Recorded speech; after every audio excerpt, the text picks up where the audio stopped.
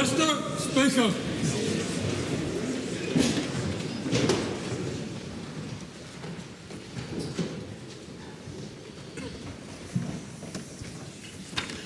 E te atua kaharawa, ka tuku whakamoimati atu mātou mō nā karakia ko waihotia mai ki runga i a mātou. Ka waihi o mātou panga whaiaro katoa ki te taha, ka mihi mātou ki te kingi me te unoi atu mo te arihitanga I roto I o mātou whakaaroarohanga. Kia mōhio ai, kia whakaiti ai tā mātou whakahaere I ngā take o te wharenei. Mo te oranga, te mangarongo me te aroha o Aotearoa. Āmeni. Members, yesterday Glenn Bennett raised a point of order asking for clarification of how the vote had been interpreted for the previous sitting day. I undertook to consider the matter and come back to the House. On Thursday, the 9th of October, the question was put on the third reading of the Broadcasting Repeal of Advertising Restrictions Amendment Bill. After the vote was declared on the voices, a personal vote was called for and held. The Assistant Speaker declared the result. However, before the bill was read a third time, a personal vote was ruled as having had no effect under Standing Order 154. This is because fewer than 20 members attended the House for the vote. The Assistant Speaker asked for the personal vote sheet to be inspected to ascertain how many members had voted in person. There were 15, so the vote was not effective. I should point out here that members would have been in the precinct, but given that the vote was in process, the doors would have been locked. It was 6:23 p.m, well after the time the House was scheduled to adjourn. The Assistant Speaker set the bill down for resumption on the next sitting day. I endorse that decision. Standing Order 53.2a says that when a vote is in progress, the interruption of business is deferred until the question is determined. When the Assistant Speaker found that the vote was of no effect, then the vote was no longer in process and the decision was the correct one. When the order of the day for a third reading of the bill was resumed yesterday, the only way for the business to be completed was for the question to be put again. At that point, a new vote took place and the bill was subsequently read a third time. A petition has been delivered to the clerk for presentation. Petition of Jacinta McGregor requesting that the House tighten bail and sentencing laws for sex offenders. That petition stands referred to the Petitions Committee. 9 papers have been delivered by ministers. 2024-25 annual reports for the Ministry of Culture and Heritage, Ministry of Defence, Ministry for Pacific Peoples, New Zealand Defence Force, Department of Corrections and Whaikaha.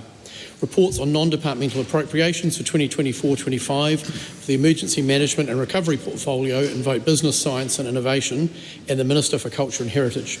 Government response to the Climate Change Commission's 2025 Emissions Reduction Monitoring Report. Those papers are published under the authority of the House. No select committee reports have been delivered to the clerk. No bills have been introduced. The House comes to oral questions. The first in the name of the Right Honourable Chris Hipkins. Thank you, Mr Speaker. To the Prime Minister, does he stand by all of his government statements and actions? The Right Honourable Prime Minister. Yes. Supplementary question. Does he stand by his statement on becoming Prime Minister 2 years ago, quote, "We're desperate to get to work to try and make things better for New Zealanders," end quote? If so, why do twice as many New Zealanders think things will be the same or worse in the next 12 months compared to those who think things will get better?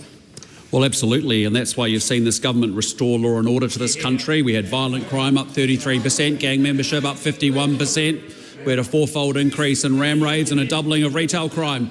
I'm proud to say there's 29,000 fewer victims of serious violent crime. There's 16% reduction in serious youth offending. If we now move to the area of education, I'm very proud to say that after having got to the basics of teaching our kids maths and reading, I'm very proud of the progress that we're making there. I consider the member who was the Education Minister for 5.5 years did a pretty bad job, actually making sure that over half our kids weren't at school regularly and that half of them couldn't read at the standard they need to be going into high school, and 80% were at the standard they were in maths. And on the economic front, I'm proud of the fact that we've got government spending under control. We didn't increase at 84%. We didn't triple the debt to $180 billion, writing out a $9 billion interest rate bill. But what we're doing is lowering inflation, lowering interest rates, getting the economy moving and actually getting people back to work. And we're cleaning up the mess that member left. Supplementary question, Mr. Speaker. Just would express a hope that other ministers don't take the Prime Minister's example in taking so long to answer the question. Pretty open The question. Right Honourable Chris Hipkins. Does he think New Zealanders are feeling better off or worse off after 2 years of his leadership compared to before he became Prime Minister? Well, look, as I've explained to the member before, when you increase government spending by 84% and you lose control of the immutable laws of economics, and given, just look at the front bench across the road. Do you think there are any economically literate people in that front bench? It's unbelievable. But I just say to the member, we've actually got a 2-speed recovery underway already. We have had record farmer confidence. We have had 12% growth in our exports overseas. Our primary industry sectors are doing very well. Just yesterday, you would have seen 86% confidence in our tourism operators, our second biggest industry, 7.5% of our total GDP. That's actually looking good for the year ahead. And yes, there's more work to do in Auckland, but it's coming too. Supplementary question. Well, does he stand by his statement that the economy is now growing? If so, will he resign as Prime Minister if figures for the September quarter that has just concluded... Sorry. We'll start again. Does he stand by his statement that the economy is now growing? If so, will he resign if the figures for the September quarter that has just ended show that the economy has actually been in recession? As I said to the member before, we had good growth in Q4. We had even stronger growth in Q1. The brakes were hit on the second day of April due to uncertainty around the Trump tariffs. That affects confidence and sentiment, understandably. We're now growing now. We're expected to grow even further in Q4. That's a funny way to say it. Point of order, Mr. Speaker. A point of order. Pretty straightforward question. If the economy has been in recession over the last 2 quarters, whether the Prime Minister would resign or not. He hasn't addressed that. Well, I think he did address it by talking about the annualising of the stat. No. Well, I'm not interpreting any answer, let alone interpret your question. Very good. Thank you, Mr. Speaker. How has refusing to meaningfully negotiate with firefighters, doctors, nurses and teachers, contributing to what may well be the largest strike action New Zealand's seen in a generation, made things better for New Zealanders? Well, look, I think the government has been acting in good faith in negotiation with the unions. But what Kiwis are sick of is unions prioritising their interests ahead of kids who haven't been in school, the kids that are about to go into exams over the next wee while, the thousands, the tens of thousands of patients that have been waiting because they ran up the wait list like 20 times since they were in power. And so those people there are actually really what we're focused on. And I know you might be worried about your union mates, but actually we're not worried about your unions. Supplementary question, Mr. Speaker. Wasn't at all necessary. So why is he willing to accept a pay rise in line with inflation, claim a $50,000 housing allowance, and spend $44,000 on a helicopter ride so he could take a photograph for his Facebook, while his government makes pay offers to workers like firefighters, nurses and teachers that amount to real terms pay cuts?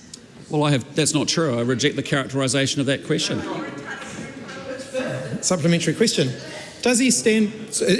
How has scrapping pay equity agreements, therefore cutting the future pay for thousands of New Zealand workers, mostly women, made things better off for New Zealanders? Well, I think there's some weirdness in the question when you say cutting future pay. I don't know what you mean by that.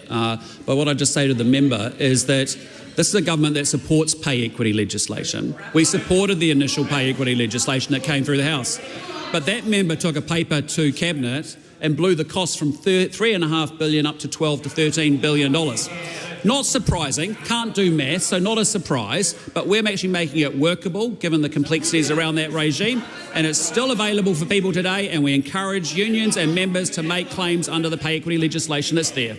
Supplementary question, Mr Speaker. If his government's so supportive of pay equity, how many of the 33 active pay equity claims that were in the process when he became Prime Minister have been settled during his 2 years as Prime Minister?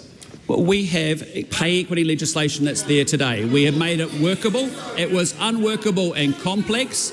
We had perverse situations of jobs being compared to other jobs that had no relevance or no consistency. And that member ran up the cost from $3.5 billion to $12 billion. So are you reversing that? No, we are. Are you reversing it? Where's the $12 billion coming from? Question 2, Remina.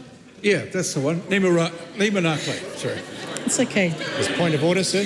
Point of order, the Honourable Kerry McNulty.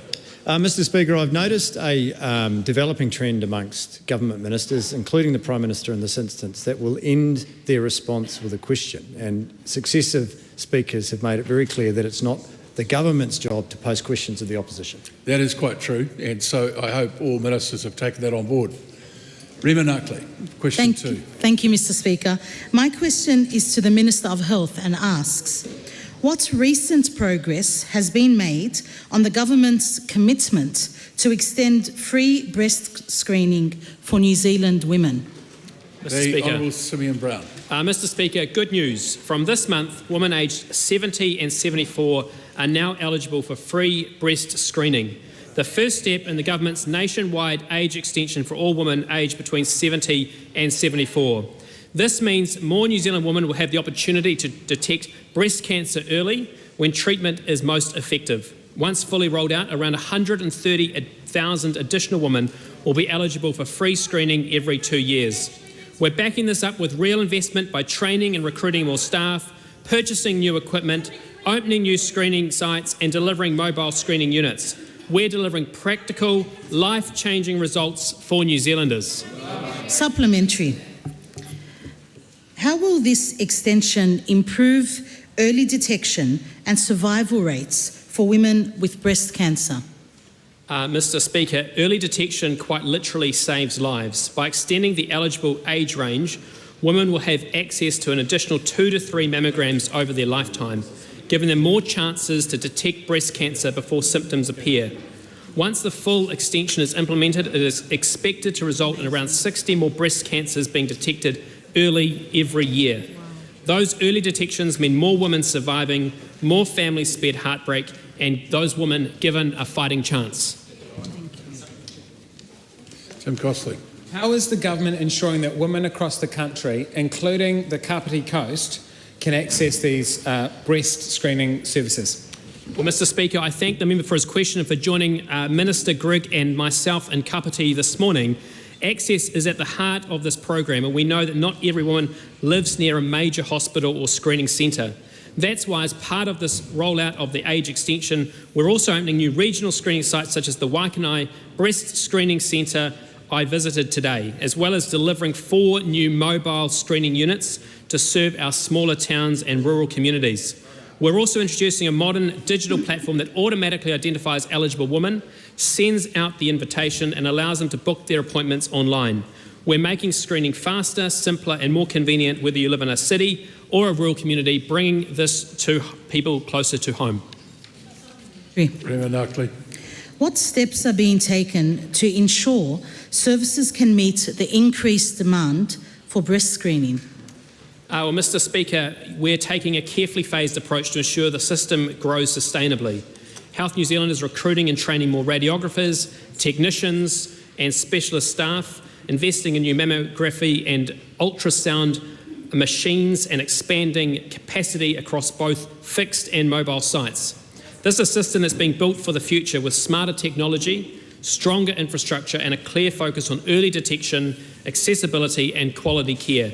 It's yet another example of this government delivering better health services that make a real difference in New Zealanders' lives. Question number 3, the Honourable Barbara Edmonds. Taia Manuia, Mr Speaker. To the Minister of Finance, does she stand by all her statements and actions? Speaker. The Honourable Shane Jones. Yes, within the context in which the statements were made. Supplementary. How can she stand by her statement that she is, quote, making changes that will set our country up for a better future, unquote, when 200 Kiwis a day do not see a better future and are choosing to leave the country? Mr. Speaker, it has long been a rite of passage for Kiwis to venture overseas. The changes that we are making, both of a fiscal and a regulatory character, are both short-term and medium-term. Green shoots are emerging. Supplementary. How can she stand by her statement in April this year that, quote, we've been seeing green shoots across the economy, unquote, when at that time the economy was shrinking by almost 1%? Speaker, as is the case, Mr. Speaker, with statistics, they're so backward-looking.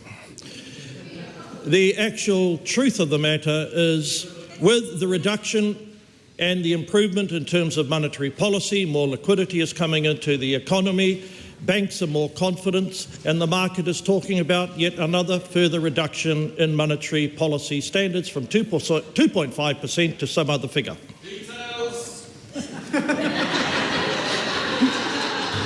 Supplementary. The Honourable Barbara Edmonds. Well, what is her responsibility in relation to monetary policy? The Reserve Bank, as you well know, is an independent organisation. It took on a responsibility for coping with inflation driven to stratospheric levels of danger as a consequence of a failed fiscal policy prior to our arrival. We are taking an approach of fiscal policy which is one of consolidation and responsibility. Supplementary. How can she stand by her statement that, quote, we have invested more in public infrastructure, unquote, when there are 20,000 fewer people working in construction? Speaker, it should come as no surprise that when the government was formed, we inherited a mess in Kāinga Ora. Not only were projects overcosted, not only were we looking at housing options that had grown at levels of recklessness that they became unaffordable. It is not unreasonable for the government at that particular time to take a further look at how robust the costings were for that portion of the construction sector. But as my colleague Mr Bishop has said, over $60 billion has been put aside for infrastructure, including the construction sector, over the next 4 years. 20,000 jobs. Supplementary. Who else is there to blame for her economic mismanagement, given since she was asked this question last week, her government has added teachers, firefighters, doctors, nurses and the unions to that list? Speaker, well, given that the size of our economy is $440-odd billion, it takes a while to turn the supertanker around. And we are not only very focused on the right navigational bearings, but we're leaving the storm and hurricane of destruction that was left to us by the last regime. Question number 4, Dana Kirkpatrick. Thank you, Mr Speaker. My question is to the Minister of Education. What recent reports has she seen on education achievement? Mr Speaker. The Honourable Erica Stanton. Mr Speaker, the Education Review Office... Now you may progress. Thank you. Mr Speaker, the Education Review Office released a report today evaluating how the government English and maths reforms are being implemented. In less than a year, we're seeing considerable improvement in achievement and engagement in maths and English, and increased hours spent in the classroom on reading, writing and maths, especially in our lower decile schools. Half of teachers reported students' English and maths have improved compared to last year. Parents agree, with over 3/4 reporting better progress for their children in both English and maths. And so do our young people. 3/4 of students agree they're getting better at English and maths. Mr Speaker, we had a plan, we're delivering on that plan that places student achievement at the centre, and we are seeing results. And this is what delivery looks like. Supplementary. What does the data say about student outcomes? Mr Speaker, our reforms are delivering better outcomes for students. 3 out of 4 teachers report that structured literacy approaches have improved literacy for most students. 9 out of 10 students report enjoying learning English and maths. Teachers have said that new approaches are improving attention and behaviour in the classroom. One student is quoted as saying, "My reading is getting better, I am reading faster than usual, my fluency has increased." Note the word fluency from a young student. Another student said, "We have more structure, more explaining and more help with maths at school." We know that structured literacy and maths work for students. We know that following the evidence is important and enabling our children to thrive at school, and teaching the basics brilliantly is at the core of everything we're doing. Supplementary. What does the data say about the impact on teachers? Mr Speaker, we have so many brilliant teachers, and when we back them, we see results. Nearly 80% of primary teachers have accessed professional learning and development in delivering structured literacy. And ERO found that teachers who used the 1.1 million maths books, textbook, workbooks and teacher guides that we've delivered were 4 times more likely to change their teaching practice. This quote about structured literacy from one teacher sums it all up. It has been one of the absolute benefits we've had and the most impactful things we've had around engagement. We've seen the spin-off in other spaces, in particular with spelling. There is some talk of it being too structured, ending up with robot kids, but I would absolutely disagree. You can still have fun, spread joy and love, make sure you don't lose the art of teaching. Question number 5. Supplementary. No, I haven't called it. Dr. Pamjit Palmer. Question 5. My question is to the Associate Minister of Education. What recent announcements has he made about the opening of new charter schools across New Zealand? Mr Speaker, thank you, Mr Speaker. Very exciting announcements. 3 new charter schools announced this week so far, taking the total number to 14, with more to come later in the week.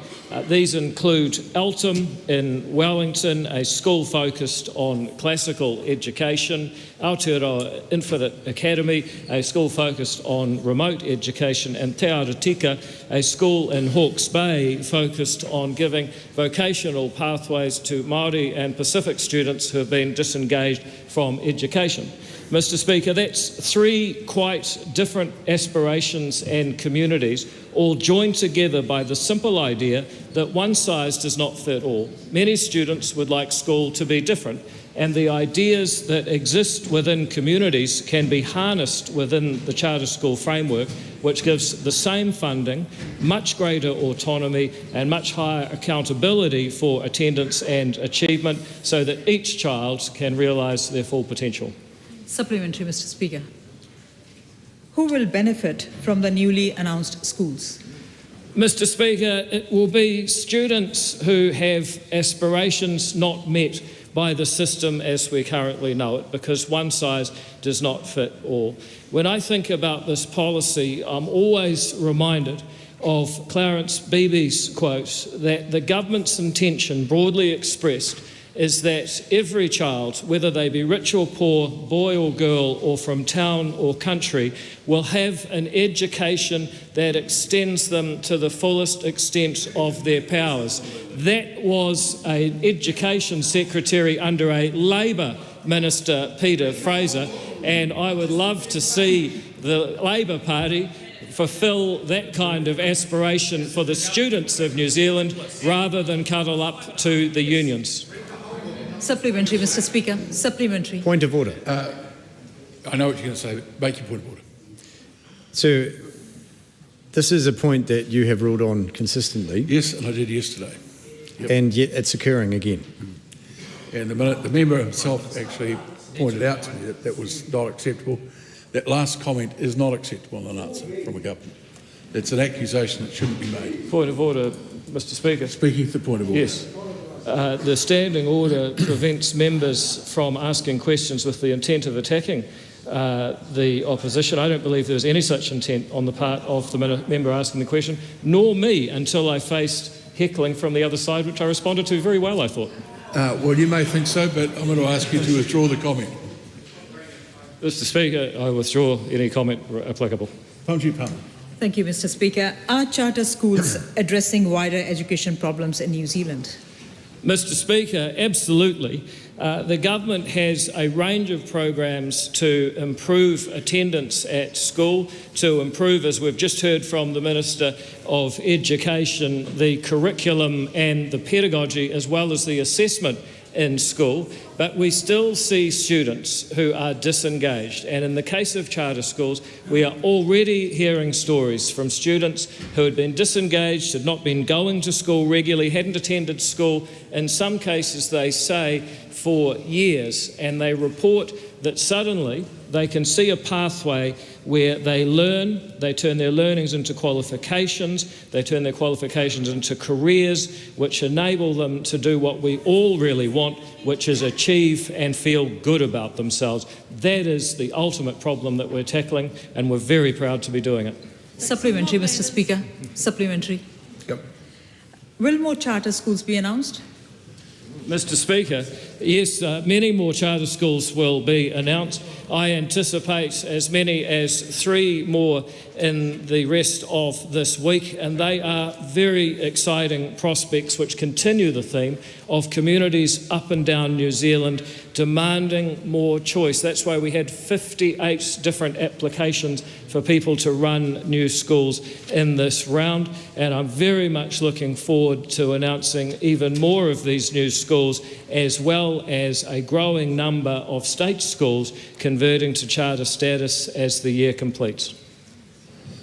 Question number 6, the Honourable Willie Jackson. Mr. Speaker, to the Minister, how will her introduction of a parental income test for young job seekers impact families struggling with the cost of living? Mr. Speaker. The Honourable Willie Jackson. The introduction of the parental income test for 18 and 19-year-olds is a positive step towards ensuring government support is well targeted and effective. We make no apology for encouraging young people to go into education, training or employment before welfare. We are focused on easing the cost of living pressures and helping families to keep more of what they earn. This policy comes into effect in November 2026 and reflects the values of fairness and responsibility. We want young Kiwis to build independence and confidence in a growing economy. Mr. Speaker, to the Minister, does she think it is reasonable to cut a job seeker for young people when over 218 applications for one role at a tank juice bar show that there are simply no jobs available? Well, Mr. Speaker, as I said, this policy comes into effect in November next year, and we want young people to be looking at employment opportunities, and if they're not considering employment opportunities, further education or training. They are the things that set them up for a great future, which is what I'm sure I would have thought members opposite would also want. Mr. Speaker, to the Minister, who is correct, the Prime Minister who said that young people need to get off the couch, stop playing PlayStation and go and find a job, or Student Job Search Chief Executive Louise Savica, who said applications are outpacing job listings? Well, Mr. Speaker, they're both correct, because what we do know is that we have a higher aspiration for young people clearly than the opposition do, because under their watch, the number of young people went on to benefit under the age of 25. The duration increased to 18 years, future years on welfare, a 49% increase since 2017. We're not willing to accept welfare dependency for young people, and we accept right now economic conditions make it challenging. This policy comes into effect in November next year, and our government is focused on creating more opportunities for young people. Mr. Speaker, to the Minister, does she agree with the Prime Minister that they're doing everything they can to get them connected to work when more and more young people just can't find work under her watch? Well, Mr. Speaker, unfortunately, the reality that we have inherited is a challenging economic environment, and we're dealing with it. What I announced today is that we now have 70,000 people in case management with independent individual employment plans.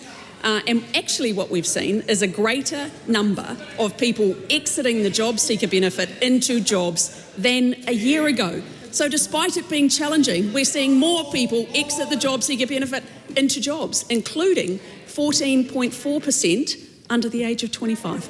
Mr Speaker, to the Minister, will she admit that instead of doing her job, she's kicking 18 and 19-year-olds off job seeker because she's failing to get to her 50,000 job seeker reduction target?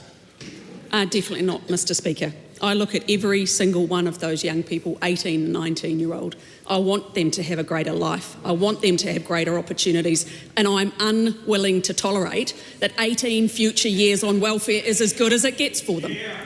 Mr Speaker, to the Minister, is she confident that the next quarterly update will show a reduction in job seeker numbers? Mr Speaker, Treasury forecast in BFU indicated that we would continue, unfortunately, to see job seeker numbers rise until December.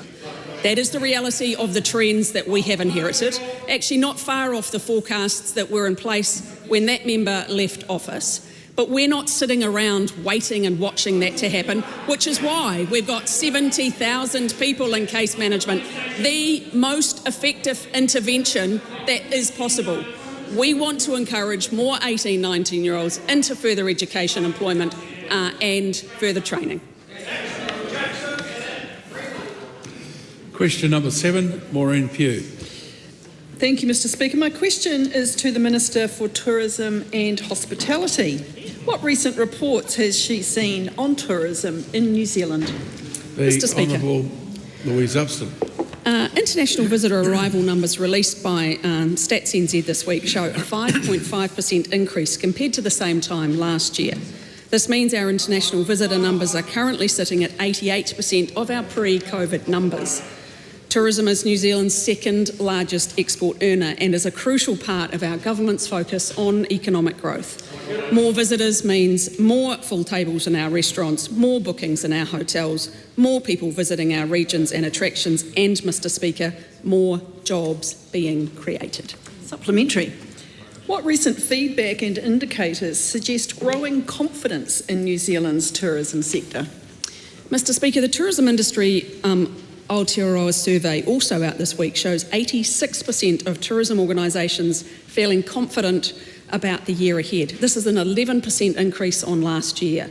TIA Chief Executive Rebecca Ingram highlighted recent industry-wide announcements as boosting the sector's optimism. Tourism Holdings Chief Executive Grant Webster told Mike Hosking yesterday that it's the time of year and the success of tourism campaigns working their magic. He says growing air capacity and visas being sorted are other momentum points that mean the next 12 months are looking really positive for tourism and New Zealand. Supplementary. What is the government doing to support the tourism industry in New Zealand? Mr Speaker, we know the benefits a thriving tourism and hospitality sector bring to our economy, supporting local regions and communities.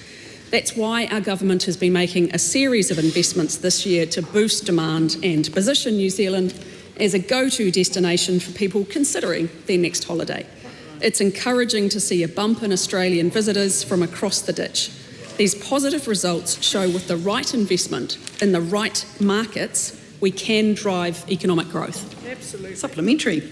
How will more international visitors support economic growth? Mr Speaker, by investing in tourism, we are creating opportunities for growth as tourism directly supports almost 200,000 jobs and contributes $44 billion to the economy. Every time a visitor comes to New Zealand and spends money at a local shop, buys a meal at a local cafe and stays in our accommodation, it's good for jobs, it's good for growth, and it's good for the incomes of New Zealanders. Our message is clear. New Zealand is open for business and we welcome anyone from anywhere at any time. Question number 8, the Honourable Marama Davidson. Ki te Premier, e tautoko ana ia I ngā mahi me ngā kōrero katoa a tōna kāwanatanga. Right Honourable Prime Minister. Yes. Can the Prime Minister guarantee that Aotearoa will protect 30% of our exclusive economic zone by 2030 as committed to under the 2022 Global Biodiversity Framework? If not, why not? Well, those are conversations that we haven't had as a Cabinet yet, but I'd just say we're very proud of the work that we have collectively all signed up for to protect the Hauraki Gulf.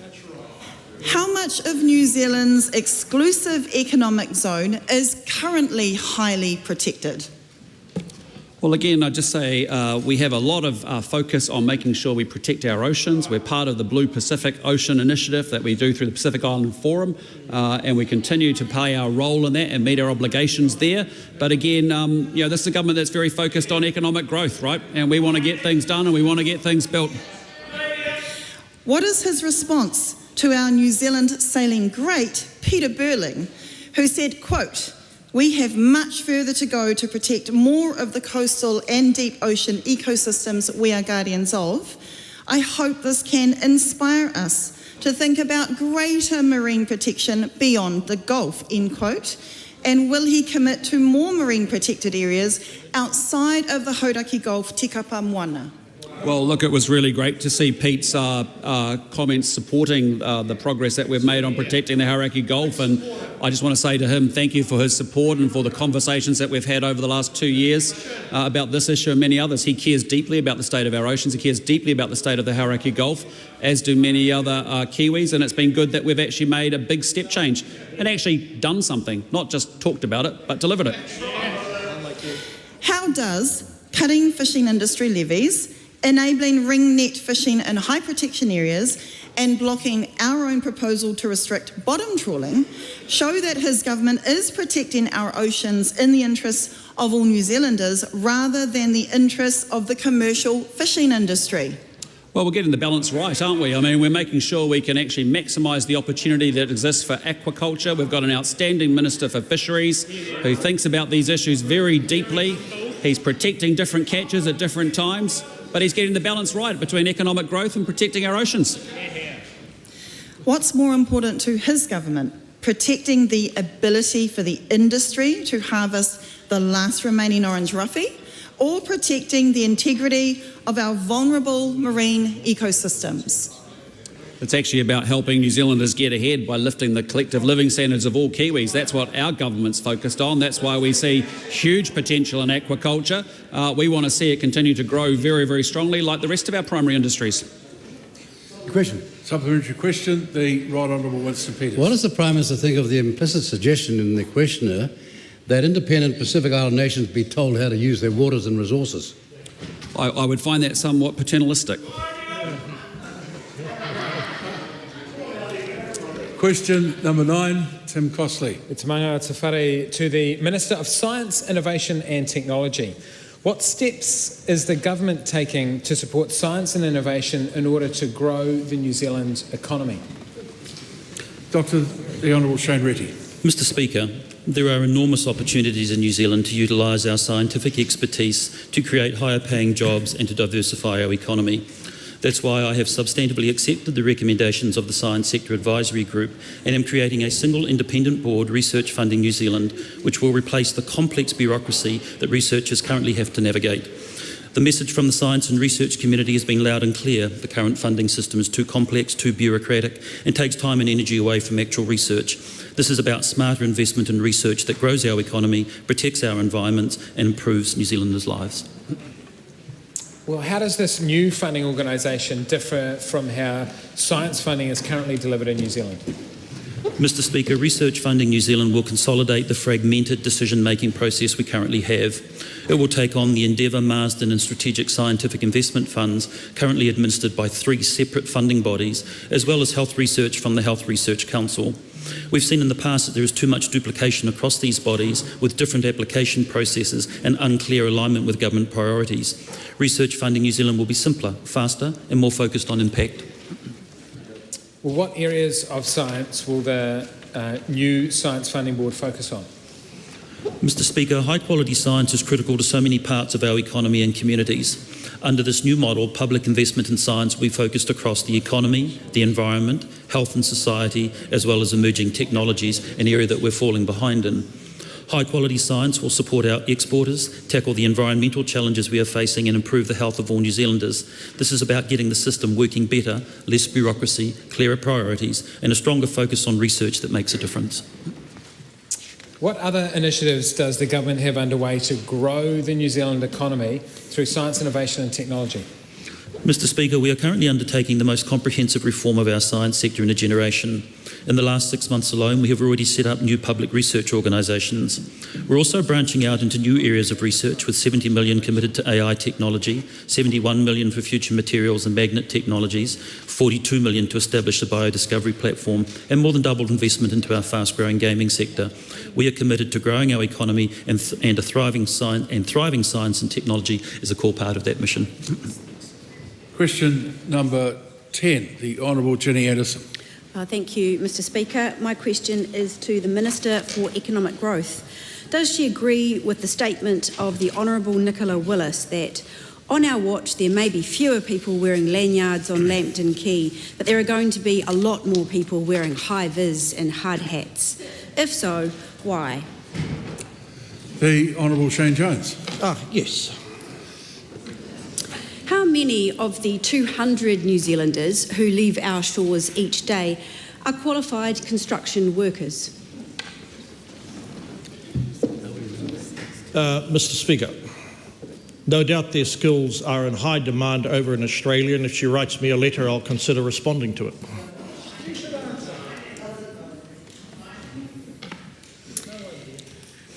Why is construction activity the lowest it has been since 2019, when he promised more people wearing high-vis and hard hats?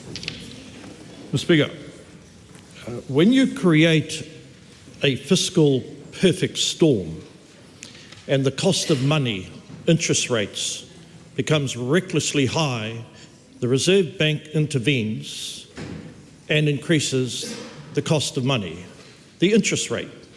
That has a direct impact on the confidence and the ability of people to fund projects, and therein lies the lesson for that particular member as she struggles to understand economics.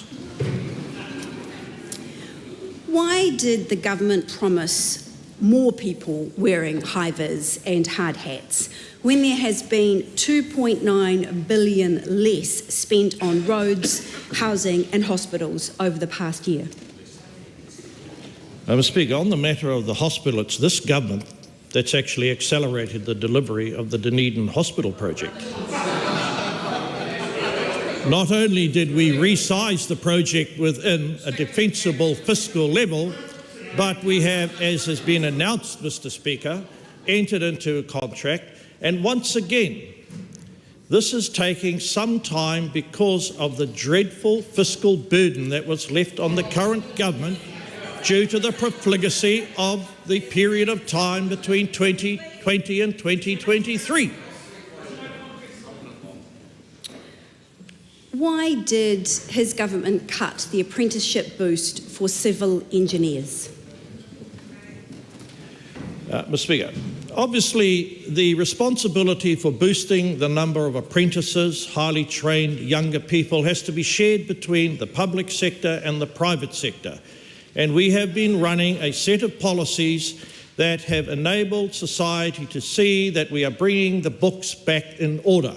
And as matters improve and as the market picks up, who knows what options will be available to us in the future.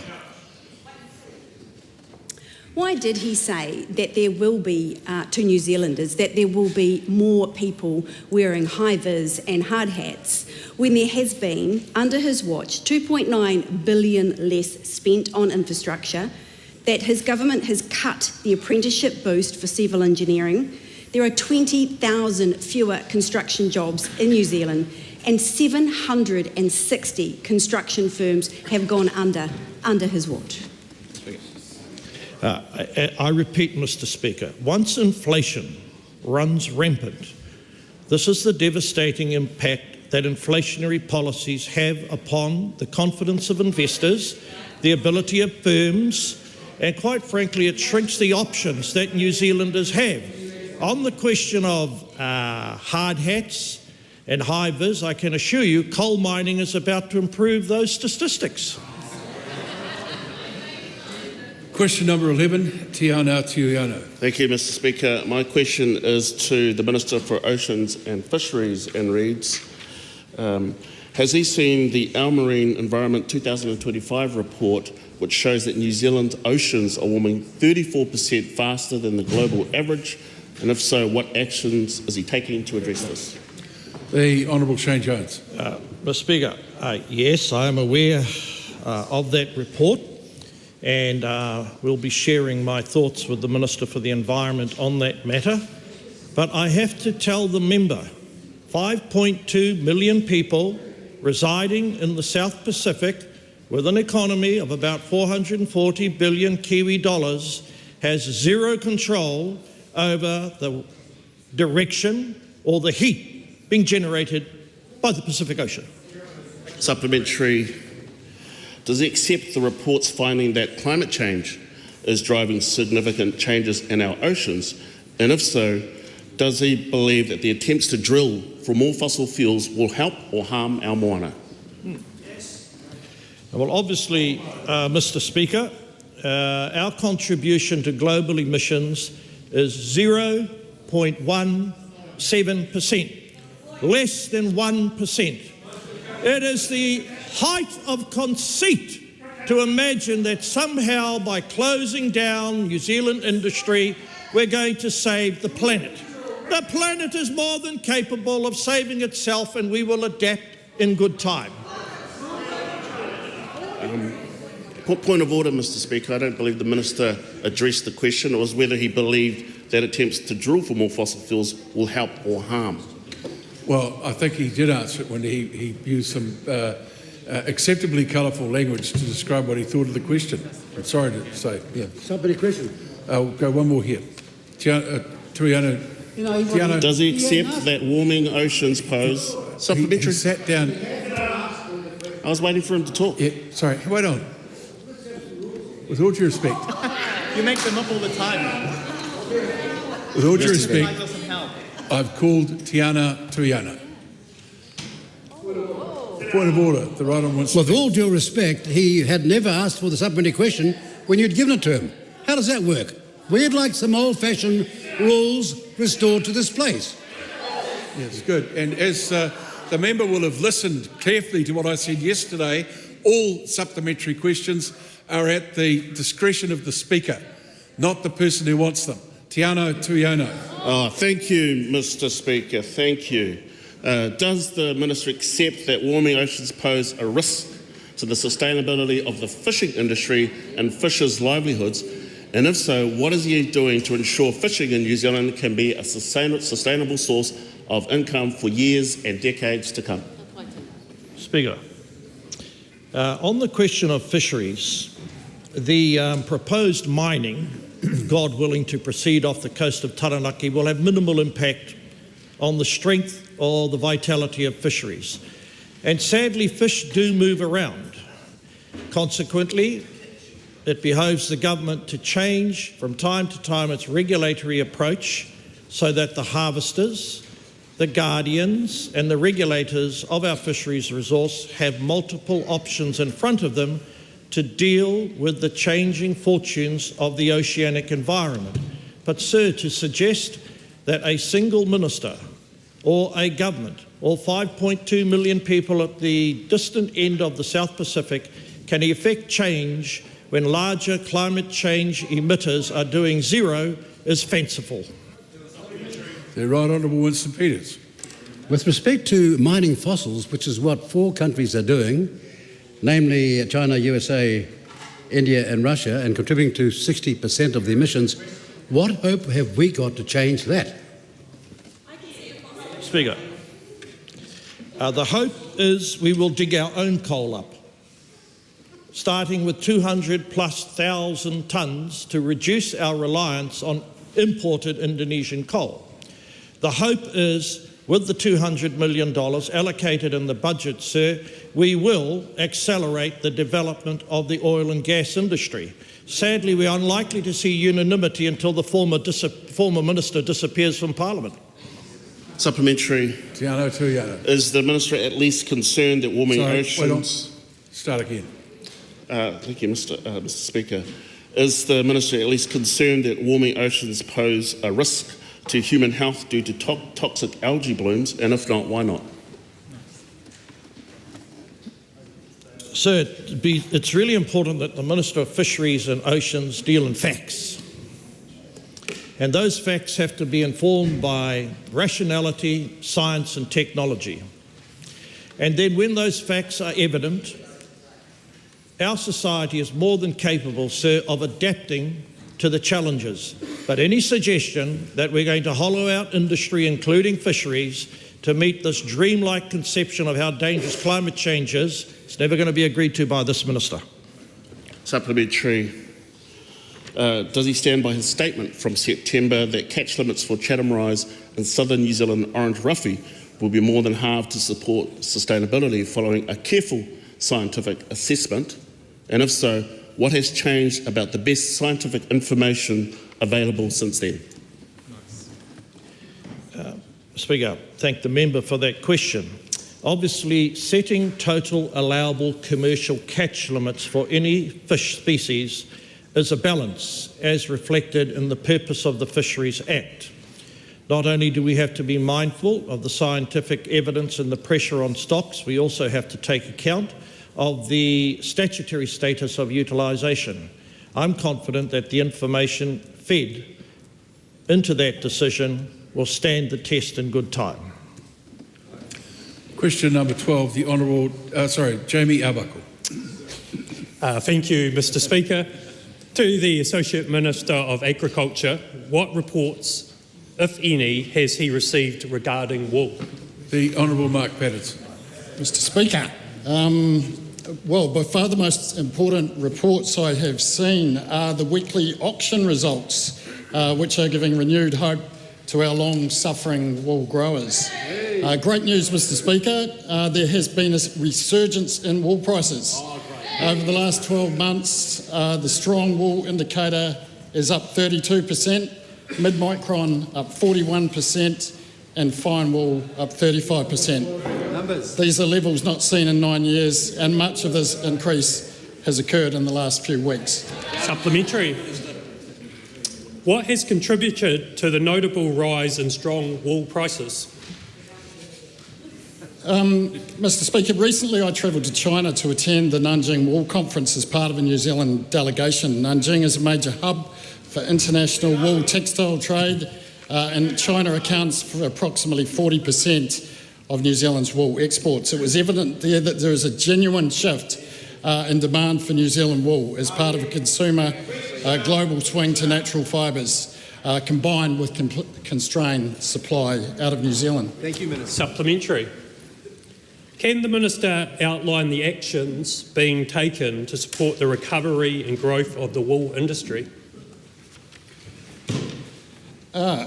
Importantly, via the New Zealand First National Coalition Agreement, the government has sent a clear signal to the market that we are backing wool. We've directed government departments to prioritise woolen fibres in government buildings, driving demand and backing our farmers. I'm also pleased to report that industry leadership is coming together. A Wool Alliance combined of Wool Impact, Campaign for Wool and the Wool Research Organisation of New Zealand has begun consultation with farmers in the formation of a long overdue leadership model not seen since 2011. Supplementary. What new incentives and innovation is helping to revitalise the New Zealand wool industry? Mr Speaker, I'd like to put on record that I am really proud of the commercial wool sector. They are rallying in support of their farmers. There is a number of initiatives underway, from new pathways to market, simplifying supply chains and cutting costs. There is much investment in innovation, unlocking high-value end uses beyond just carpets and insulation, with wool being now used in filtration, acoustics, pigments and powders, bioagents and even nutraceuticals. There is investment flowing back into restoring local manufacturing capacity, adding value right here in New Zealand and creating jobs in our regions. This sector is determined to play our part in doubling New Zealand's exports. That concludes oral questions. We'll take 30 seconds for those who need to go to other business to speedily and silently leave the House.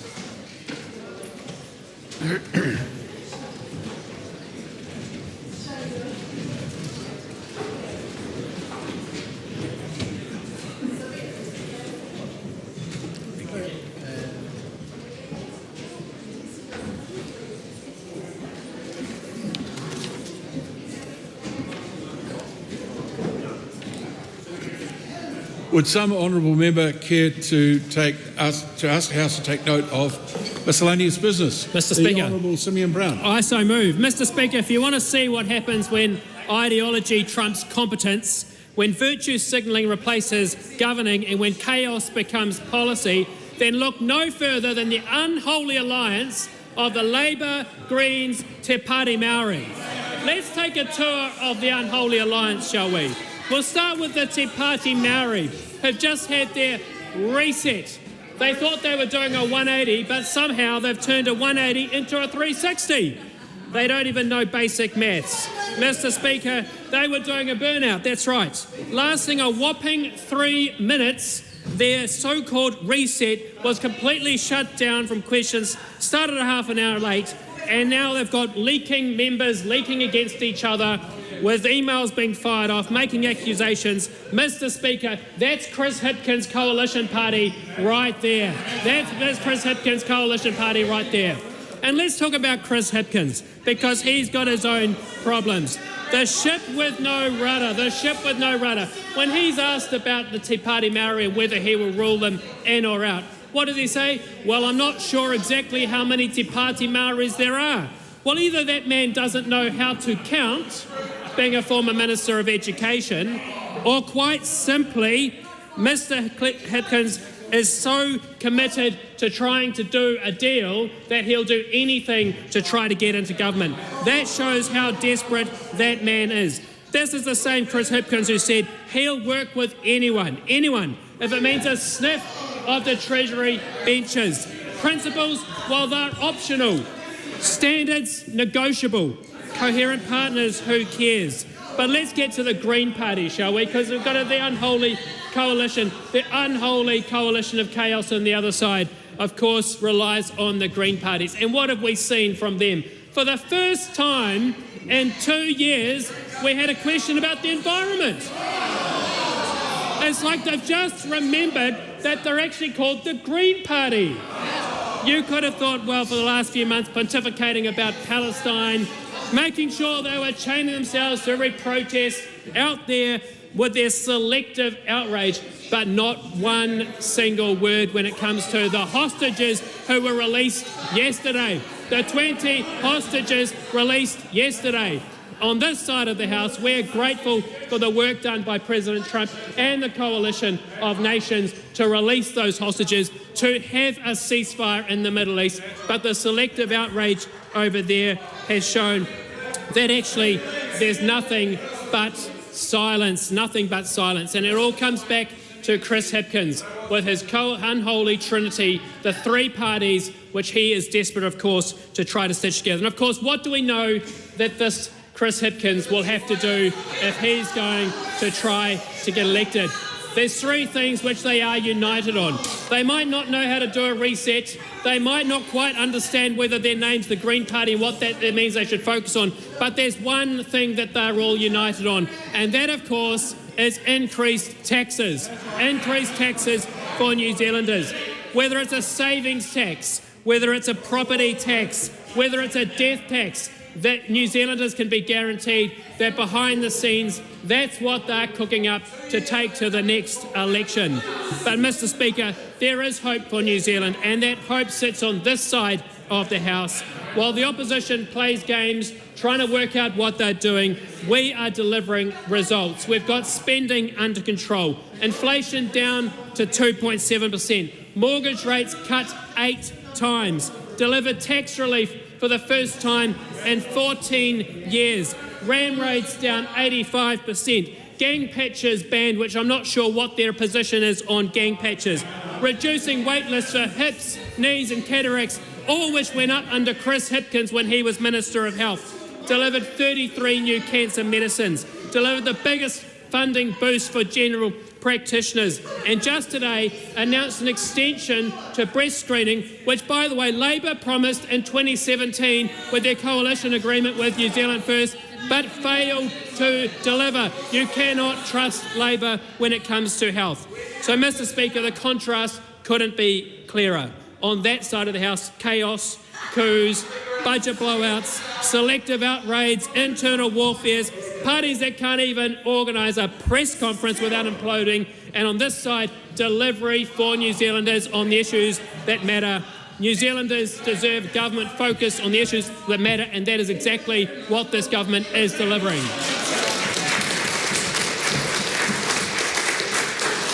Mr. Speaker. Mark Cameron. Thank you, Mr. Speaker. 2 parts per million. Reconcile that. 2 parts per million. Biogenic methane. We'll start them again. You've got to give people at least a couple of seconds to start before the barracker goes. Just so I can explain to anybody who might be watching this, who thinks the place is completely rabulous. This is the general debate, and that tends to be the time when the House is most animated. But we will give Mark Cameron another start and hopefully a little bit of leeway into his speech. Mark Cameron. Thank you, Mr. Speaker. Thank you, sir. 2 parts per million methane, biogenic methane. That side of the House eviscerated rural New Zealand. Damien O'Connor and his thugging mates, David Parker, beating up rural New Zealand. Now, David Seymour was the only guy in this entire precinct that voted against the Zero Carbon Act. Common sense, Damien O'Connor, was restored to the debate. The ACT Party, we believe in principle. We believe, actually, sir, in rural people. I came here after 30 years in a cowshed, and I know that member hasn't spent 3, saying that I would fight for the rights of rural people. We had absolutely enough. In 2020, we campaigned on putting common sense back in the room, and we did. We campaigned in 2023 to do exactly the same. Restore some common sense, and gracious me, restore some hope into rural New Zealand households. We came to fix what matters, and we are fixing what matters. We are restoring rural confidence. Rural New Zealand has seen the needle move. National commitments to methane have been revised. How good is that? Common sense restored down. Now I hear all the naysayers at the end of days and doom and gloom. Rubbish. We are sick of the climate wokery in rural New Zealand, the alarmists, it's all doom and gloom and the world is burning. I mean, I've heard Arena Williams say that the world is literally burning. What factual nonsense is that? It is not. And rural New Zealand, by the way, to that member, are the most efficient farmers in the world. Why don't you celebrate that reality? There is a novel idea, I say to that side of the House. ACT stands with rural people. We in rural New Zealand are worth almost $60 billion. $60 billion. And Chris Hipkins knows this as the leader of that party. And gracious me, I have never heard that member stand up and defend my people. Now, gracious me, I came to this House, I buried my son with suicide. I'm standing here on dialysis because I absolutely believe in rural folk. They're worth fighting for. I wish anyone on that side of the House would do the same. Stand to your principles. We will not bite the hand that feeds it. Now, Marama Davidson said yesterday, a member of your future coalition, so I hear, said that we were lobbied by lobbyists. What malarkey. I stood up because I believe in farmers. I am a farmer myself. Maureen Pugh is a farmer. Mike Butterick are farmers. Andrew Hoggard are farmers. Where are your farmers? This is the biggest part of the economy, and Damien O'Connor, Marama Davidson sits silent, sir. Where is your counter narrative? We put science back in the conversation. No more hyperbole, no more conflation, Damien O'Connor. The end of days, market access be gone. We represent Penny Henare, the interests of rural folk. It's a damnable shame that here we are talking about a gas that decays back to CO2 and is factually 2 parts per million. I am saddened this is our reality, but it doesn't need to be so. This side of the House, Simon Motts, the Minister of Agriculture, David Seymour, Andrew Hoggard, we're all part of a future that is supporting rural New Zealand. And one final remark I would like to add in my brief contribution. Rural New Zealand has heard us. They are grateful for us. in a world of equanimity, equal and averages being one and the same. They are supporting this government because they know that Damien O'Connor and David Parker's days were numbered. That is why they are on that side of the House. And agriculture and its future is assured under this government, not only in this government, but the next one. Mr. Speaker. The Right Honourable Chris Hipkins. Mr. Speaker, 2 years ago today, Christopher Luxon stood in front of New Zealanders and he made a promise. His promise was that he was going to lower the cost of living and fix the economy. 2 years on, it is abundantly clear he has failed to do both of those things. The government made big promises. What have we seen? Increasing unemployment. An economy that's shrinking. More kids living in poverty. More people homeless living on the streets. The construction sector, remember they were going to get things done and get things building again. The construction sector is at its lowest point in 7 years. 2 years into this government's leadership. $3 billion less spending on building stuff in the last year compared to when they became the government. Our health system descends further into crisis under their leadership, and yet the Minister of Health, who just gave a speech, was only 15 seconds into a speech before he started talking about the Labour Party. It shows, Mr. Speaker, they have no plan. They know they can't defend their own record. They know they don't know how to fix the mess that they have been creating. All they can do is scaremonger and attack because they don't know how to turn things around. Their answer is pretty simple. More cuts, more asset sales, less hope for everyday New Zealanders who are flogging their guts out trying to get ahead with a government that's working against them. It does not have to be this way. Instead of coming up with more excuses, this government should be coming up with answers. They have failed to do that. They're going to tell New Zealanders, we just need more time. But New Zealanders can see that with more time, things will get worse, not better. Because 2 years in, that is all this government has been able to deliver. Forget about getting the economy and the country back on track. They have derailed it. Things are getting worse, not better, under Christopher Luxon and his government's leadership. But let's just cut to the chase. As a parent of young New Zealanders, my hope for the future is a relatively simple one. I want New Zealand to be a country that my kids want to stay in. I want it to be a country where they want to create a life here and not join the exodus of people who are leaving. We have to make change if that is going to happen. Doing more of the same, cutting more, selling more, robbing future generations of hope, transferring more of today's problems onto the next generation is not going to give them that hope. They deserve better. All young New Zealanders deserve better. This government are not giving them better. They are transferring more problems onto them and making it worse.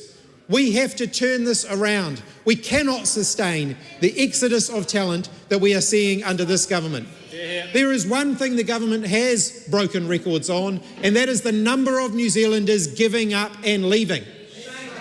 Every time a member on the opposite side of the House gets on a plane to fly to Auckland or to Christchurch, I want them to think of one thing. The number of people on that plane is the equivalent number of people that are permanently leaving the country every day under their government's leadership. And far from turning that around, they are making things worse. It does not have to be this way. Labor is positive about the country's future. There are better decisions that we can make. We can invest in our own future. We can back New Zealanders in a way that this government is failing to do. Far from selling off what's left, we should be investing in the assets we need for tomorrow. We should be backing our businesses to grow and expand, not pulling the rug out from under them. We should be saying to our entrepreneurs and those who are excited about the future, that we are behind them, and we are not going to call them C-listers. We are not going to go around the world telling them that New Zealand is a wet, whiny country at the bottom of the world that's not worth backing. We are going to get behind those people who are building New Zealand's future. They will have a Labour government that wants to work with them to create the future that New Zealanders deserve. We need a Labour government that will get New Zealand back to work, because under National, New Zealand does not work. We will be focused on jobs, on health, on homes, on real action on the cost of living, not more broken promises, more blame and more excuses, which is all this government has to offer. Mr. Speaker. The Honourable Judith Collins. Thank you, Mr. Speaker. So nice when the other side keep clapping every time I stand up. It's wonderful. And I would say to Chris Hipkins, well, if you're going to do all these things, mate, then how come you didn't do it in the 6 years you were there? Instead, you left us with an utter mess where you left house owners in a terrible situation of paying interest rates they shouldn't have been paying because of your behaviour as the government that then sat around spending New Zealanders' money, borrowing money for New Zealanders to pay, so that New Zealanders now paying interest every single year that is more than corrections, police and defence and our fire service all together because of him and his former government. So thank goodness we've got people in charge, the adults in the room, back actually getting this country back on track. And the economy is turning. It's turning in the right way. We see interest rates dropping. We see New Zealand businesses getting a bit more confidence, and that will help them to employ more people. And when they keep talking about New Zealanders going to Australia, they're going to work in the mines. I mean, they're not going to work as baristas, they're going to work in the mines. That's why they're going, because New Zealand in the last 6 years of the Labour government decided to cut the mines. Years and years to get any consents, ending our ability to be able to have those high-paying jobs and to build our economy. And instead, what are we doing on this side? Well, we've got 2 new really great trade deals. Thank you, Todd McLeay. UAE and Gulf states. And remember, Labor saying there's no point even talking to the Indian government about trade. We don't want to talk to, we don't want to waste our time, is what they said of the Indians. And what are we doing? Already started the Indian Free Trade Agreement negotiations, and we will get there, and we'll get there in this term. I do want to say, though, it is an amazing week when we have basically peace has broken out in the Middle East. Thank you, Mr. Trump, President Trump. And at the same time, war has broken out in the Te Pāti Māori. So perhaps they should get President Trump to come and negotiate for them and be the facilitator. And I think the term is peace, was it peace through strength? Well, that would be really good for Te Pāti Māori. But that's all part of the uni party of Labour, the Greens and Te Pāti Māori. And I think it's also practically a miracle this week. You think it's the Middle East. No. The miracle is the Green Party has actually asked some questions on conservation of the environment. I mean, it's amazing. And can I say, not a Gaza flag in sight. I mean, amazing. How does this happen? No tea towels, we say. But I always say, don't talk about tea towels. They don't like being told they wear tea towels. So this is an incredible thing. And instead, what we're doing on this side, we're growing the economy. So even the Defence Force is now a great source of growth in the economy. We've released the defence industry strategy. I have no idea why that woman keeps shouting. And why is she in the deputy? Why is she in the deputy chair? Anyway. We've released this defence industry strategy. So our New Zealand businesses like SIOS, like Dawn Aerospace, like Kia Aerospace, like all the businesses up and down the country who are currently manufacturing for people like Rocket Lab and others, that they are actually going to be able to work with the Defence Force to help provide drones, aerial drones, land drones and sea drones for our New Zealand Defence Force. Because despite what the left say, we have the 4th largest search and rescue area in the world. Pacific nations, who are our friends, they need our help as well. We cannot sit back and say, let's wait for someone else to come and save people. Let's wait for someone else to help and aid our situations. Let's wait while someone else comes and cleans out our seabed. It's not going to be good enough. We have to be able to do something ourselves. And our New Zealand defence industry, they are absolutely cock-a-hoop because they are now getting a look in the door.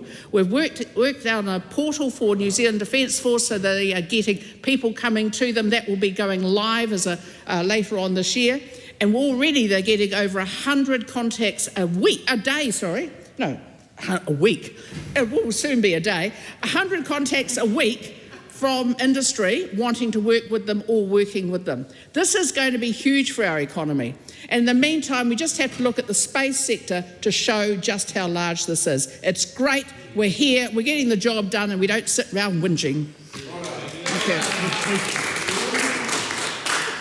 The Honourable Dr. Aotearoa. Mr. Speaker, returning to Earth. For 2 years, Christopher Luxon's government has cut healthcare and driven up costs. Their unfunded tax cuts has meant less money for the services New Zealanders need and depend on. And because of that government's underfunding, GP services have had to put their prices up. They have two options, put their prices up or close their doors. It is Luxon's fault that a visit in New Zealand now to the GP, a standard adult's visit to the GP can cost nearly $100. His underfunding means more costs is passed on to you. X-rays, scans, prescriptions all cost more because of Christopher Luxon's choices. They repealed free prescriptions, a policy that kept people well and out of hospital. And sometimes I say this government believes in the ambulance at the bottom of the cliff when it comes to health care. Well, sadly, ambulances now cost 30% more too. All of this, more costs being moved on to the public, come at a time when the cost of living is putting pressure on New Zealand households. People are struggling out there. Instead of helping, Christopher Luxon's government is pushing bills higher and cutting people's jobs that they rely on. It's having a real effect on people. Now, 1 in 6 New Zealanders say they cannot afford to go to the doctor. Shame. I asked Simeon Brown about this in this House, and he accused us of misinformation put about by the Labour Party. I asked him about a clinic that charges $94. It's not far from here. $94 for the first visit, and he said that was, for a standard visit, he said that was misinformation. Well, me and 16,000 other New Zealanders have written an open letter to Christopher Luxon calling for healthcare to be more affordable. Here is what some of them said. Yes, my doctor costs me $64 now, and regardless of being employed full-time, I can't afford that. It puts me off going. I feel sorry for everyone who has such a bill to pay. Others said doctors' visits costing $60 to $70 is outrageous. That's why pensioners are not going to the doctor. I visited a clinic in Tauranga where they told me community service card holders could no longer afford to come with the cost of living pressures that they were facing. People with diabetes foregoing their checks, meaning they're more likely to get complications down the line. And if the government wants to dismiss that this is a problem, that is only proof of how out of touch they are. A senior GP told me that she knows people, she called them middle New Zealanders. She thinks twice when she knows they think twice when she says, come back in a month's time and let me check how you're going on your blood pressure medicines. The fundamentals of basic medical care are becoming to be out of reach for a number of New Zealanders. Yesterday, I asked the Minister about one of these stories and he told me he had limited the increase in doctors' fees. Here's the problem. Limited fee increases, but they haven't increased funding to practices. Now practices have just diversified the range of fees they're charging. There are fees for prescriptions, fees for your first appointments. A person told me the first appointment at our new GP cost our family $660 because there's a $110 first visit charge. There are fees for cervical screening, Great news, ladies, we can now take our own sample, but we get charged for that. And then one that really gets me, double appointment fees. Charges if you have 2 problems, you have to pay twice. The reality of medical care, particularly for our seniors, is that they have to have care for multiple long-term conditions. This is all a result of the choices that government has made. They have chosen to put more costs onto people because of their bad decisions. They have prioritised tax cuts for landlords, tax cuts for tobacco companies, and not putting money into our health system. They have underfunded general practice, and that means that people cannot get the care they need. Simple problems that could be dealt with in the community mean people are going without, they're going to the emergency departments, and they are getting their conditions are getting worse and worse, and they're going to be more costly down the line. Labor can fix this. We will make care more affordable and make it easier to see a doctor and nurse when you need one in your community. The Honourable Dr. Shane Retty. Thank you, Mr. Speaker. I want to celebrate progress on the science reforms, the biggest reforms in 30 years. But I want to start with a shout out, first of all, to the gaming sector. Exports in 1 year up from 500 million to around 750 million. That's extraordinary growth. Show me another $500 million export industry with that sort of growth in 1 year.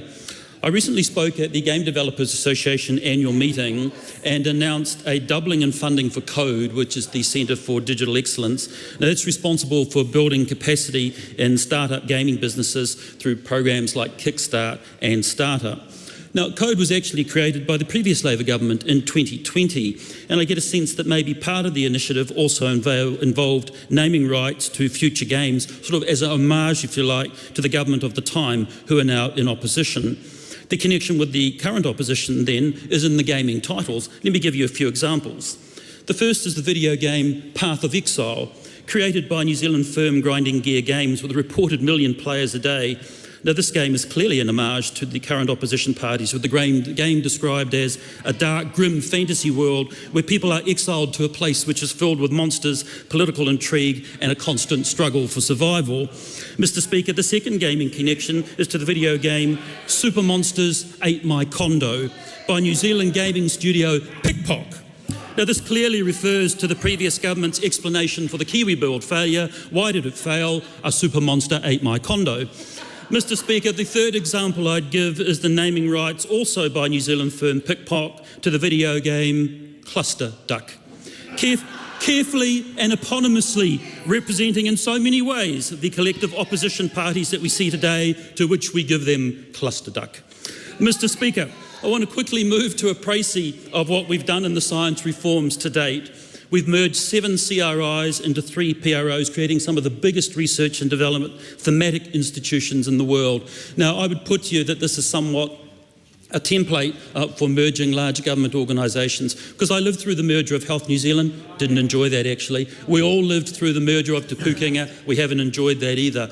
But the merger of the 7 CRIs into 3 PROs has actually gone well, maybe because the actors were willing participants and willing actors, but regardless, I want to thank them for that effort. Through the Bioeconomy Science Institute, we brought together land care, ag research, science, plant and food, in Earth Sciences, NIWA and GNS, and of course ESR renamed as Public Health and Forensic Science. We've also created a 4th public research organisation, the New Zealand Institute for Advanced Technology, and passed into it at $70 million over 7 years, Robinson's Research Institute, and they're amazing, world-breaking work on magnets and materials. In fact, a few weeks ago I had the privilege of watching their project, which had taken several years to get to fruition, bolt inside the Falcon 9, SpaceX, head up into space. The Cygnus, the Northrop Grumman Cygnus carrier, then took it off the Falcon 9, took it over to the International Space Station. Isn't that amazing? For the first time in space ever, high-temperature superconducting magnets bolted onto the outside of the space station. That's Kiwi technology breaking new ground up in space. All credit to them. Have also announced $70 million for artificial intelligence, that new emerging technology that we need to step our game up, safely step our game up and progress. We've created the Prime Minister's Science, Innovation and Technology Advisory Council to provide strategic oversight to the science sector, which many are saying was needed to undo the fragmentation and the duplication. Yesterday, we announced exactly that simplification of the science system with the Prime Minister's Science, Innovation and Technology Advisory Council providing strategic advice to Research Funding New Zealand that will then administer these funds. The Association of Scientists were particularly pleased with this announcement when they said there is great potential in the science funding reform announced today. The announcements create a more strategic science funding system that better resembles successful systems in successful small nations. So very pleased to undertake that piece of work. 2 weeks ago, I announced a $40 million biodiscovery platform, a hole or a pocket in our science trajectory, if you like, that we haven't done well. That opportunity to integrate Māori, to integrate Western science, to integrate industry and find the next cancer drugs from amongst our 80,000 Indigenous species, to find the next nutraceuticals, to find the next supplements and to collaborate together and make our way in the world with biodiscovery. There is real excitement around that, how we can appropriately use Indigenous knowledge to advantage everyone. So very pleased with the science reforms. I'm very mindful of the officials who have brought this to life with a willingness and enthusiasm that makes me very excited and the sector as well. Thank you, Mr. Speaker. The Honourable Marama Davidson. Mr. Speaker, it is the well-being of the environment that will sustain us all, and not just for the few, but for the many. But this government's economic strategy is based on exploiting and destroying te taiao for profit, and not even for profit for the people of Aotearoa, for overseas shareholders in Australia and elsewhere in the world. They say fast-tracking environmental destruction is going to create jobs. What limited imagination and ambition they have for our country. Winston Peters and Shane Jones on the other side of the House gloat about ruining our oceans and our soils and our air, and telling our people that this is the only way forward. That is stale old thinking, Mr. Speaker. The same people in this coalition government who crashed the economy, leading to 36,000 fewer jobs the day that they took office. They say they're going to save us. I do not think so. What this government fails to understand, there is no economy when our environment is destroyed.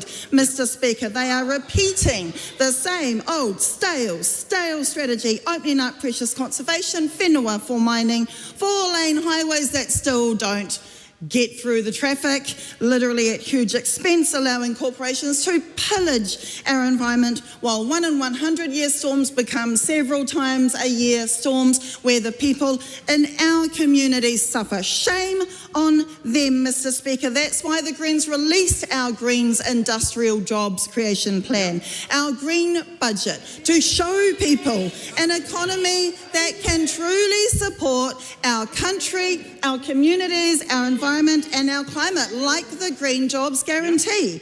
That would create 40,000 jobs to build infrastructure and housing and take climate action to protect, including the very farmers that they claim to care about.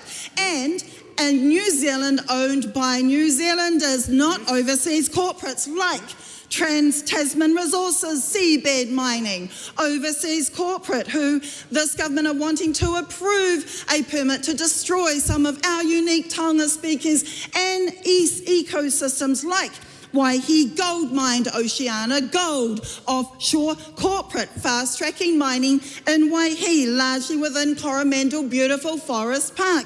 Mr. Speaker, conservation land that's home to our precious species. Who benefits? Multinationals like Bathurst Resources, West Coast Mining, offshore corporate. Foreign-owned Bathurst Resources applying again for fast-track and more coal mining. This at a time when a world is needing to reduce our emissions, stave off the threat of climate change-driven famines, conflicts, disasters. This small-thinking government is making way for a carbon bomb on the Denison Plateau right now. So despite their so-called laser focus on the economy, they are actually ignoring the fact that there is no economy without a functional environment. Let's be really clear about this. Destroying our native species and their habitats, chopping up and selling off our country for parts is not for our benefit. It is for the benefit of overseas-owned corporations. New Zealand first, more like Trans-Tasman Resources first, more like Oceana Gold first, more like overseas corporations first, New Zealand last. Our land and our future are being sold offshore by them, Mr. Speaker. And over in the National Party, we have our Environment Minister destroying the name of her job, sitting outside of Cabinet for the first time in 50 years, providing no input, none, on fast-track projects that will destroy our taiao and our moana. Instead, doing what? Spending time lobbying councils to speed up water consents for the benefit of a handful of farms that include her own colleague. The absolute state of it, whānau. New Zealanders value our environment. They value a stable climate for mokopuna to come. They know real economic value and opportunity. That's why come 2026, the people can choose a government that will put its hands back on the wheel of the economy and steer it where it actually needs to go, instead of into a ditch of environmental destruction. Rachel Boyack. Thank you, Mr. Speaker. Mr. Speaker, it's been 2 years since the election when Christopher Luxon stood in front of voters in 2023 as an economic genius who declared that he would fix the cost of living and the economy. And he has failed to do so. Mr. Speaker, in 2 years, hundreds of people have lost their jobs and livelihoods in my community of Nelson. Mr. Speaker, Christopher Luxon and Nicola Willis's economic mismanagement is wrecking local communities, including my region of Nelson and Tasman. National's economic failure is hitting us hard. Jobs are being slashed across our region. Earlier this year, 142 jobs were lost from Carter Holt Harvey's Eves Valley sawmill. Another 59 jobs are on the line at Sealord after 79 were axed recently. Griffin's plans to close the Proper Crisps factory in Nelson, and also recently announced King Salmon are looking to move their operations from Nelson across the hill to Marlborough. Just this week, Mr. Speaker, Pitt's Food Factory, which supports local food entrepreneurs, had announced their closure because things are just too tough. Mr. Speaker, these jobs and business cuts have a real impact on the lives of working people, their families and our entire community. Maria Himada, who had worked at Carter Holt Harvey for the past 6 years, said the closure was a shock that left her feeling like she was in a slow-motion movie. It's life-changing and unsettling. It's bewildering, really, to be faced with this. Meanwhile, National's Finance Minister tells people like Maria not to take it personally. Losing your job, your livelihood, and worrying how you're going to pay your bills and provide for your family is deeply personal. National are tone deaf and out of touch, and they just don't care. They have no idea what it feels like for people like Maria losing their livelihoods because of National's economic mismanagement. Christopher Luxon promised Kiwis that he would make things better, but instead he's making things worse. Doug Paulin, the Chief Executive of Sealord, has said that increasing costs and requests for higher supermarket margins has driven their decision to cut jobs.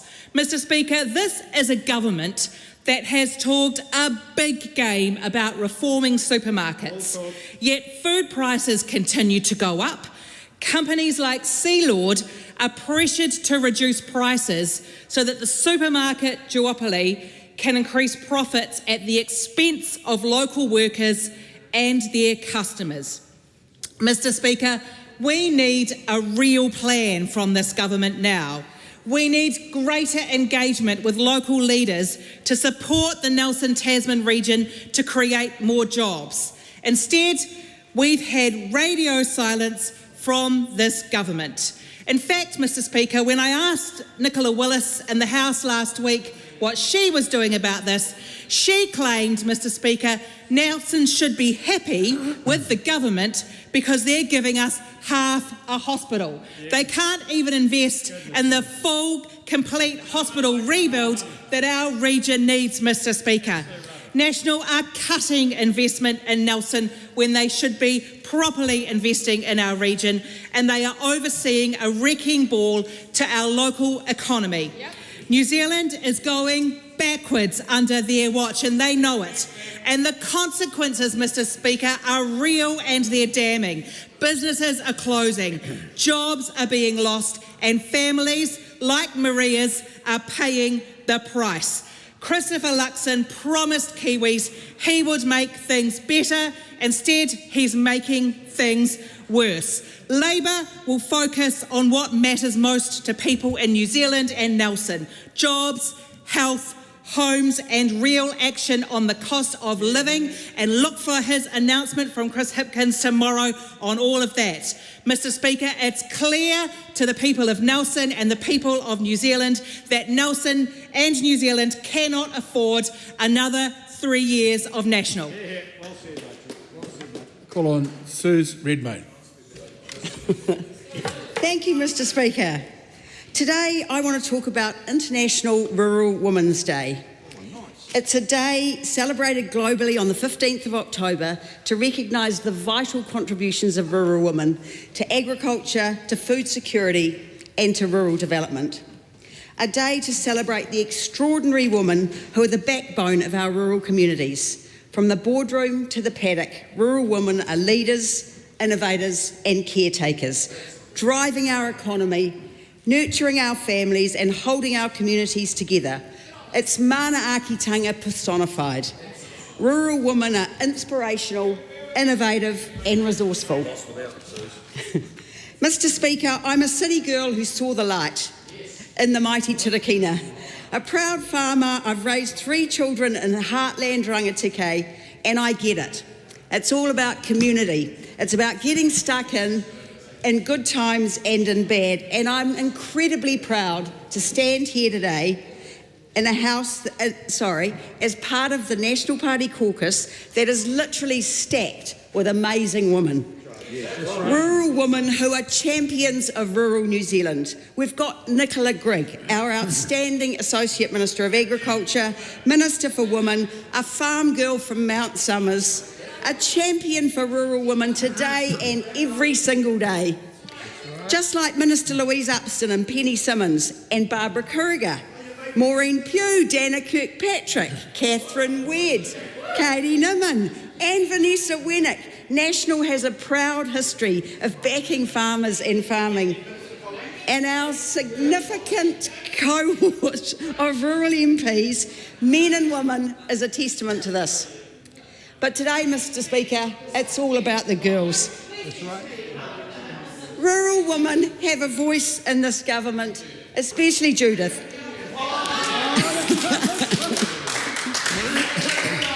Our Minister of Finance, Nicola Willis, a Wellingtonian, yes, also a champion of rural women, because she knows, as the holder of the purse strings, how vital rural women are to how much they contribute to the government's coffers.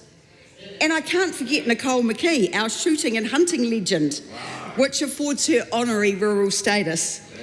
And Casey Costello with her 2 acres and 3 chickens.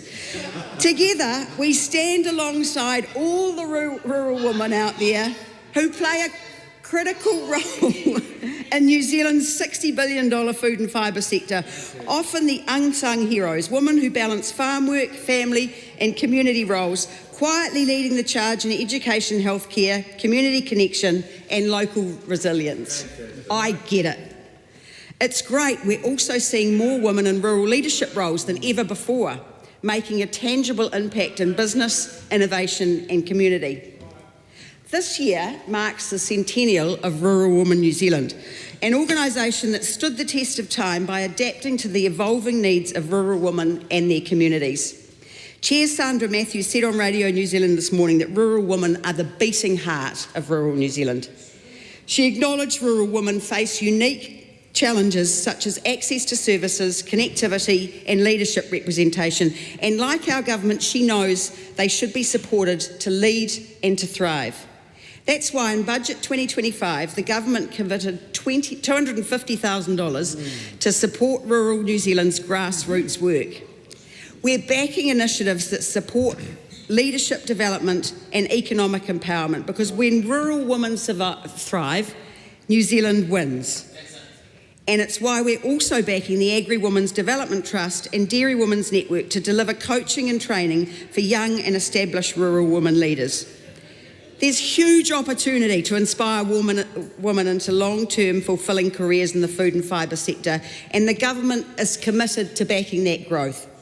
And Minister Grigg is a champion of the Ministry for Women's nomination database, which helps get women onto public sector boards.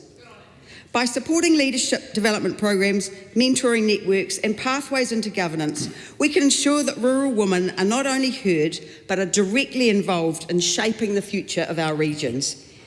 Her and our government's message to all rural women is back yourself. You're an integral part of New Zealand's prosperity and our future. Oh, I've run out of time.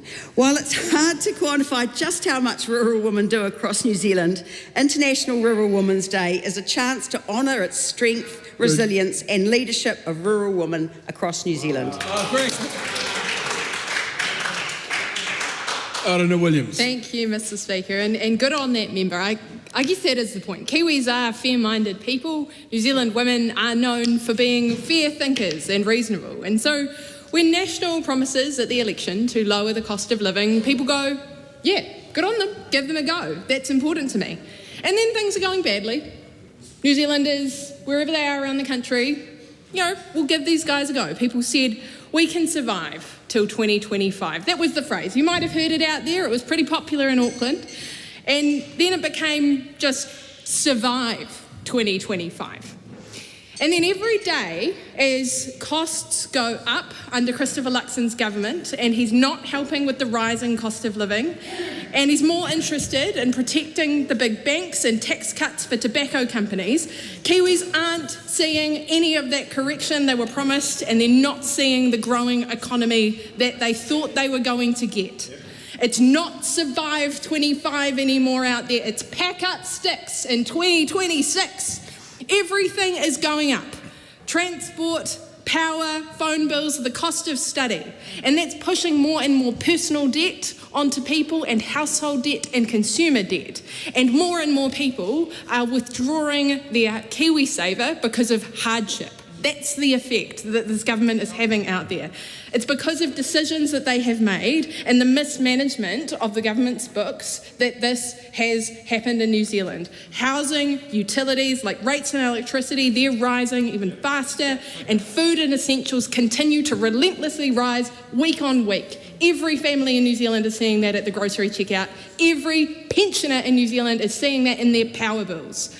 Fuel and transport costs keep going up, not because of global events, but because this government has added on fees that are administrative costs to keep moving around your city and your region, and this government won't own up. Instead, they've got policy announcements like the surcharge ban, which sounds good and is in fact policy that is supported all around this House. But instead of being clear with consumers about who will bear the cost of that, they have lumped it onto small businesses. Hospitality owners, at a time when record numbers of hospitality businesses are going under, are saying to government, why are you picking on us? We will have to pick up thousands of dollars of costs every month at a time when we are putting more and more on our mortgages, more and more out of our retirement savings just to keep the business going because we believe in it and because that is what the national government tells us that they are prioritising, us business owners, but at the same time they are lumping costs on it. They're also not being upfront with things like the pricing rules, which they say is going to be a big market intervention on those large corporates, those monopolistic large corporates that they say they are going to focus on, when in fact they have picked the one pricing intervention which makes it illegal to drop prices. Explain that one to consumers on the doorstep, that under national, if prices come down in a market event, that will be illegal. So people are getting squeezed from all sides, and they're getting told by this government that it is not the government's fault. Costs are going up to travel, costs are going up to study, costs are going up to live, costs are going up to stay well. It's hurting in Auckland, it's hurting young people, it's hurting all around the country. And those young people that are bearing the pain, that's a structural problem in our economy because it has an effect in the next generation. It has an effect in our pipeline of people who are ready to work. And this government has no vision for those young people beyond a one-way ticket out of this country. Or as Judith Collins described it in a fantasy harking back to Victorian England, into the mines. 73,900 New Zealanders are hearing that message and have left. 200 New Zealanders every day with no plan to get them back. They are buying houses in Queensland, Mr. Speaker. They are building their infrastructure. 20,000 of our construction workers gone. Warriors jackets on every building site on the Northern Territories. That is a shame, and that is a record that the national government will have to answer for at the ballot booth. Cost of living was meant to be something that this government could manage, but this economy is going backwards. It has shrunk since the day they took office. It's not just good enough to point to those young people as something of a problem when this government has a target to get 50,000 people off job seeker support, and so they are literally making it illegal for some people to be on it. There are young people right now in my electorate in Manarewa who are looking for a job. They want to get their driver's licence. They want to get their forklift ticket. Do you know how they get that? They go to MSD and they ask for support. They will be removed from the waiting list for any of that help under a government who is excluding people from their ability to get that work that they say they prioritise. Carl Bates. Thank you, Mr. Speaker. Thank you, Mr. Speaker. I think that member over the last 2 years must have been taking a thing or two in, sitting, watching this national-led government start to get this economy under control, Mr. Speaker. All of a sudden, there's a revelation that debt has a cost, Mr. Speaker. She wants to talk about the impact of debt and the cost of debt. Well, $66 billion later, Mr. Speaker, New Zealanders are paying the price, Mr. Speaker, of that government's disastrous run trying to lead this country. And trying is the word, Mr. Speaker. I wonder if Chris Hipkins is going to continue to try and lead the coalition of chaos, as we called them prior to the election. Thankfully, they never became a coalition in this government on the government benches, Mr. Speaker. But they have proven beyond reasonable doubt, Mr. Speaker, that they are an unholy alliance, that they are the uni party, that they are one thing on that side of the House. And Mr. Speaker, it worries me that they're going to try and manage a merger to pull themselves together, and I question who will be pulling the strings on that ship. Mr. Speaker, the Greens, as our friends in the Greens say, they know that the holy or unholy alliance on those opposition benches will be arguing with each other to work out who's going to lead them. They'll be pulling strings among each other. God help us, Mr. Speaker, that we don't end up with a co-minister leading the country and not a Prime Minister. Mr. Speaker, Chris Hipkins, the Right Honourable Chris Hipkins, he said, "I'll work with anyone." I'm wondering today, Mr. Speaker, which of the two Te Pāti Māoris he intends on working with, or whether he's going to need both in an unholy alliance to lead this country. Exactly, Minister Collins, they will never get that chance. Labour leader Chris Hipkins said Takuta Ferris's comments at the time he made them last month were incompatible with Labour. But at the same time, Willie Jackson said, we agree on about 90% of kaupapa. Mr. Speaker, they cannot work out what this merger would look like. And I reflect on their 6 years prior to we had the opportunity to get on these benches and stir this ship for the better. They tried to merge Te Pukenga, Mr. Speaker. It was an abject failure. They tried to merge Health New Zealand. They tried to merge Three Waters. And now they're trying to merge Labour, the Greens, and Te Pāti Māori. Mr. Speaker, New Zealand would bear the cost of that. It's been 2 years since the election. It's been 2 years since the election, Mr. Speaker. And when you are focused on managing a merger like they would, you can't actually get things done. But let me tell you what we've done in the last 2 years since the election. In law and order, we've reduced violent crime, 29,000 victims less than election day. Ram raids are down 85%. Police patrols are up 40, banned the gang patches. In the economy, we've delivered tax relief for the first time in 14 years. We've introduced Family Boost. In health, there's 16,000 more elective surgeries that have happened, 33 new cancer treatments and 33 more medicines. We've expanded urgent and aftercare clinics nationwide, including in my electorate of Whanganui. In education, we've banned cell phones in classrooms and we've introduced learning support coordinators.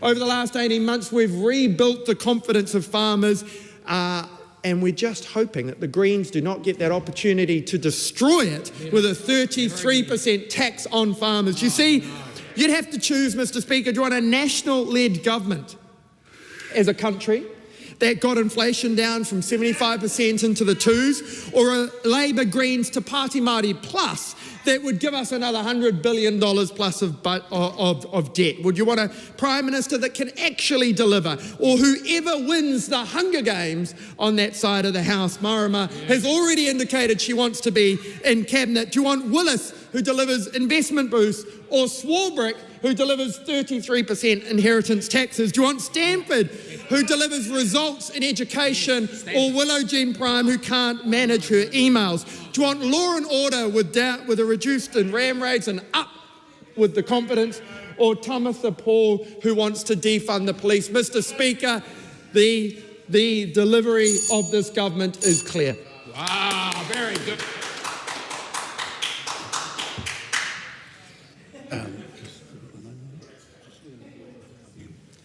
Sorry, Cecilia Way-Brown. Thank you, Mr. Speaker. I rise today on Rural Women's Day to thank and congratulate all the successful candidates in the local elections. However, I want to express some really serious concerns that cut to the very core of our democracy.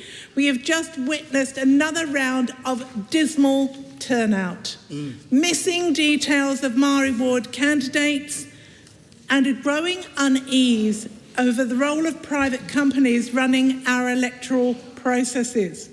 My key concern is how this central government coalition of chaos is undermining local government at every opportunity. First, the numbers speak for themselves. In many areas, turnout was below 40%, and in some communities it dropped into the 30s, which is a reflection of a voting system that is confusing, outdated, and disconnected from the lives of everyday New Zealanders. Postal voting is no longer fit for purpose in a digital age.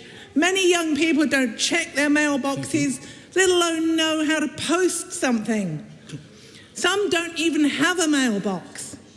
If we were serious about strengthening local governance, we'd need to make it easier, not harder, for people to make their say.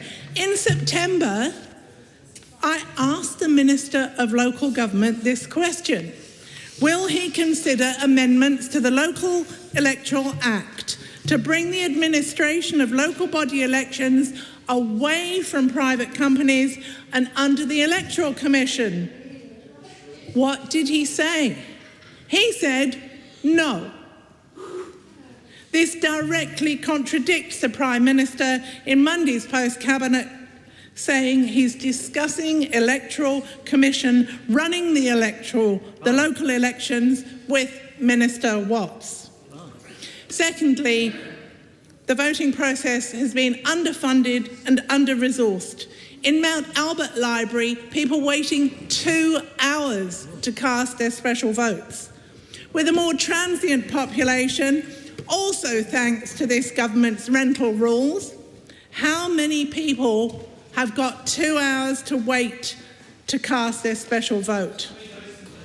Under-resourcing voting systems is a form of voter suppression, though less blatant than this government's Electoral Amendment Act, which would roll back voter enrolment for general elections by 13 days. Thirdly, and equally troubling, is the reliance on private companies to administer our elections. Private companies are not, however well-meaning, however good the staff, they are not subject to Official Information Act. They have been entrusted with responsibilities that should be firmly in public hands. Democracy is not a business model. When private contractors are running elections, who holds them accountable?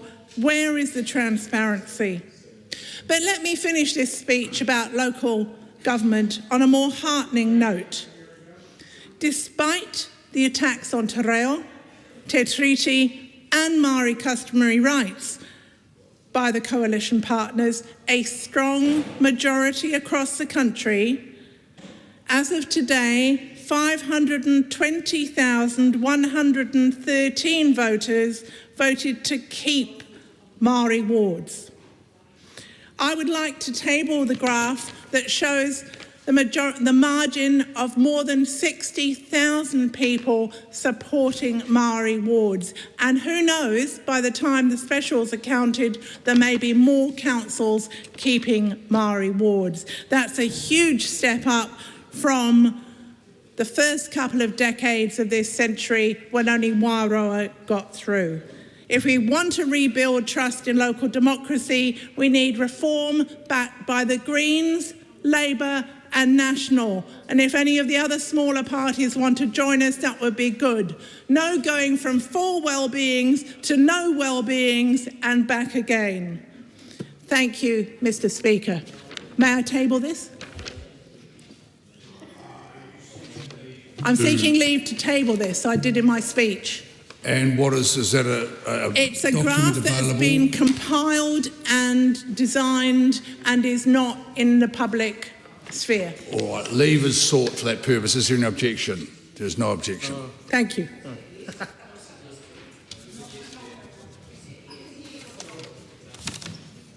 So, point of order.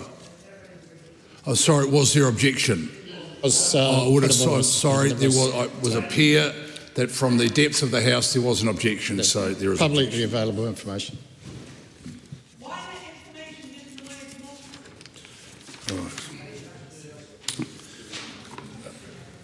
Call on Government Order of the Day number 2.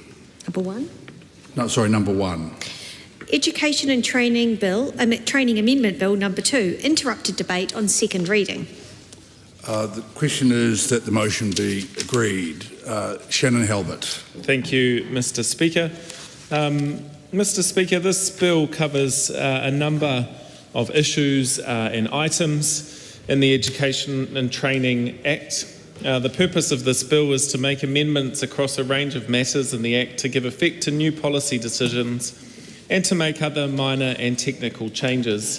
Mr. Speaker, when I go through this legislation, one of the goals is to provide New Zealanders and those studying in New Zealand with the skills, the knowledge, the capabilities that they need to fully participate in the labour market, society and their communities. That also includes health, well-being and safety, of course. This bill covers right from compulsory education sector, primary schools, right through to some of the changes that the government is proposing in our universities.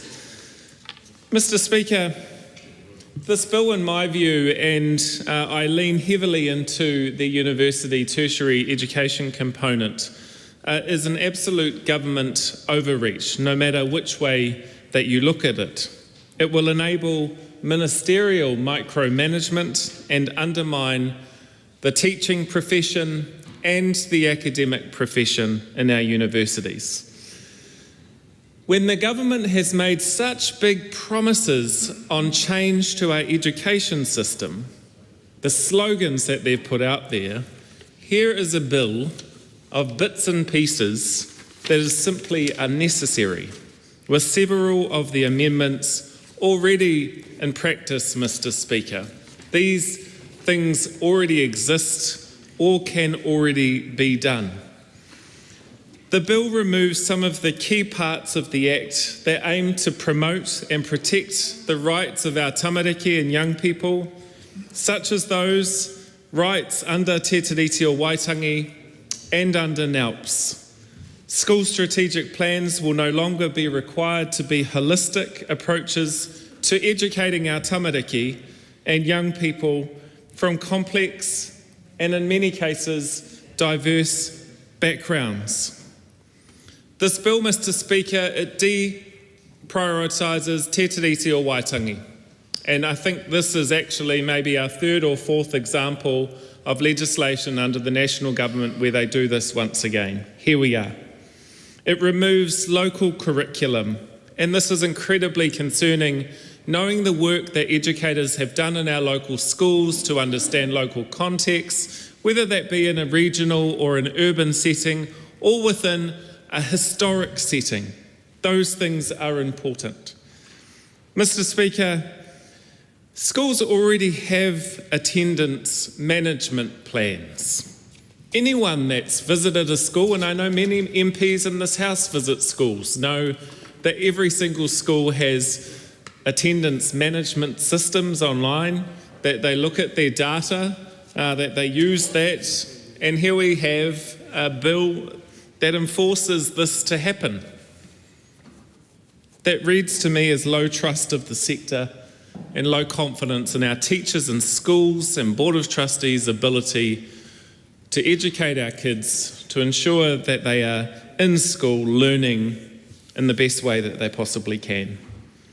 Teaching Council, Mr. Speaker, should be independent. The National Party, National Government introduced this professional body and should not be politicised here through ministerial overreach. The national education and learning priorities were collectively developed by schools.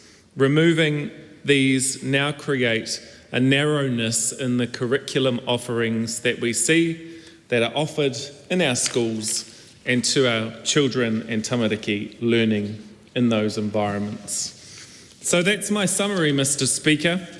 Here we are, government focused on big ideas and slogans, but this is a mishmash of a bunch of small things that really speak to influences, I think, of the minor parties set up in this government. I'll turn to one particular part, which is about protecting freedom of expression and academic freedom in universities, Mr. Speaker. But before I do, those of us in the Education and Select Committee that went through the process of hearing submissions from right across the sector, and there were hundreds in total that we received in written and oral submissions. Only 13% supported this bill in its totality. 13% out of hundreds of submissions that were received. While this bill aspired to present thoughtful and future-focused approaches within our education system from womb to tomb, it simply hasn't. And that is concerning. Whether it be breaches to Te Tiriti o Waitangi, but significantly across those submissions in each part of the sector, it was acknowledged that there was a lack of consultation no matter which group in Aotearoa, New Zealand that you came from, whether you're a practitioner as a teacher, whether you are a leader within the school board of trustees at universities, so on and so forth. It really strips away the commitment that our education system has to equity, our commitment to equity and ensuring that everyone has the same opportunity in our education system, no matter where you come from. And it also presents constitutional and democratic concerns, Mr. Speaker, in the way that it silences community voices and particular groups of our society, and that is not what we want to achieve in an education system that we aspire to in this great country of ours. Coming back to protecting freedom of expression and academic freedom in universities, this really came from the ACT Party. This was something that was important to them, but I'm still yet to meet a university that says that this is one of their priorities. This is not something that they asked for, this is not something that they saw necessary, and certainly this is not within their expectations of a government that is supporting them to be at their best, that is supporting them to contribute to economic growth. Instead, the national government, with their ACT Party friends, have focused on freedom of expression as their priority for universities. But we saw that more than half of those that submitted disagreed with this piece of legislation when it came to freedom of expression. Mainly, out of the 36 submitters that opposed this, focused on the unnecessary nature of the changes, the risks to academic freedom, and erosion of university autonomy, concerns about safety and impacts of marginalised communities, and views that the changes were contrary to Te Tiriti o Waitangi. Mr. Speaker, that comes from the departmental report that we put forward as a select committee. And most concerning, when I asked the Minister, in her view, or had she come across any examples, any evidence that validated this particular change, that validated the time that we used in this wonderful parliament of ours, the only example that Minister Stanford could offer me was Don Brash. Was Don Brash from Hobson's Pledge, an ex-leader of the National Party. And so that's probably the influence on this government. Don Brash, pushing through legislation in this House that isn't asked for, isn't necessary, because at the end of the day, universities in this country are autonomous in their own right. They're able to actually manage themselves, and in many cases they do. I know that between Otago, between Canterbury that I visited, between Massey, Auckland, AUT, every university encourages academic freedom of speech. But there's also got to be safety in place to ensure that that academic freedom of speech doesn't translate into free hate speech, in this country that we know impacts those that are most vulnerable. Mr. Speaker, I do not support this bill. Point of order, the Honourable Judith Collins. Thank you, Mr. Speaker. I seek leave to correct a statement I've made. Leave is sought for that purpose. Is there any objection? There is no objection. Good. Thank you. I made a comment that New Zealand Defence Force had 100 email touch points. That is apparently from 50 email contacts in the last week, resulting in approximately 100 email touch points. Just want to clarify it for the record. Thank you. Ricardo Menendez-March. Thank you, Mr. Speaker. The Green Party is not supporting the Education and Training Amendment Bill number 2. And I do want to run us through some of the underlying issues that we have with what the bill is trying to do and how the government is not addressing some of the underlying critical issues that allow students to thrive. And I wanted to start with the attendance management plans. So a lot has been said in this bill on the need for schools to have an attendance management plan. And even today, when this debating my co-leader, Marama Davidson, the Associate Minister of Education, David Seymour, on a Herald interview acknowledged that child poverty plays a huge role in attendance. And yet, the provisions in this bill put in place requirements for example, not just an attendance management plan, but for the schools to respond to the underlying causes of student absence. Imagine if schools had the ability to address poverty and to ensure that kids are able to actually have a warm, healthy, safe home to live in that allows them to actually participate in education. I think this is such a telling issue that the government is unable to grapple with, because on the one hand, they're creating all this additional layers of bureaucracy around attendance management plans, and then on the other hand, quite happily allow material hardship for children to go up over their watch. And that to me is contradictory. How are they expecting for schools to succeed in these so-called attendance management plans if they are not addressing child poverty? And you don't need to believe me, you can just look at the government's own statistics of child poverty to see that more children are projected to not have their basic needs being met as a result of government decisions. And so it's just mind-boggling that we're asking schools to then show how they will respond to these underlying causes and not actually take any responsibility for the fact that actually it is government who has the ability to tackle these. And this is due to the changes in Clause 9 and Clause 23, which subsequently were recommended to be changed to be a bit more workable. But nonetheless, what we've got right now is a bill that fails to address some of these underlying issues, and a government that elsewhere is unwilling to tackle it, and all at the same time quite happy to punch down on some of our poorest. And if you think about parents who may be grappling with kids who don't feel safe at school, but on top of that, those kids are unable to have their basic needs met.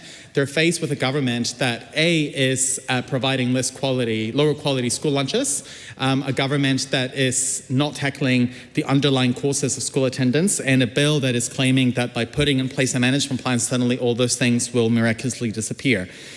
There are other components of the bill that we have concerns with, including changes to the school board objectives, and others have talked about how the deprioritization of Te Tiriti o Waitangi is a deliberate and appropriate weakening of Te Tiriti rights and will make it even more difficult to achieve equitable outcomes for Māori students.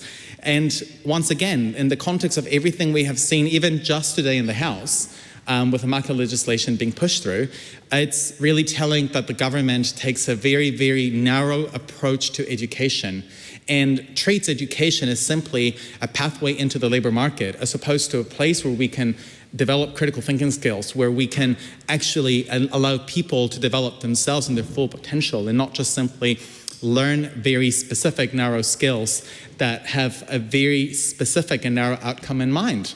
And so when these school board objectives are narrowed and issues like Te Tiriti are deprioritized, what we are seeing is a government that does not seem to value or understand learners' experiences, nor in the context of other government decisions, the conditions of teachers. And so again, it's really concerning that, you know, this government just wants to punch down, and we are seeing more and more evidence of this, particularly with the removal of kupu Māori from children's books.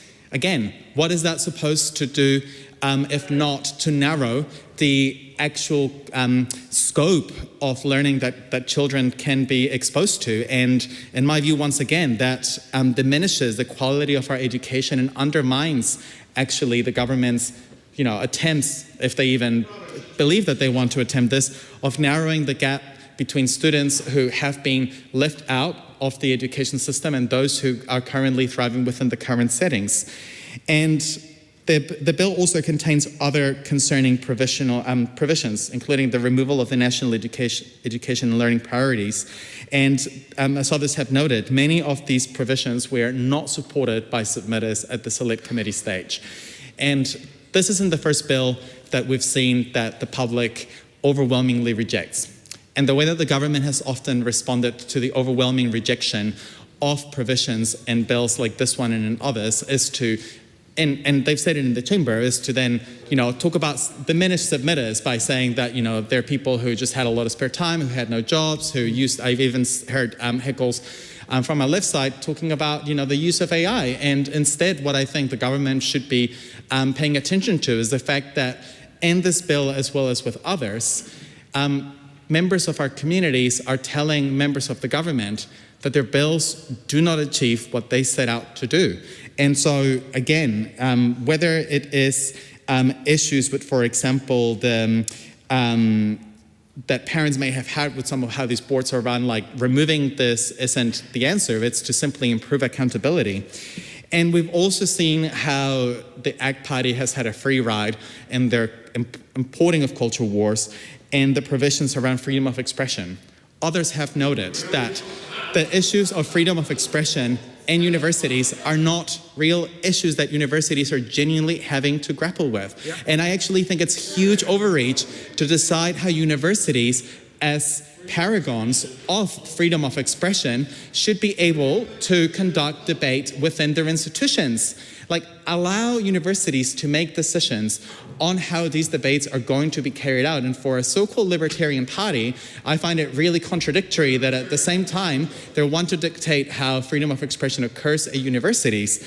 And again, this does not address many of the serious issues that our universities are grappling with. At a time where so many of our universities are seeing courses being closed and people being laid off, staffers feeling the brunt of, in the tertiary sector, of poor wages and poor conditions. And cuts. And cuts indeed. The government instead chooses to focus on this nonsense of an issue that is not what is being fed back to us from staffers and learners in the tertiary space, instead of actually committing to adequately funding our universities so that actually people can thrive, and that we can have people entering the labor market, which the government does care about, with a diverse range of skill sets, and to recognize that actually when we create the conditions where governments are so focused on cultural war issues as opposed to addressing learners' material realities, all that we see is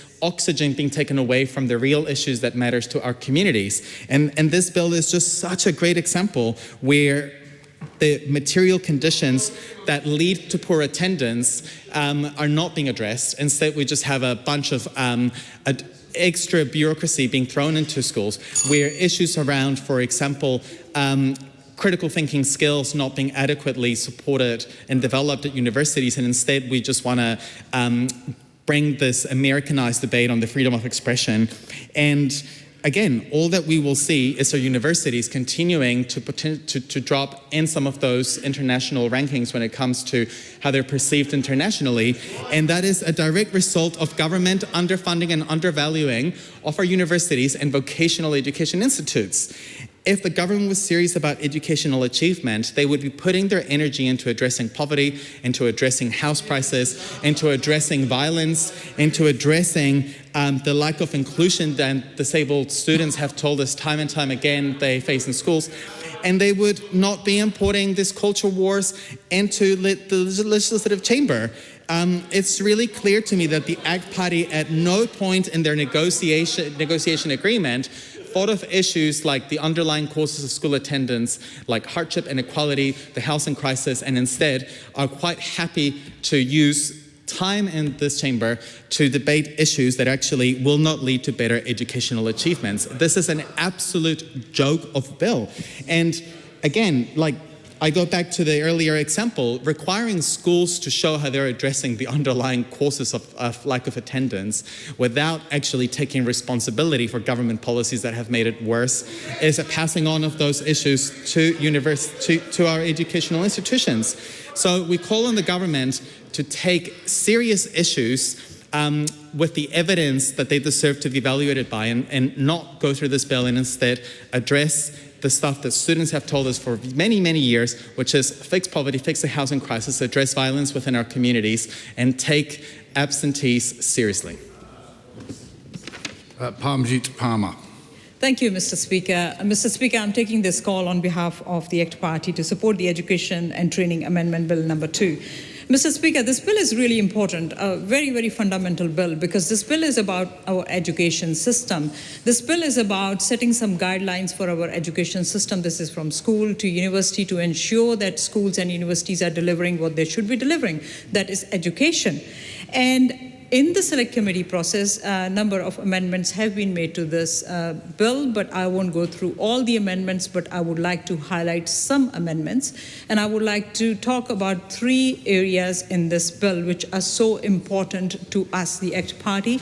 And I must acknowledge the Honourable David Seymour for his work, for his advocacy to bring these changes which are happening through this legislation. The first one is about the school board's objective. Now, Mr. Speaker, one would imagine that the school board's objective is to ensure that schools are able to provide for everything that students are able to achieve in education. But at the moment, school boards are so distracted because their objectives are not about that. And that is why this bill is going to ensure that the school board's paramount objective is to ensure that schools are able to attain their highest possible standard in educational achievement.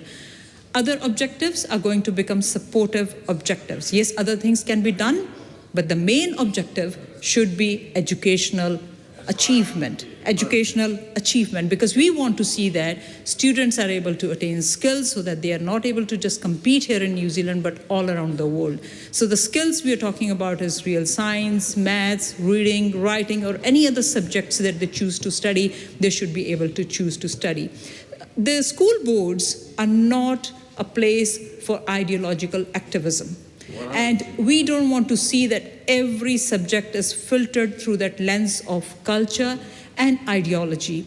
We want students to read and study and take up subjects that are real subjects so that they are not just relevant to one community or the second community or third community, but they are relevant to the entire world. Mr. Speaker, it's really important to note that the ACT Party has been advocating for one of the subclauses to be removed. This is in section 127, subclause 2E. And this is to ensure that the school gives effect to Te Treaty o Waitangi, and there are other subclauses to that. Now, this is something that we know that ultimately is going to be looked at and is going to be removed. This could be part of the wider review that is going to happen to all treaty clauses, but it could be sooner than that. We'll have to wait and see. Because, Mr. Speaker, we don't want distractions for school boards. As I said, school boards' role is to ensure that students are able to achieve in education. Now, Mr. Speaker, the second point I want to talk about in this is about management plans. The Honourable David Seymour has been working really hard to improve attendance of students at schools. And we have seen some really good results because of that hard work. And we know that if students are not attending school, then how are they going to achieve? The attendance is must. The Green Party member who spoke before me, instead of supporting that, he was actually providing excuses for students to not attend school. We don't want that kind of attitude coming from parliamentarians here, because that is sending a very wrong message to the community that, yes, you can give a number of excuses for not sending your children to school. We want to change that attitude. And yes, schools will have to play their role, a community will have to play their role, and for that, what this bill does is it requires schools to come up with an attendance management plan. Mr. Speaker, when we talk about the attendance management plan, one of the points that the Green Party member made was about the plan should include how the school will respond to underlying causes of student absences. Yes, that is important because we do want to know why students are not attending school. And that should be part of their plan, and we are really happy with this clarification that was done in the select committee process that should be part of the plan that schools will prepare for managing attendance of students. Then the third point that I want to talk about is the freedom of expression at our universities. Mr. Speaker, it's a very important part of this bill, and again, ACT Party has advocated for this for a long time. And again, I would like to acknowledge the Honourable David Seymour for his work to ensure that this happens. Requirement for University Council to adopt statement on freedom of expression is not just about adopting the statement, but it comes with accountability, because it also requires to establish a complaints procedure for academic freedom and freedom of expression. And yes, there might be just one example, two examples, but that's not the role of the university. University's role is not to block people from coming at campuses to some extent and speak. Because we want students to go to university to be challenged. They should be able to challenge other views as well. They should be able to learn what different views exist in this world. We want to see that students, when they come out of universities, they are mature citizens. They are able to deal with issues that exist in this real world. And if they are able to deal with the real issues in this world, then only they are going to, Mr. Speaker, go ahead in their life and build communities, lead communities, and think for themselves. So it's important that we let students think themselves, what is good for them, agree to views or disagree to views. At the moment, what is happening, because of those members sitting on the other side, our universities have been hijacked by the ideology, and we want to rescue universities from that. And that is why I am really pleased with this provision in this legislation. One thing that I want to highlight about the change that we made in the select committee process, Mr. Speaker, was about there is one point in the legislation which says that universities should not take positions on matters that do not directly concern their role or functions. Some submitters expressed concerns that this may apply to students or staff members. So that has been clarified that this will apply to universities as institutions and not to individual staff and student members. So some improvements have been done, great improvements have been done to this bill in the select committee process, and I'm really looking forward to the committee of the whole House, and we are really looking forward to seeing what comes out of after the committee of the whole House. So, Mr. Speaker, the ACT Party supports this bill. Thank you. Andy Foster. Thank you, Mr. Speaker. Look, I want to start by, on behalf of New Zealand First, by thanking the Minister for doing, not only for introducing this bill, but also for the excellent work that she is doing in turning around our education system, and I think that is widely recognised. I also want to thank the Select Committee for the hard work and the thoughtful work that's gone into some changes to the bill. Mr. Speaker, I think I've heard from the opposition some criticism that this bill is a bit of a grab bag, but I disagree. But also I would say that sometimes it makes a lot of sense to actually bring a number of things which are related together rather than say, well, look, we've got to have multiple different bills and take up even more of the House's time. Mr. Speaker, education is an investment in the future of our young people. It's also an investment in our own future, because without education, we are going to go nowhere as a country. And what this bill does, Mr. Speaker, is to clearly establish educational achievement as the paramount objective for school boards, rather than just being the first mentioned of a multitude of different objectives, all of broadly similar weight. And what a radical thought that is, that educational achievement will be the most important thing at schools.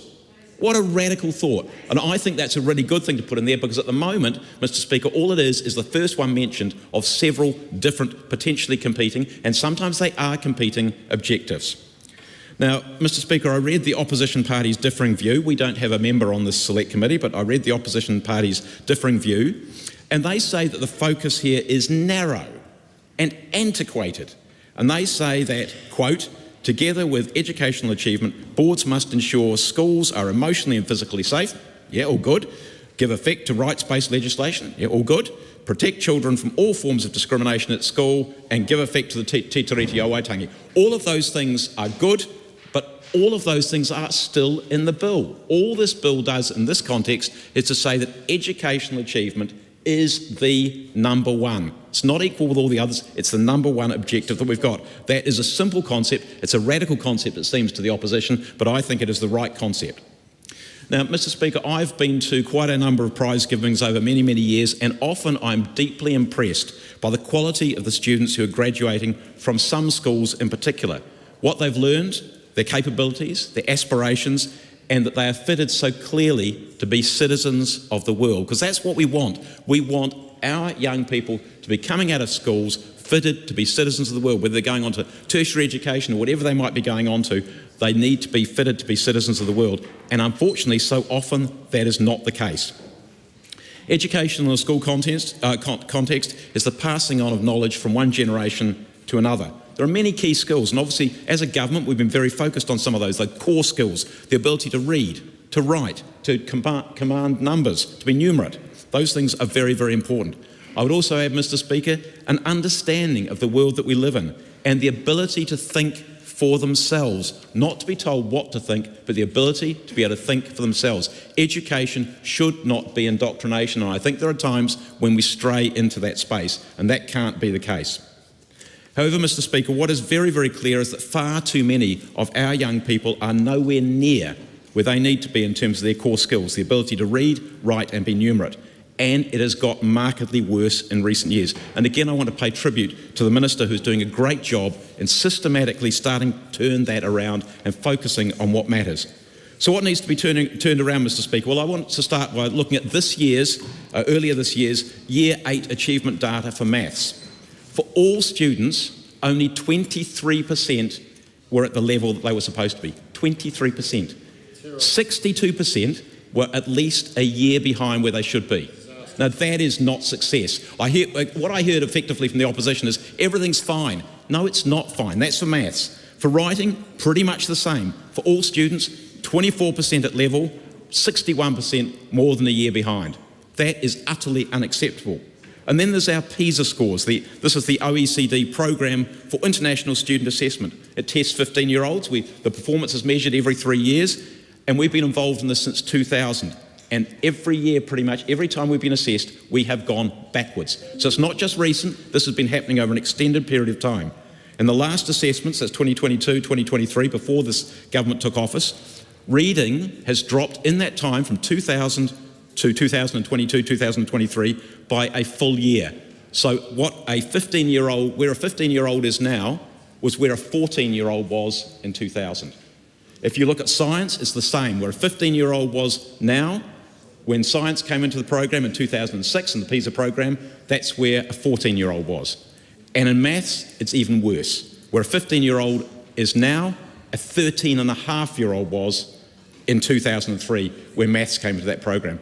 So, Mr. Speaker, things are not in the place that we need them to be, and turning this around is important. And that means a focus on education and educational achievement has got to be at the top of the list, because at the moment our education system has clearly lost its way. It needs to be turned around and got, if I might say, back on track. Mr. Speaker, this bill is a legislative backing for a huge amount of work that is being done to fix a broken system. And I want to, again, to think about the things which the Minister is doing at the moment. The introduction of structured literacy, the extra investment that's been made, $30 million in maths and maths material. The teaching, nice to see you, Suze, I'll wave back at you as well. Teaching support, so actually helping teachers with their registration costs, etc. It's something that the teaching profession has been asking for years. Delivering more classrooms for less. So instead of bespoke designs, we get more classrooms. That's what we want, more warm, dry classrooms for our kids to learn in. The replacement of the NCEA system and the work that's being done to improve the terrible attendance rates that there are. And Mr. Speaker, just looking at those attendance rates, again from the opposition, we heard as though everything was fine. The attendance levels, term 2 attendance levels, we're at over 90%, where our young people are at school for more than 90% of the time. In 2022, that was 40%. 40%. So 60% of our kids did not attend school in that year for more than 90% of the time. 2023, it was 47% who did, 53% who didn't. 2024, 53% did, 47% didn't. And 2025, it's up to 58%, place 42. So it is getting better, but it is nowhere near where it needs to be. And Mr. Speaker, I'm just going to finish off by saying that New Zealand First strongly supports this bill and the things that are in it. New Zealand, and I just want to reflect on some of the things that New Zealand First campaigned on in the last election. One of them, to enforce compulsory education and address truancy, exactly what is being done. Secondly, to focus on doing the basics better through emphasising the historic 3 R's, reading, writing and arithmetic. Again, what is being done, an hour a day for each of those 3 things. Third, to provide better pathways and funding for STEM subjects. We know we need to invest in science and those sort of subjects. Fourth, to remove gender ideology. I talked about ideology earlier from the curriculum. Fifth, to review the New Zealand curriculum to remove critical race theory and decolonisation. And finally, to conduct a select committee inquiry into the future NCA to see if it is delivering for students, parents and employers. And I think the conclusion is that it isn't, and that is why it is going. Mr Speaker, this bill clearly establishes educational achievement as the paramount objective of school boards. This should never be in doubt, but I know, and many parents and communities have told me that is in doubt in some school boards' minds. This is about clarifying that, putting education at the top and starting to fix our education system for our kids, for their future and for the future of this country. I commend this bill to the House. A 5-minute split call. Francisco Hernandez. Thank you, Mr. Speaker. This legislation is emblematic of the three things that have become symbolic of what this government stands for. It's a distracted and out-of-touch government that's obsessed with imported culture wars. It is an unpopular government that is pushing through these reforms despite overwhelming opposition at the Select Committee stage. And it's not an evidence-based bill either. So these are the three things that are characteristics of government bills. We've seen it time and time again in the House, and this is the latest manifestation of it. At a time when New Zealanders are wanting the government to get focused on the cost of greed crisis, at a time when people in New Zealand want the government to be focused on prioritizing cheaper bills, more and more jobs, and clamping down on the corporate greed that's led to the runaway greedflation that's afflicted the economy and crushed our economy, this is anything but doing that. Now, let me address how it's not evidence-based. One of the things that's been central to the argument of the members opposite is that this bill is actually about protecting free speech. In the Select Committee stage, when I asked questions of the minister on how many universities in 2024 had actually restricted speakers from their campus, and the minister's answer was 0. So this bill is trying to fix a problem that's not even a problem in the first place. And in doing so, it's a serious case of government overreach into the freedom of expression of universities, and a serious overreach on the ability of universities to be self-managing institutes, and a serious overreach on the ability of staff and students to actually self-organize and actually direct their universities to be the institutions that they want it to be. This is most clearly seen in the requirement of this bill for universities to produce statements of freedom of expression. Now, what an Orwellian term, because who's going to be judging on what the freedom of expression actually is? It's going to be the government. So it's going to be a bunch of political people that will be judging universities that should be independent of government control on how free they're going to actually be in terms of freedom of expression.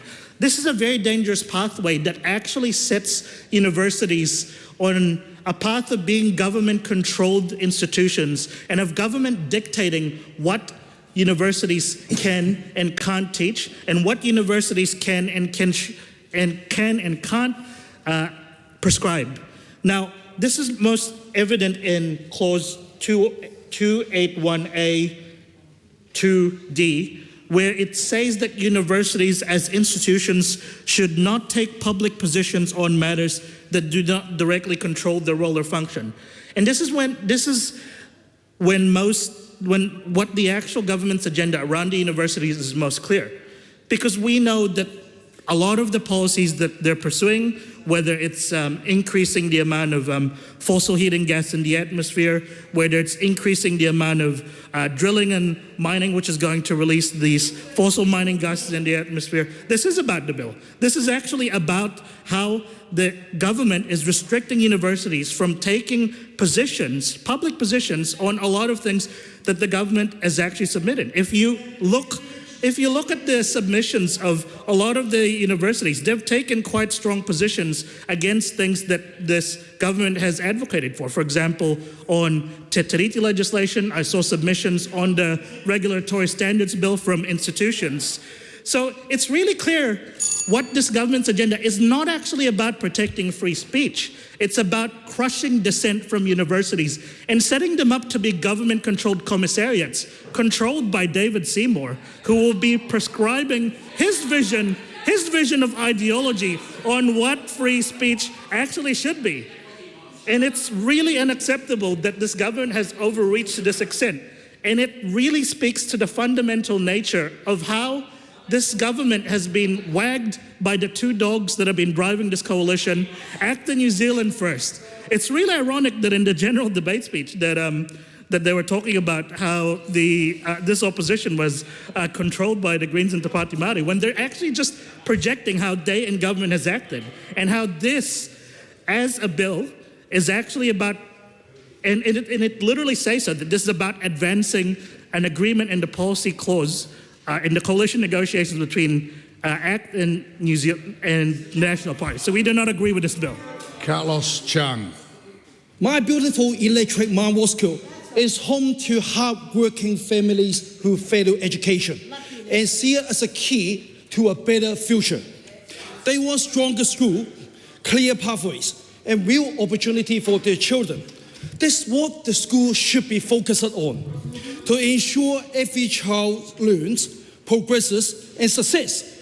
And this bill is about lifting student achievement, improving attendance, and making sure every young New Zealanders get the best possible start in life. And I commend this bill to the House. The Honourable Phil Twyford. As Shannon Halbert said earlier in this debate, this bill is a mishmash of small things brought to this Parliament at the behest of the minor parties in this coalition government. And the question of free speech and academic freedom in our universities is probably the most obnoxious aspect of this bill, and it's the matter that I want to focus my remarks on. The context for this bill is the increasing attention that conservative and libertarian political groups here and internationally have been giving to the issue of free speech in recent years. They have targeted independent institutions like universities who they feel don't share their libertarian values.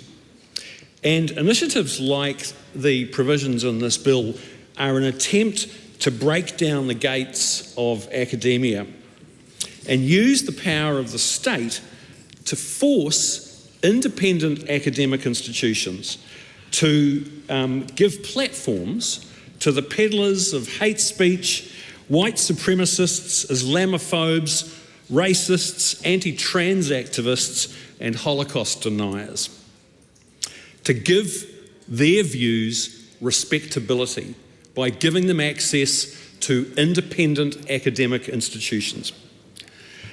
Mr. Speaker, this is an imported culture war, as previous speakers have remarked. And there is no evidence. The proponents of this bill, either at Select Committee, the submitters who came along, or the Minister, have been completely unable to explain the problem statement that justifies this intervention. And in fact, in the regulatory impact statement, the officials said as much before the bill went to Select Committee.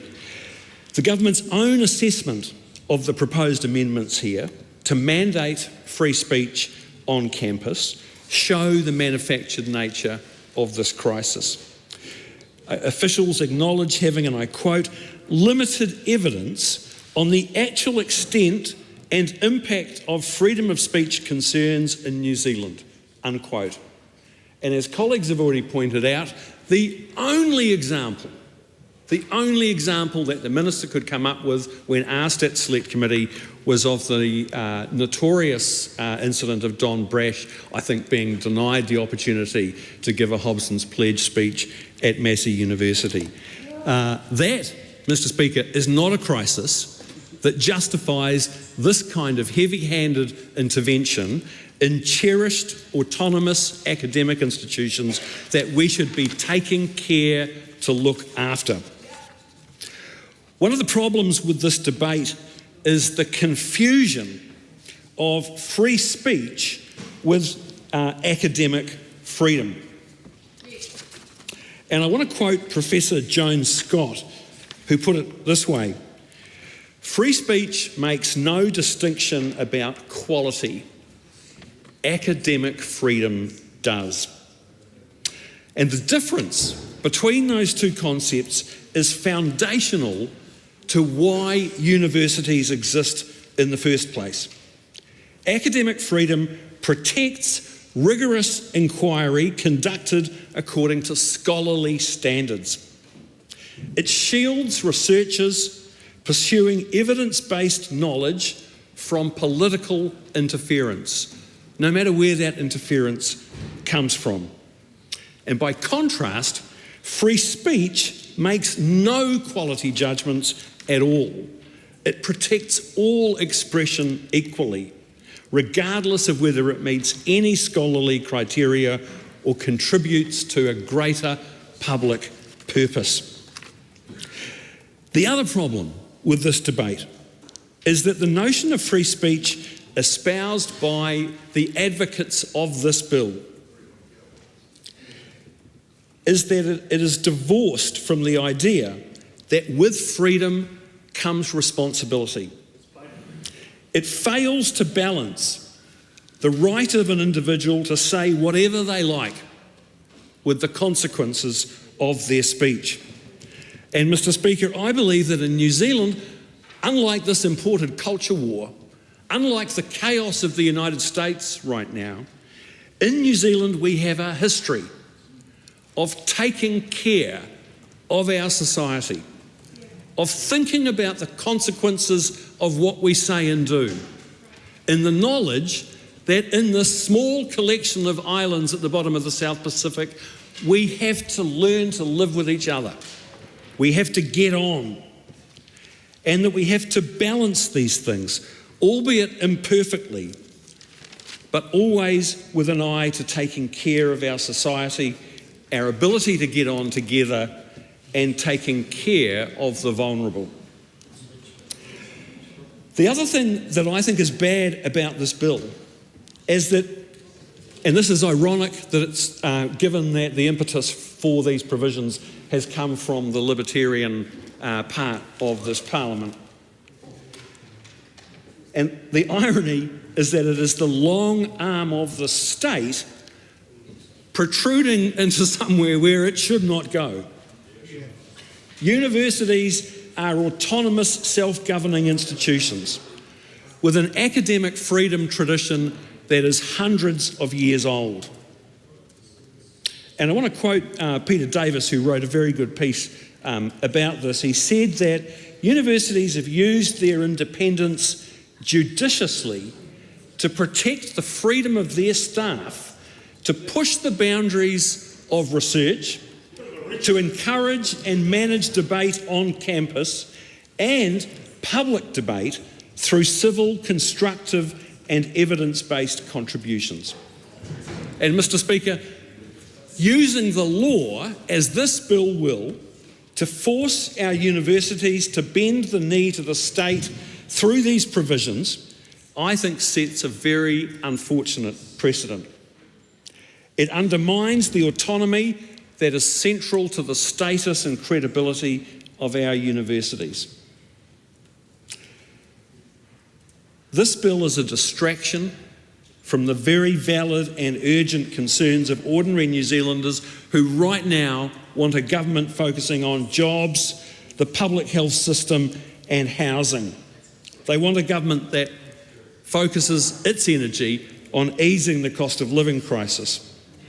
And Mr. Speaker, I urge the National Party not to buy into the imported culture wars that its minor party coalition partners are so fond of, and instead to focus on the things that matter.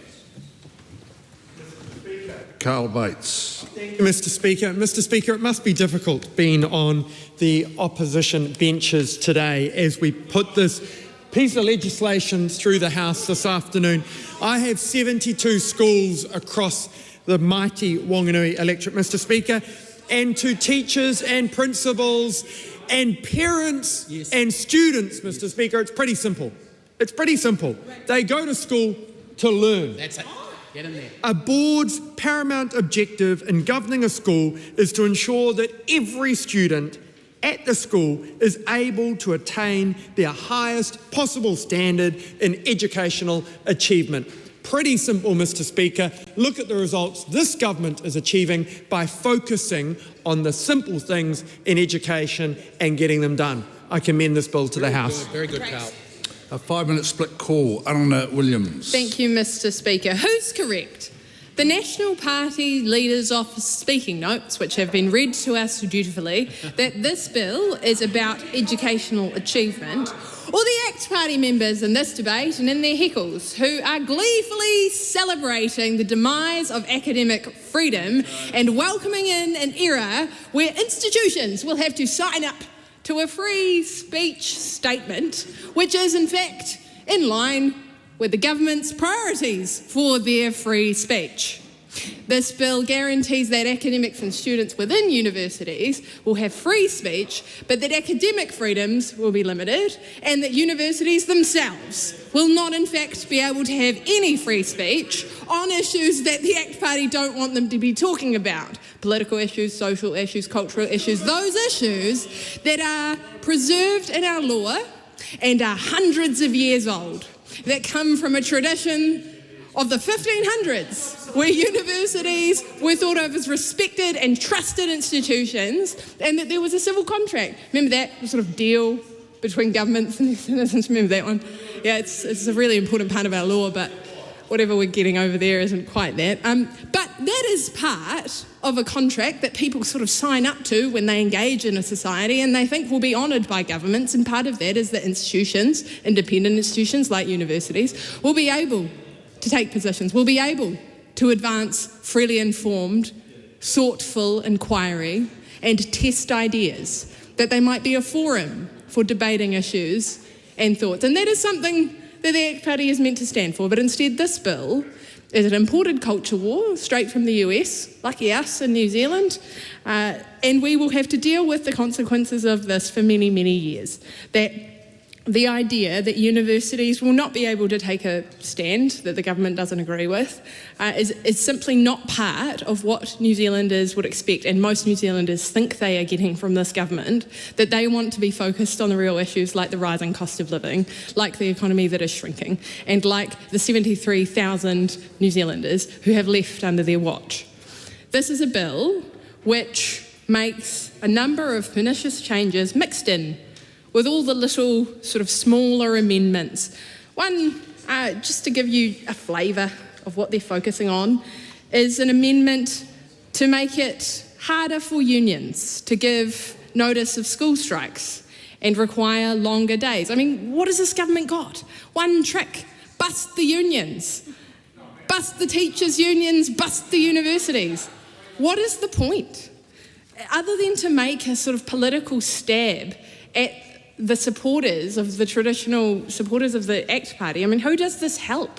It just makes it harder for people to have a say in a bill which is meant to be about free speech. There's another one, Mr. Speaker, which is just seeming to allow the minister to cross-subsidise international students with the fees of domestic students.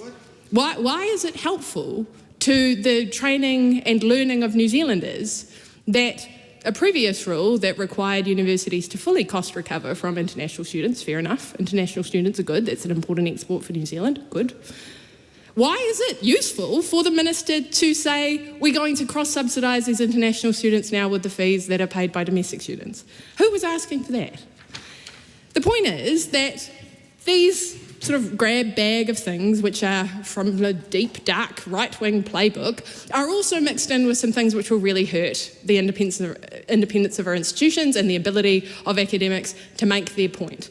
That in the case of Don Brash, when he was denied the ability to speak at a university, that was a call that the university made because they thought it would harm the overall ability of that university to be able to be that kind of forum that New Zealanders expect, where we interrogate ideas fairly, where we give everyone a fair go. It's okay for a university to take a stand like that and say, actually, our role here isn't to promote this kind of speech, it's actually to be able to interrogate the ideas in a different way. That should be fine. The thing that should be fine, Simon Court, is for academics to take a stand. But when earlier in the debate you said the academics should just get elected then if they want to take public positions, that betrays any of the arguments that you have made around promoting fair speech and free speech It means that no one other than you should be able to decide what New Zealanders think, believe and talk about. And isn't that straight from the quiet part out loud? Cameron Brewer. Speaker, this is another piece of legislation that proves and shows why National is more trusted in education compared to that lot these days. And so I commend this bill, Mr Speaker. I also want to pay tribute to the Deputy Chair, Carl Bates, and the Select Committee for all the work that they've done. And the bill here says that we recommend that all amendments were passed unanimously. I commend the bill. Reuben Davidson. Thank you, Mr Speaker, and just to acknowledge at the top of my contribution that member who took only 25 seconds to claim to be more trusted in education but was unable to make an argument longer than 30 seconds to convince, which would suggest to me it's not an argument he's confident in.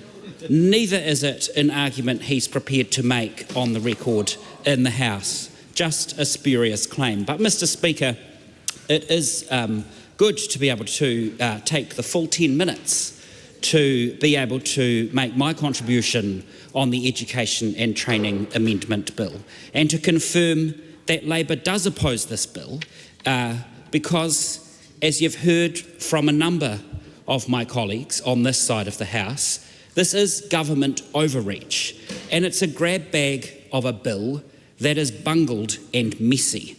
So I want to focus on two aspects of the bill in my contribution. We know that the purpose of this bill is to make a series of amendments, but what I'm wanting to focus on specifically is the impacts that this will have on school boards, those boards that work within our schools in the governance role, and also on the freedom of expression within our universities and tertiary institutions. So I had the privilege when I was at high school of, and that is some time ago, of being on the board of trustees for my school. And through my personal experience on that school board, I could see a number of roles that the board members had skills, experience, and the ability to make a contribution to their school community with. But I could also see the distinction and the line of where the staff and teachers should have the freedom and the responsibility for a number of tasks and responsibilities within that school environment.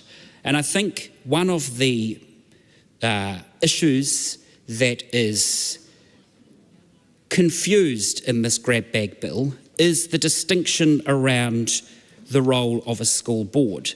Now, the Act, as it is currently written, requires school boards to ensure that schools are places where children and young people can achieve educationally, where they are safe, with their rights upheld, where they feel included, and that te tiriti o waitangi is given effect to.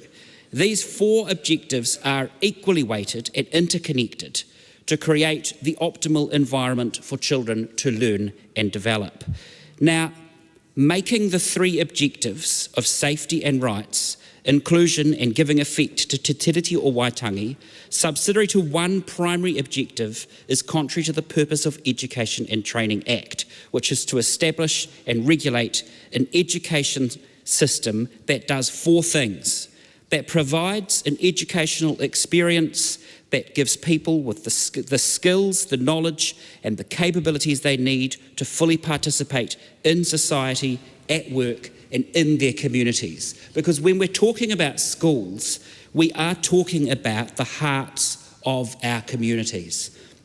And we need to ensure that acts like this don't overreach into the boards that govern those schools, those communities, and have unintended or intended consequences that cause harm.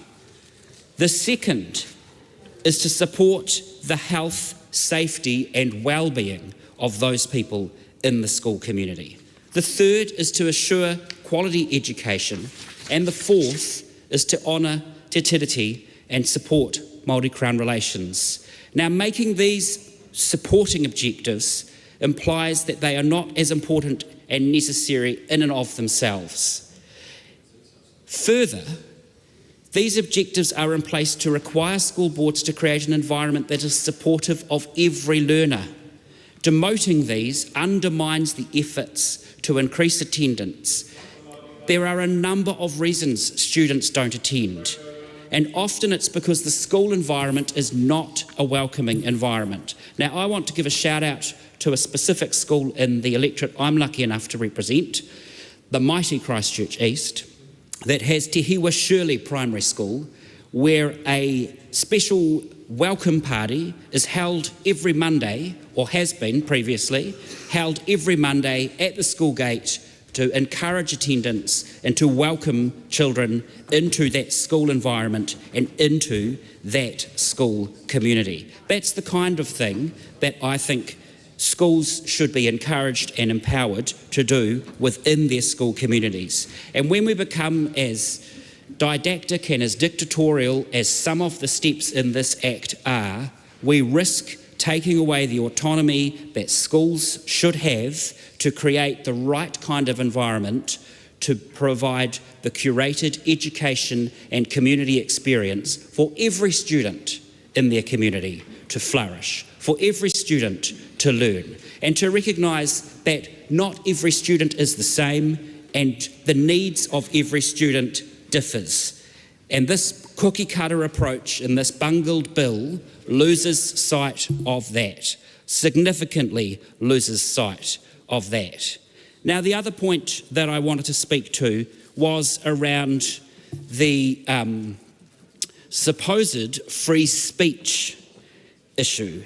And there are a number of submissions that came through to the Select Committee about the free speech components and suggested or included requirements on universities. Now, one of these was from the misleadingly named Free Speech Union, partly because it doesn't really stand for free speech and also because it's not really a union. But the submission from the Free Speech Union says that academic freedom is essential for universities to uphold if academics and students are to speak freely. We welcome the Education and Training Amendment Bill, which the Free Speech Union contributed to extensively. Well, there's a clue. To protect and enable academics and students to speak without fear of retribution.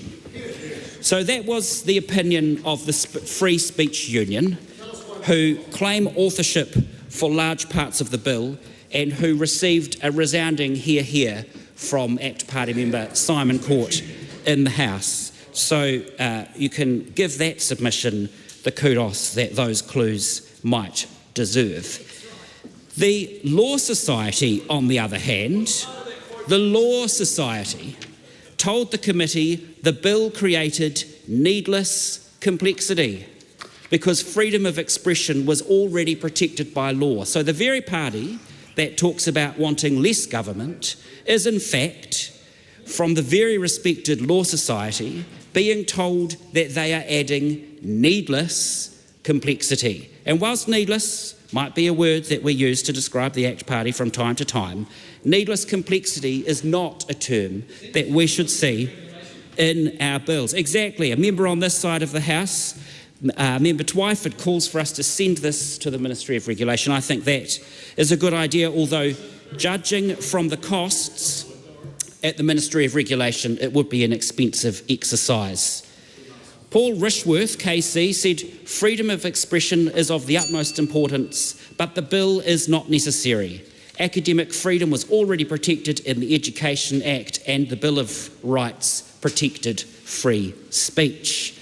So, further to that, the Tertiary Education Union, now that's a real union, co-president Julie Douglas, told the committee there was a lack of evidence that universities were limiting free speech. She goes on to say, what we have now is a functioning model which does not need this level of monitoring.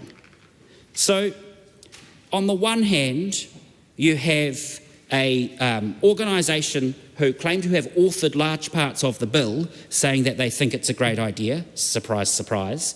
And then you have the Law Society and the Tertiary Education Union spelling out exactly the issues with this bungled bill.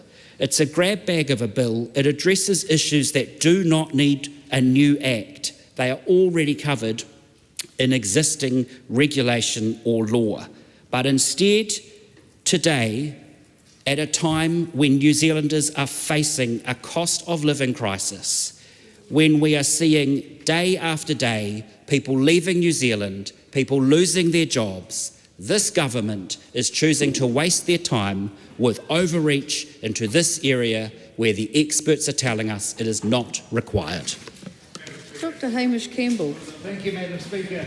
It is a great honour to rise and speak in support of the Education and Training Amendment Bill number 2 in the second reading. I have sat here and listened to about 7 speeches from the other side, and do you know what I have not heard? I have not heard about lifting the educational achievements of our children, and that is absolutely shameful. We as a government are relentlessly focused on lifting the achievement and closing the equity gap so parents can have the confidence that their children can have the foundations to succeed. We want our children to be competitive on the international stage. We need a good education system. The other side should have spent their 10 minutes thanking the Minister for the great achievements that our children are now achieving due to the changes that this government has made. This bill is about lifting the school and student achievement, improving attendance and ensuring every young New Zealander gets the best possible start at life. I commend this bill to the House. Madam Speaker. Simon Court. Thank you, Madam Speaker. We haven't arranged for...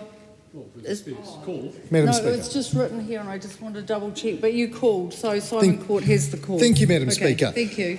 I want to commend the work of the Minister and the Select Committee, particularly for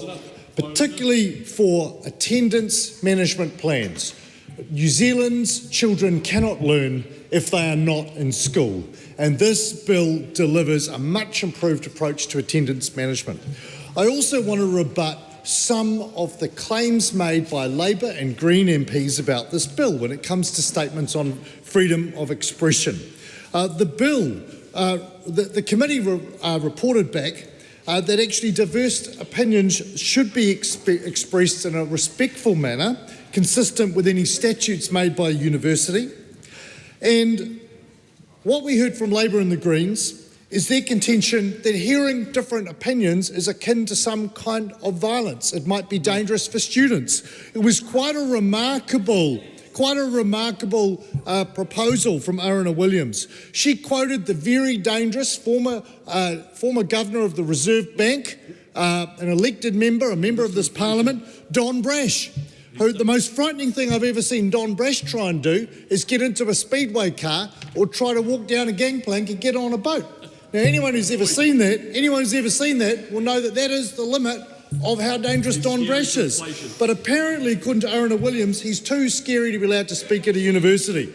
I'm proud that this government, with Acton government, has promoted free speech in the universities, and that our member on the committee that considered this legislation, Dr. Paramjit Parmar, has been instrumental in making sure that the language and the wording in the legislation meets the expectations of New Zealanders and young people at universities.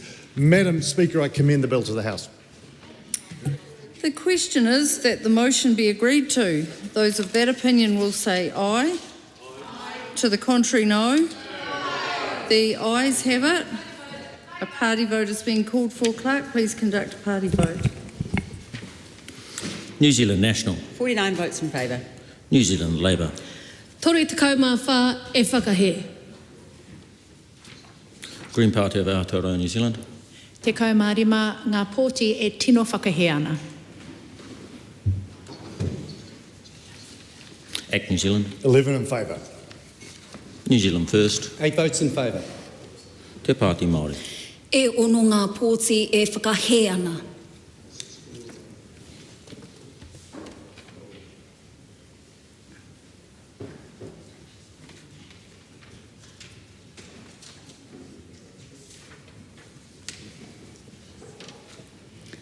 The The ayes are 68, the noes are 55. The question is agreed. Education and Training Amendment Bill number 2, second reading. This bill is set down for committee stage next sitting day. I call on Government Order of the Day number 2. Education and Training, Vocational Education and Training System Amendment Bill, third reading. Honourable Penny Simmons. Madam Speaker, I present a legislative statement on the Education and Training, Vocational Education and Training System Amendment Bill. That legislative statement is published under the authority of the House and can be found on the Parliament website. Honourable Penny Simmons. I move that the Education and Training, Vocational Education and Training System Amendment Bill be now read a third time. Madam Speaker, this is a great day for vocational education and training. That is all the wonderful people who build our roads and our houses, fix our cars, run our farms, plumb our bathrooms, cook for our restaurants, care for our people, the makers, the bakers and the creators, the fixers and the fabricators, the drivers, the shearers, the welders, the hairdressers, those valuable people who are useful and drive our economy. Madam Speaker, the purpose of this bill is to redesign the vocational education and training system and increase industry leadership in vocational education and training, particularly in the areas of standard setting and work-based training, and restore local decision-making to polytechnics and their communities which support regional development. And I am so pleased to get to this stage today as the bill fulfils the government's commitment to disestablish Te Pukenga. The bill will re-establish regional polytechnics, and Cabinet has taken decisions on the 10 polytechnics that will initially be established as standalone polytechnics. These 10 will stand alone on the 1st of January 2026, with 2 of them expected to be in the Federation. The remaining polytechnics will stay in Te Pukenga for a very short time as they continue to build their financial sustainability. I am confident they will complete this work and that decisions will be able to be made about their establishment in the new year. Further decisions regarding the Federation will be taken in the first half of next year, with the intention that it will be operational, Madam Speaker, by the middle of next year. The bill will also establish industry skills boards and disestablish the workforce development councils. Work-based training, that's our wonderful apprentices and trainees, will transfer initially to the industry skill boards for a period of up to 2 years. This will support existing and new apprentices who can also transfer or enrol into new industry PTEs, polytechnics and wānanga as suitable programs emerge. Any gaps in the provision for new enrolments can be covered by industry skill boards during the 2-year period. The bill was amended via an amendment paper at the committee of the whole stage to change the commencement date of the bill. This will ensure that all preparations for the new system can be made prior to the transfer date of 1 January 2026, and the new entities can be ready to operate from that day. Other technical amendments in the amendment paper were made by the Committee of the Whole House to support the transition of the work-based training divisions, make some tidy-up amendments to ensure the functionality of all provisions and to correct any remaining drafting errors. I'd like to thank the Parliamentary Council Office for their drafting of the bill and for their rapid work on the amendment papers, as these updates have ensured the bill is fit for purpose and ready for implementation. There are many people that I want to thank. I want to thank the officials and the private secretaries from the Ministry of Education and TEC for this superb work in getting to this point. We are often hard on our bureaucrats, but they have been wonderful in this. I asked for them to have it done before Christmas, and they've done that. It's unfortunate I asked 2 Christmases ago, but we've got it done this Christmas. I'd like to thank my office, Trish, Alex and Amy, who I've worked to the bone getting this done, and I am so grateful for their unfailing support. I'd like to thank the Education and Workforce Select Committee, led by Carl Bates, and all the members of that committee who have added to the how good this bill is. I'd like to thank coalition partners for supporting me throughout this. But most of all, I would like to thank the communities that I have visited across New Zealand who are so delighted to have their polytechnics back and are ready to support them. And I want to thank all those wonderful industry people who have been putting their hands up to be in the driving seat to ensure the relevancy of the qualifications in their industry. A huge amount of preparatory work has been done, Madam Speaker, to get everything lined up and ready for a smooth transition of functions and activities to the new entities, and to have the new system up and running by 1 January next year, including the work by industry getting involved in the ISBs, and including that financial work that's been done over the past 18 months, and the polytechnics have been wonderful making their way through that. I want to thank all the industry representatives and the staff in the ITOs. We know how important our tradespeople are, and I want to highlight how valuable, especially our apprentices and our trainees. They are the salt of the earth people in our community. They, through the development of their industry skills, they grow as individuals, they support their families and their industries, and I want to thank them for the work that they continue to do to contribute to the prosperity of our country. I'd like to take this opportunity to thank all the wonderful staff across all the polytechnics and ITOs.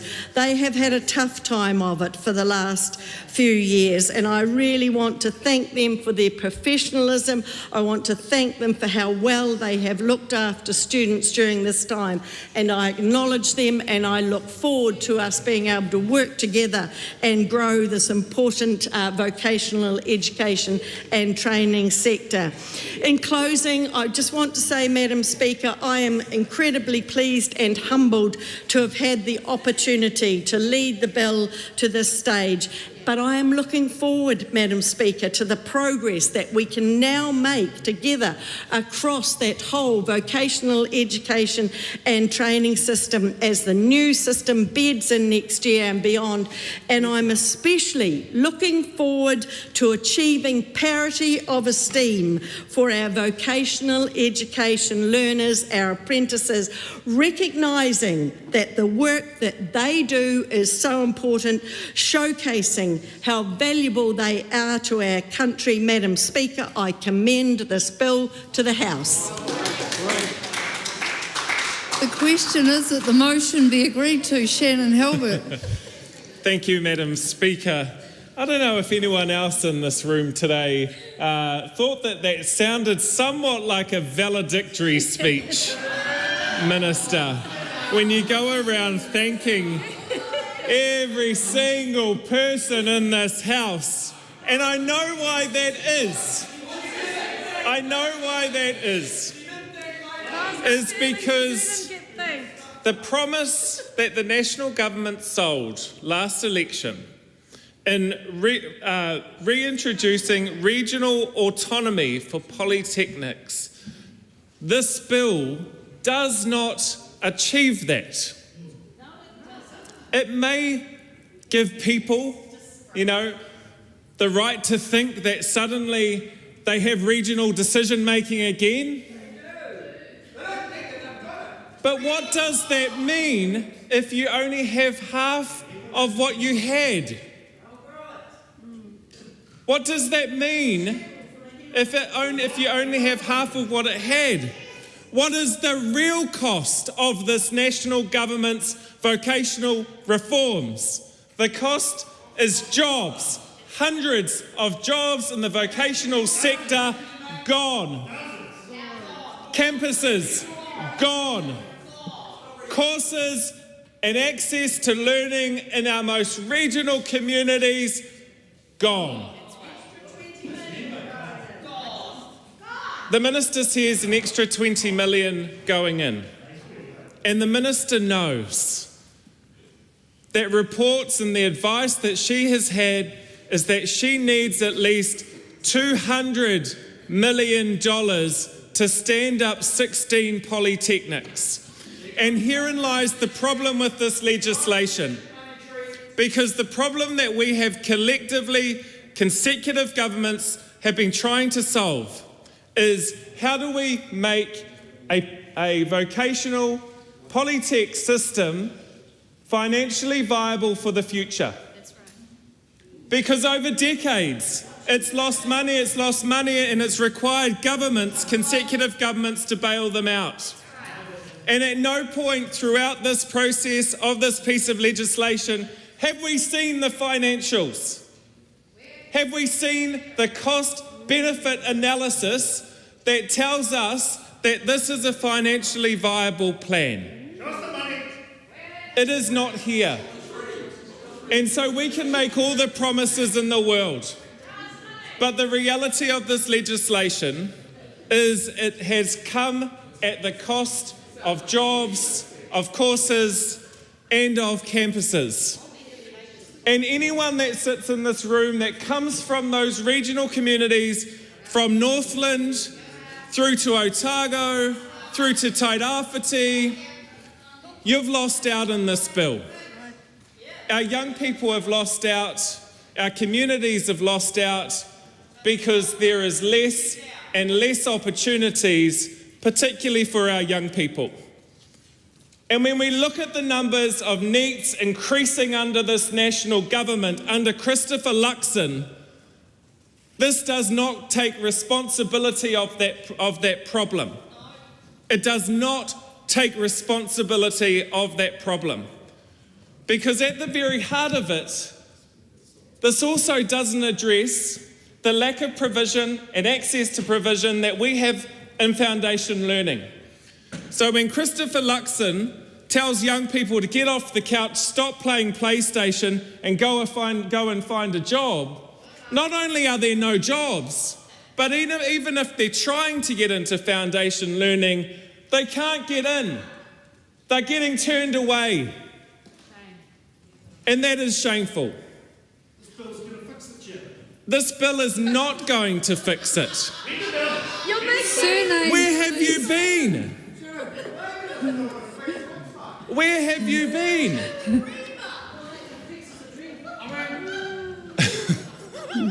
They don't agree with you, they're all silent. Madam Chair, that comment from the ACT Party member, it threw me. I can see that. But I come back to financial viability. The national government simply cannot afford this legislation. It takes us back to a model where we've already been that we simply couldn't afford. There hasn't been an explanation of how we can do things cheaper, how we can make arrangements of shared services to make savings, to create better outcomes for people that work there, for communities, and particularly learners.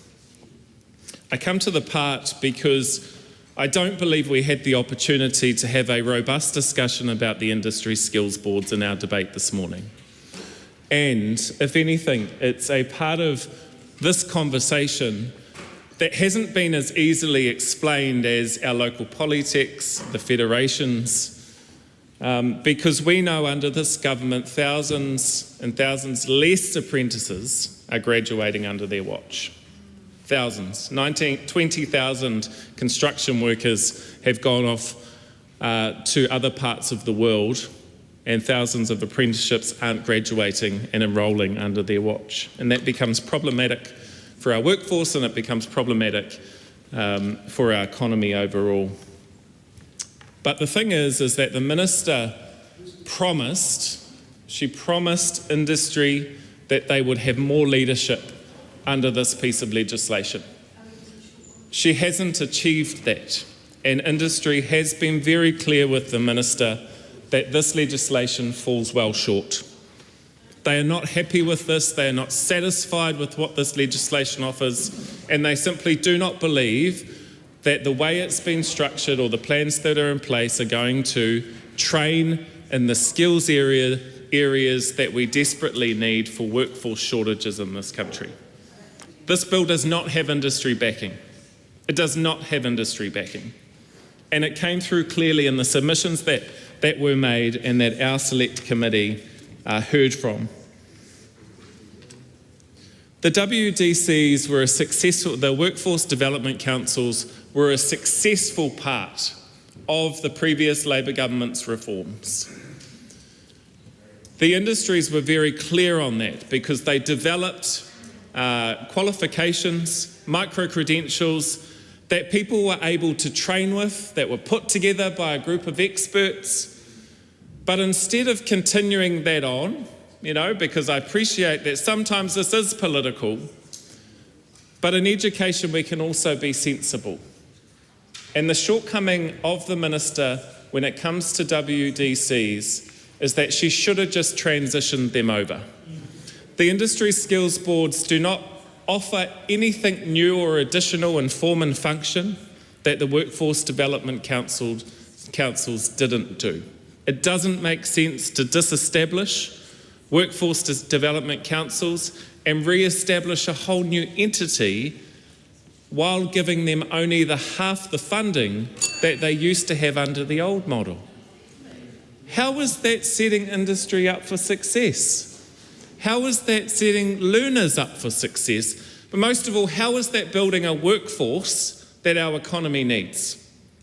How is that getting us to a better place than what was in place before? And I genuinely believe with the 30 years of experience that the minister has had in tertiary education, that she knows today what she is doing. She knows that this doesn't create better outcomes for learners. It's not financially viable. And that most of all, she has let industry down in the promise that she made back in the last election. I've always said that her plan doesn't stack up. It just simply doesn't stack up. But I've given her the benefit of the doubt. I've given the minister the benefit of the doubt to show us the detail of how this is achievable.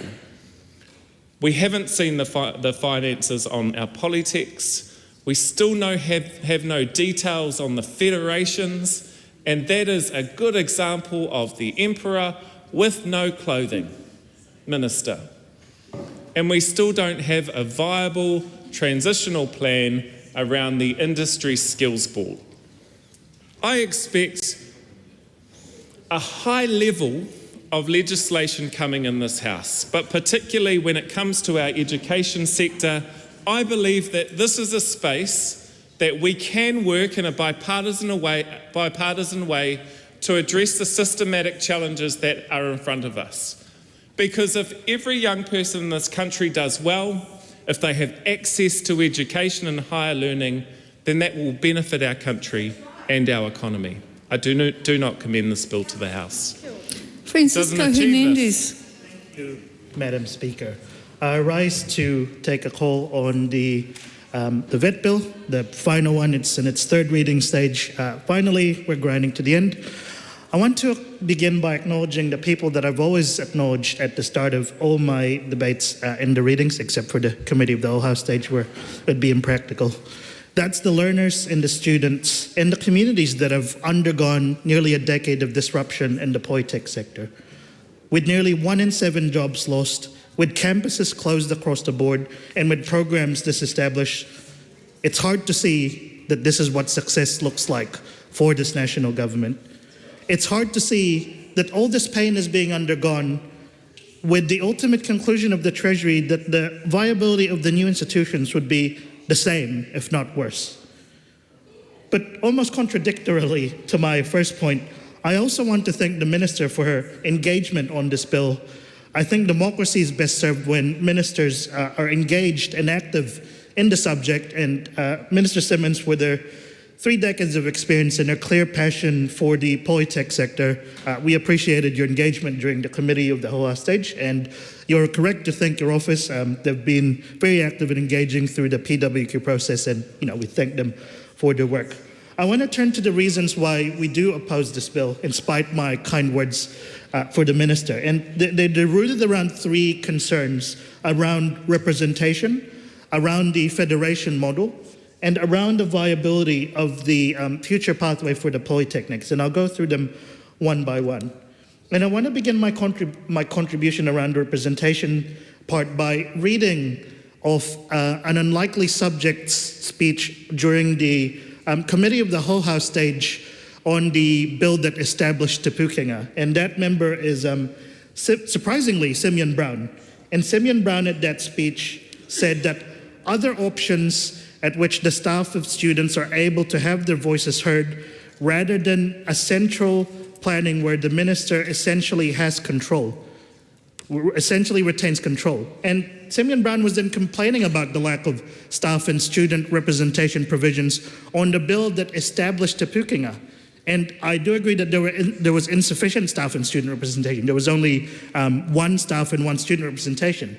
But in contrast, in this bill, there's no staff or student representation guaranteed at all, which is very problematic. I do think that some enlightened polytechnics will still choose to have staff and student representation, and because we know that getting the learner perspective and getting the staff perspective who make these institutions run is really a valuable way of actually governing. But we do know that some aren't, and it's a real loss.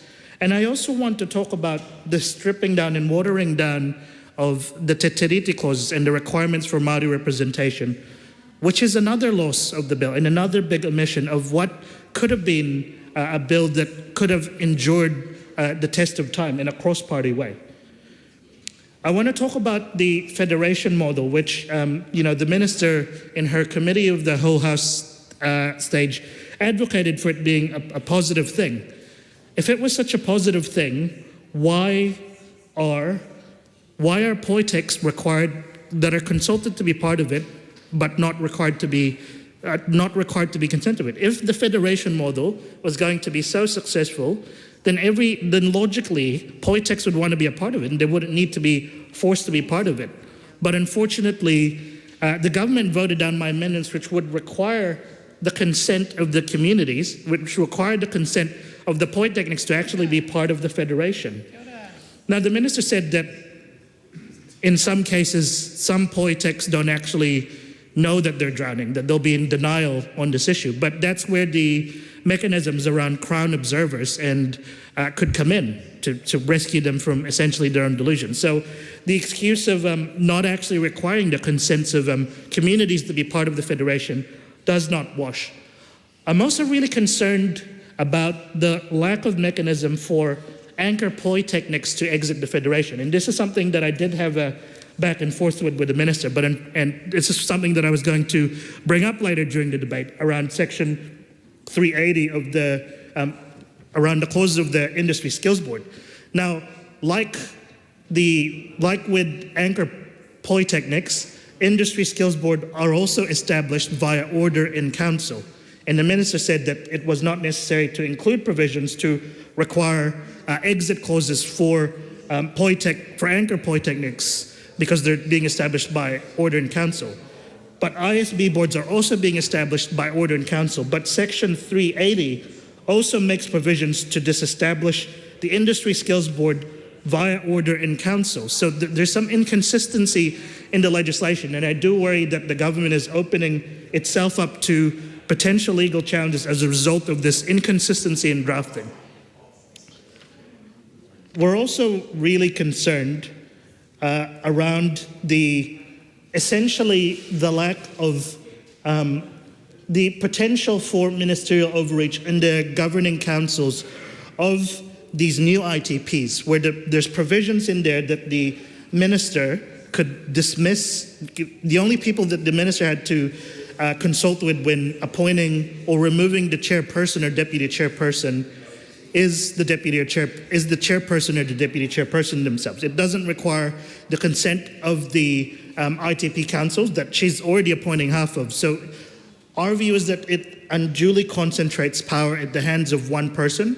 And it's a shame that the amendment papers that I drafted, which would have potentially have fixed that, has been voted down.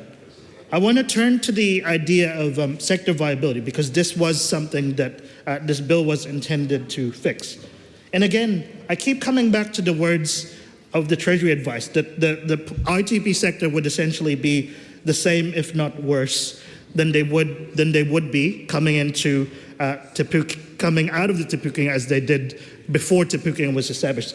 And this is really key, because we've just, from my point of view, we've just undergone through this unnecessary pain. And this is the view of a lot of the staff as well. When I asked TIASA and the TEU at the select committee stage for this bill on whether the level of disruption that they were encountering was worse or better or about the same as they did when Te Pukenga was established, they both said that it was much worse now. So again, we know that there's been significant disruption to staff. We know that there's been significant disruption to students. And we know that there's been significant disruption to the communities that the Polytechs are going to serve. And I do worry about what that will do to the future viability of the Polytechnics, because when you have a car that's lost 1/7 of its functions, of its parts, of its essence, how is that going to be a more viable car going forward? And this is particularly important because the government's agenda of trying to, and look, all of us here across the House would, want to see people who are not in education, employment and work go into some form of training. But they are forcing these beneficiaries to either employment or training or education. But can these polytechnics that have lost so much staff, that have lost so much courses, that have in some cases stopped in-person delivery at campus, handle the surge of people that are going to these institutions? Mike, our concern is that they can't. Our concern is that from this process, which has been backwards, which has not been, there's funding coming at the end of the process when they've already gone through these changes, whereas I feel like logically it would have been better to spend the money at the start to define what the strategically important provisions would have been, and then to cushion the blow so that these ITPs are not losing valuable people just as they need to start again. And one of our concerns is also, and the minister did talk about this a little bit, is that how much debt Polytechs are going into as they start up. A lot of them are carrying existing debt, and I had an amendment paper which would have eliminated the debt that the Polytechs were going to carry forward, but unfortunately that wasn't, the government members didn't vote for that legislation. I want to turn now to my last 30 seconds to expand on the concept of the new ISB boards. I agree with my colleague Shannon Halbert that there should have been a lift and shift, because essentially they're having to do twice the work with half of the funding that's been required, with the additional responsibilities that have been overlaid. So, taken all in all, because of the cuts in representation, because of the fact that the forced federation doesn't actually restore regional autonomy, but in fact creates a tier system where successful Polytechs can be independent, but the ones that aren't, and the lack of viability, we oppose this legislation. Dr. Parmjeet Parmar. Thank you, Madam Speaker. Madam Speaker, I'm taking this call on behalf of the ACT Party to support the Education and Training, Vocational Education and Training System Amendment Bill. Madam Speaker, we are very pleased to see this version of the bill which is going through the third reading, and we are really looking forward to seeing that this bill is going through the House now and will be hopefully passed very, very soon. Mr. Speaker, the decision of merging polytechnics was a disastrous decision. And just listening to the Labour member and the Green member there, it felt like that finally they have woken up. They have realized that there were issues with the vocational education and training system. But when they were in government, Madam Speaker, they didn't realize that. They didn't ask those kind of questions. But now all of a sudden they have all those questions that they are trying to ask of this government. And this government is trying to fix that issue, that big disaster that was created by that previous Labour led government. Madam Speaker, this bill actually fixes this very important issue because vocational education cannot be undermined. It is really important. And what we are doing through this bill is we are restoring regional decision making. Why that's important? That is important because this is about local needs. This is about local jobs. It's about ensuring that local industries have a stronger voice. This is about ensuring that when industries evolve, they are able to take into consideration what needs to be done to respond to those evolving needs, and also students' needs evolve as well so that the polytechs are able to respond to that. And that can happen only when there is regional decision making. Madam Speaker, two changes which happened in the Select Committee process, I want to quickly highlight those changes. One change was about the appointment of members of Polytechnic Council. Before, what it said was that it should include ethnic, gender and socioeconomic diversity, and that it should include Maori. Madam Speaker, we all know that Polytechnic Council's job should be about ensuring that polytechs are able to run properly, they are able to maintain financial sustainability, and that they are able to deal with the operational challenges. So we wanted to focus on ensuring that people, those who are capable, those who are able to deliver in these jobs are appointed, and that's why that amendment was made in the Select Committee process to reflect that the Council of a Polytechnic should, as far as is reasonably practicable, reflect the communities in the region that the Polytechnic serves. The second change that I want to highlight, Madam Speaker, here is about Industry Skills Board's functions and duties. In that it said, the original legislation said that it should be, they must act in a manner that contributes to an education system that honors Te Treaty o Waitangi and supports Maori Crown relations. Now, we need to look at the core function of Industry Skills Boards, and we need to ensure that Industry Skills Boards are able to deliver on those core functions, that is to plan for workforce needs, set and maintain skill standards and qualifications and other things. So we think these kind of things, when we see in the legislation, are quite irrelevant. They are actually unnecessary and are distractions, and that's why that has been changed as well to say that it has regard to the needs of Maori and other population groups as identified in the tertiary education strategy. So, Madam Speaker, now the bill that we have before us is in a much improved form than it was tabled, but that is the process of the Select Committee, and that is the process of the Committee of the Whole House Scrutiny. And so we, the ACT Party, is quite pleased to support this bill and commend this bill to the House. Thank you. Andy Foster. I rise on behalf of New Zealand First to speak in support of this important reform bill, and I want to start off just by congratulating the Minister, Penny Simmonds, for all the work that's been done on this, because I know it's been a long, hard journey. Madam Speaker, two things I wanted to say. First of all, to celebrate the re-establishment of community-based polytechs and the end of the centralisation model, what we would regard as the failed centralisation model of Te Pukenga, which was brought in by the last government. Madam Speaker, one of the things that I love is going around the country is seeing that every different area is different.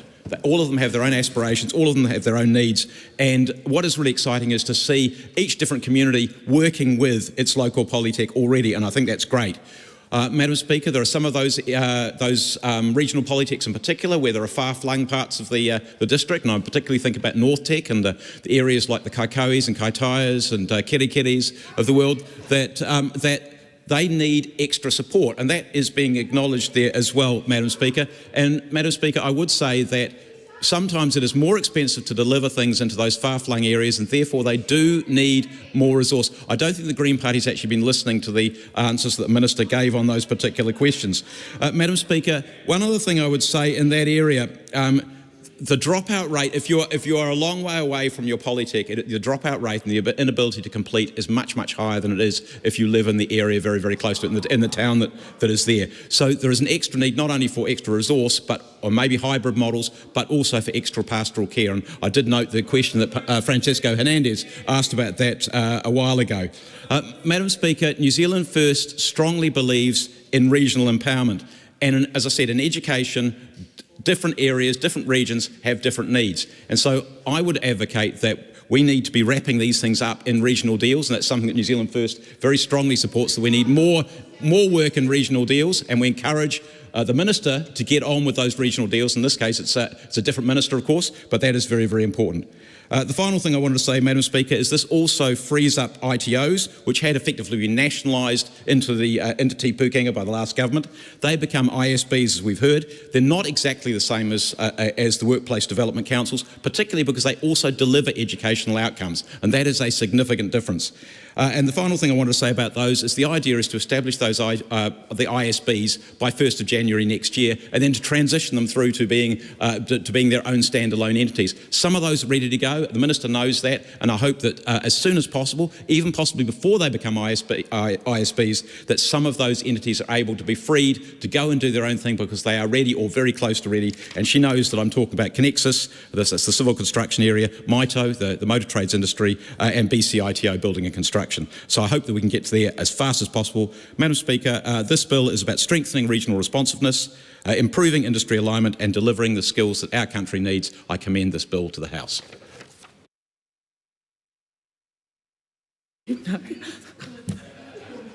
Lyndon. Hello, kia ora. Sorry, I just took my breath away.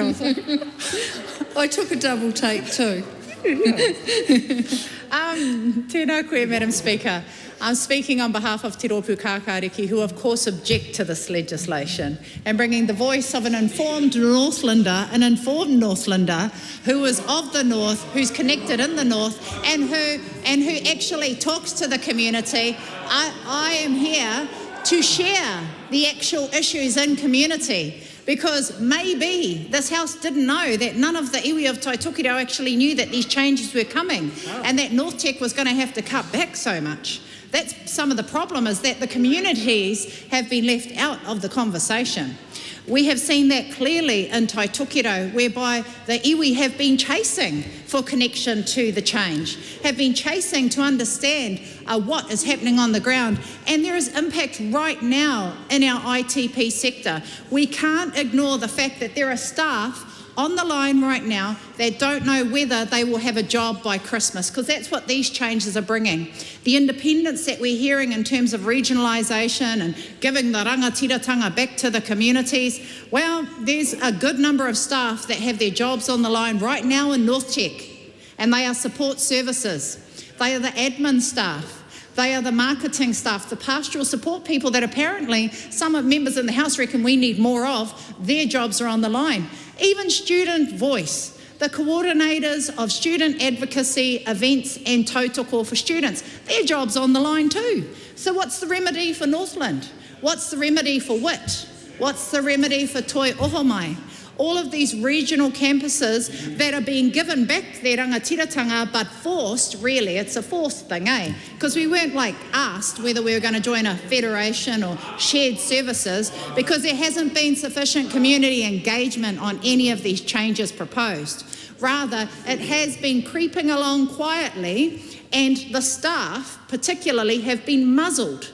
They have not been able to share what they are being impacted by, and the students don't even understand the ripple effect of what will occur.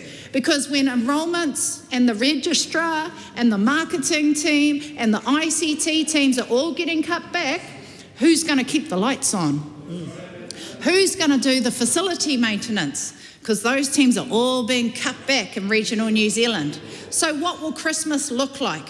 What will Christmas look like for these key staff members and the institutional knowledge that will be lost? Because when people leave North Tech, they get the post-North Tech glow and they don't come back. They go on and they do awesome things. But if we lose a program, a tutor, if we lose a support staff member, if we lose a director and managers, then they don't come back. And that's a loss to the sector. I shared this recently in one of the many community huis that I've hosted on this issue to my colleague, the Northland MP. He could have come. There were a few, there's been hundreds of people come to my meetings. And it was interesting to hear when the forestry tutors stood up and they said, we've been teaching forestry for a decade and we know we're in a tough spot right now. We don't have students. It's low numbers. But, it's only 2 years away and then we'll be required again. And if those tutors leave, you lose all of that institutional knowledge. It's not easy to get a tradie academically ready. And I say that with love. Having been working alongside our academic staff, sometimes they're not they're in industry. They may need the academic support that comes from the admin team and the enrolments team to make sure that they click the right button on A+. You know, all of these are systems that are in place to make it easier for us to deliver could actually be undermined because the back office is something that is required. And at the moment, we have job cuts coming. And finally, in closing, talking to the issue of Māori Pacific trade training, the fact that actually while there is funding offered, it's more looking like Māori Pacific trade training is a dollar that's being kept internally in these institutions, and they'll just clip the ticket and say we're doing it for our Māori and Pacific students because they've actually closed the door on hapu and iwi relationships, like we've heard from Ngaitahu, like we've heard from Te Mataroa Education Trust. Over 10 years of delivery of Māori Pacific trade training, in December 2024, the door was shut on Te Mataroa Education Trust and they were evicted from the building in North Tech. So, you know, that's a good question for the Minister to ask North Tech. Oh, far out. Why did you kick Te Mataroa out? And what happened to the relationship with hapu and iwi in Taitokero? Kia ora. Carl Bates. Thank you, Madam Speaker. Just in time. Appreciate the opportunity, Madam Speaker, to tautoko the work that the Minister has done in bringing regional polytechnics back to the regions. Our own of UCOL in Whanganui is a really positive step for our region. We're looking forward to having regional influence on the governance of UCOL in Whanganui, in the Manawatu, and I know that it is the same across New Zealand, so I commend the bill to the House. Reuben Davidson. Oh. Thank you. Sorry, I'm not confused. You were standing, so Reuben Davidson. Lovely. Thank you, Madam Speaker. It's a pleasure to stand to take a call on the Education and Training, Vocational Education and Training System Amendment Bill. Now, as Labour spokesperson for the creative economy, I stand in opposition of this bill. And I would like to take a moment to explain why that is.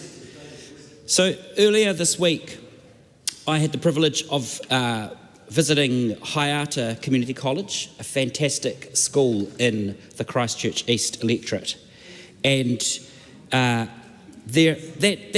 school is full of young, enthusiastic, clever, excited, positive students. They are our future. And this move doesn't see them, because this move cuts out of the purview of so many the ability to be part of our creative economy. And our creative economy has enormous potential to provide meaningful, well-paid jobs that people will love, jobs that will contribute not just to their incomes, but to the contribution they can make for their community and for our economy as well. And a few weeks back, I was able to see a number of those jobs in action from our creative economy, from members of our creative economy at the New Zealand Game Developers Conference here in Wellington. Now, business is booming for our game developers. They are punching above their weight. They are creating amazing games that become weightless exports around the world. We can sell them over and over and over again, and they perform incredibly well. One of the reasons that business is booming so significantly for our gaming sector is because of a rebate scheme that Labour put in when we were last in government, and that has delivered enormous growth to the sector and enabled, very importantly, enabled those creative economy jobs to stay in New Zealand. Instead of disappearing off to other countries where they very easily could have, where there were very strong incentives for them to do so, they have been able to stay in New Zealand as New Zealand jobs. Those people creating not just to contributing not just to the companies they work for, not just for their personal income, but to our wider economy and to New Zealand's well-being. Now, the steps taken in this bill the Vocational Education and Training System Amendment Bill do not do anything for the growth of jobs in our creative economy. This bill does not even see that our creative economy exists.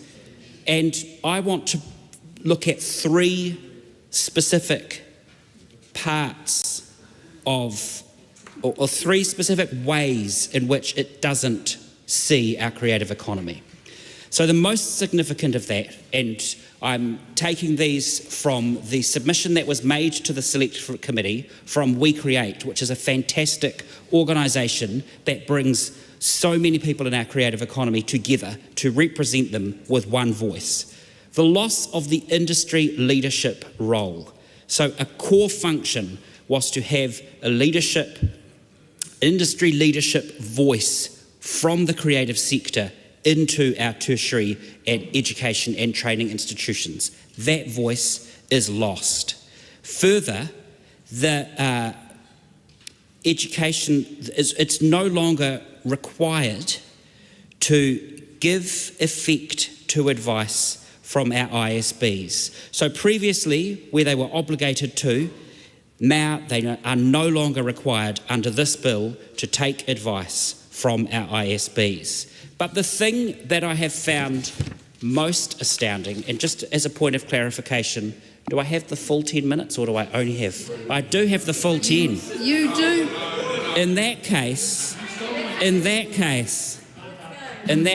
I'm very happy to let those members across the other side of the House who are hanging on every word, I am happy to let them know that whilst I can see from the looks on their faces they have struggled to keep up to this point, I will now speak a lot slower.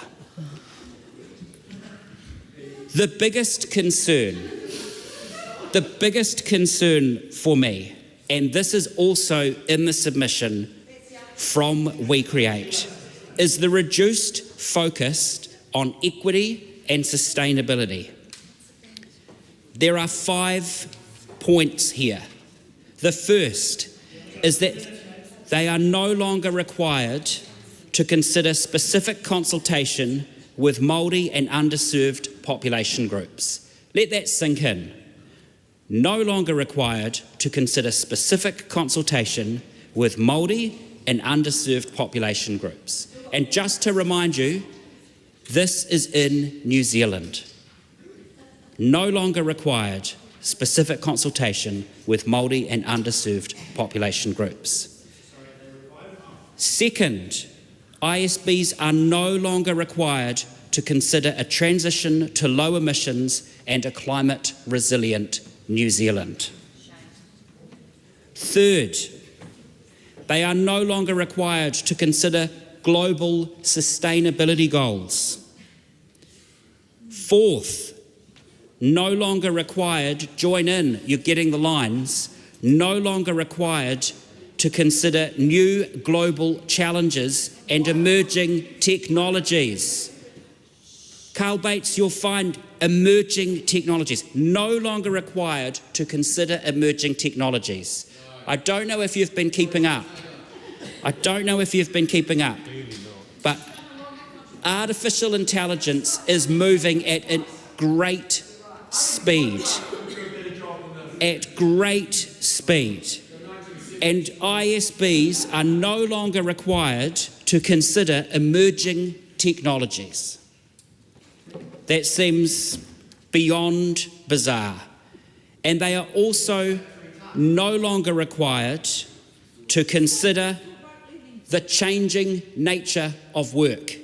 Now, we can disagree on a lot of things in this House, and we often do, but I think no one in this House could stand up and challenge the fact that work and how we work is changing radically and possibly more and faster than we have ever seen or are likely to see in our lifetimes. And yet this Act puts in place legislation that would mean that ISBs are no longer required to consider the changing nature of work. That strikes me as beyond belief. But when I see the other ways in which this bill absolutely ignores key sectors like our creative economy, absolutely overlooks the fact that our creative economy even exists, let alone is thriving in the places where we've got the settings right, and has the ability to continue to grow and to continue to provide us with amazing, high-paying, good jobs for our young people and across so many industries. But instead, no, this government says we do not see the creative economy. So what is the message that I give to those students from Aotearoa, those students who I visited on Monday, those students who are clever, who are excited, who are positive, who want to have great jobs, who want to work hard, who want to contribute to New Zealand? The only message from this government is, we do not see you. And the other message from this government is, everyone must go. That is the message you are saying to our young people looking for meaningful jobs and meaningful work. And that's why when I have a conversation with an intermediate school student in Aitchison Ave in Shirley, and I ask him, what do you want to do when you leave school? He says, move to Australia. Well, the good news is, by the time that person leaves school, this government will be history. Grant McCullum. Thank you, Madam Speaker. I rise to give a short call on the Education and Training, Vocational Education and Training System Amendment Bill. And I say one thing, look north. Look north over the Brindilwins, look up to the north to North Tech, and you will see that we are going to have great vocational education available for the people of Northland, and I commend this bill to the House. Members, quiet please. Members, the time has come for me to leave the chair for the dinner break. The House will resume at 7:30 p.m.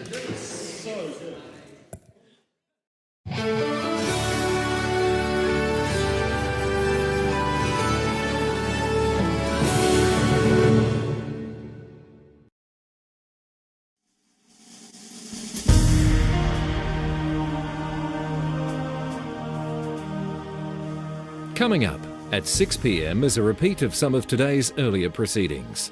Live coverage from the House of Representatives will resume at 7:30 p.m.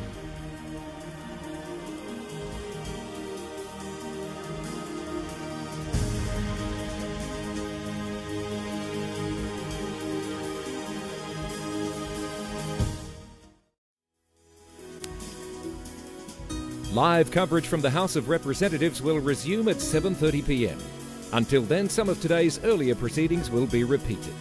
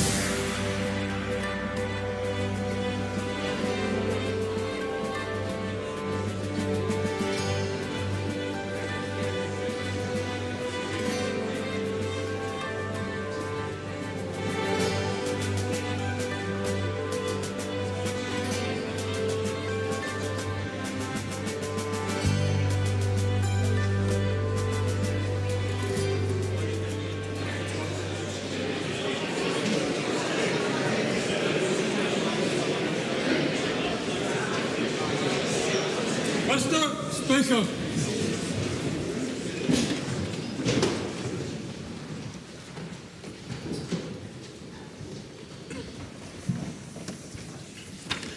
E te atua kaharawa, ka tuku whakamoimati atu mātou, mō nā karakia ko waihotia mai ki runga i a mātou. Ka waihi o mātou panga whaiaro katoa ki te taha, ka mihi mātou ki te kingi me te unoi atu, mo te arihitanga I roto I o mātai whakaaroarohanga. Kia mōhio ai, kia whakaiti ai tā mātai whakahaere I ngā take o te wharenei. Mo te oranga, te mangarongo, me te aroha o Aotearoa. Āmeni. Members, yesterday Glenn Bennett raised a point of order asking for clarification of how the vote had been interpreted for the previous sitting day. I undertook to consider the matter and come back to the House. On Thursday, the 9th of October, a question was put on the third reading of the Broadcasting Repeal of Advertising Restrictions Amendment Bill. After the vote was declared on the voices, a personal vote was called for and held. The Assistant Speaker declared the result. However, before the bill was read a third time, a personal vote was ruled as having had no effect under Standing Order 154. This is because fewer than 20 members attended the House for the vote. The Assistant Speaker asked for the personal vote sheet to be inspected to ascertain how many members had voted in person. There were 15, so the vote was not effective. I should point out here that members would have been in the precinct, but given that the vote was in process, the doors would have been locked. It was 6:23 p.m, well after the time the House was scheduled to adjourn. The Assistant Speaker set the bill down for resumption on the next sitting day. I endorse that decision. Standing Order 53(2)A says that when a vote is in progress, the interruption of business is deferred until the question is determined. When the Assistant Speaker found that the vote was of no effect, then the vote was no longer in process and the decision was the correct one.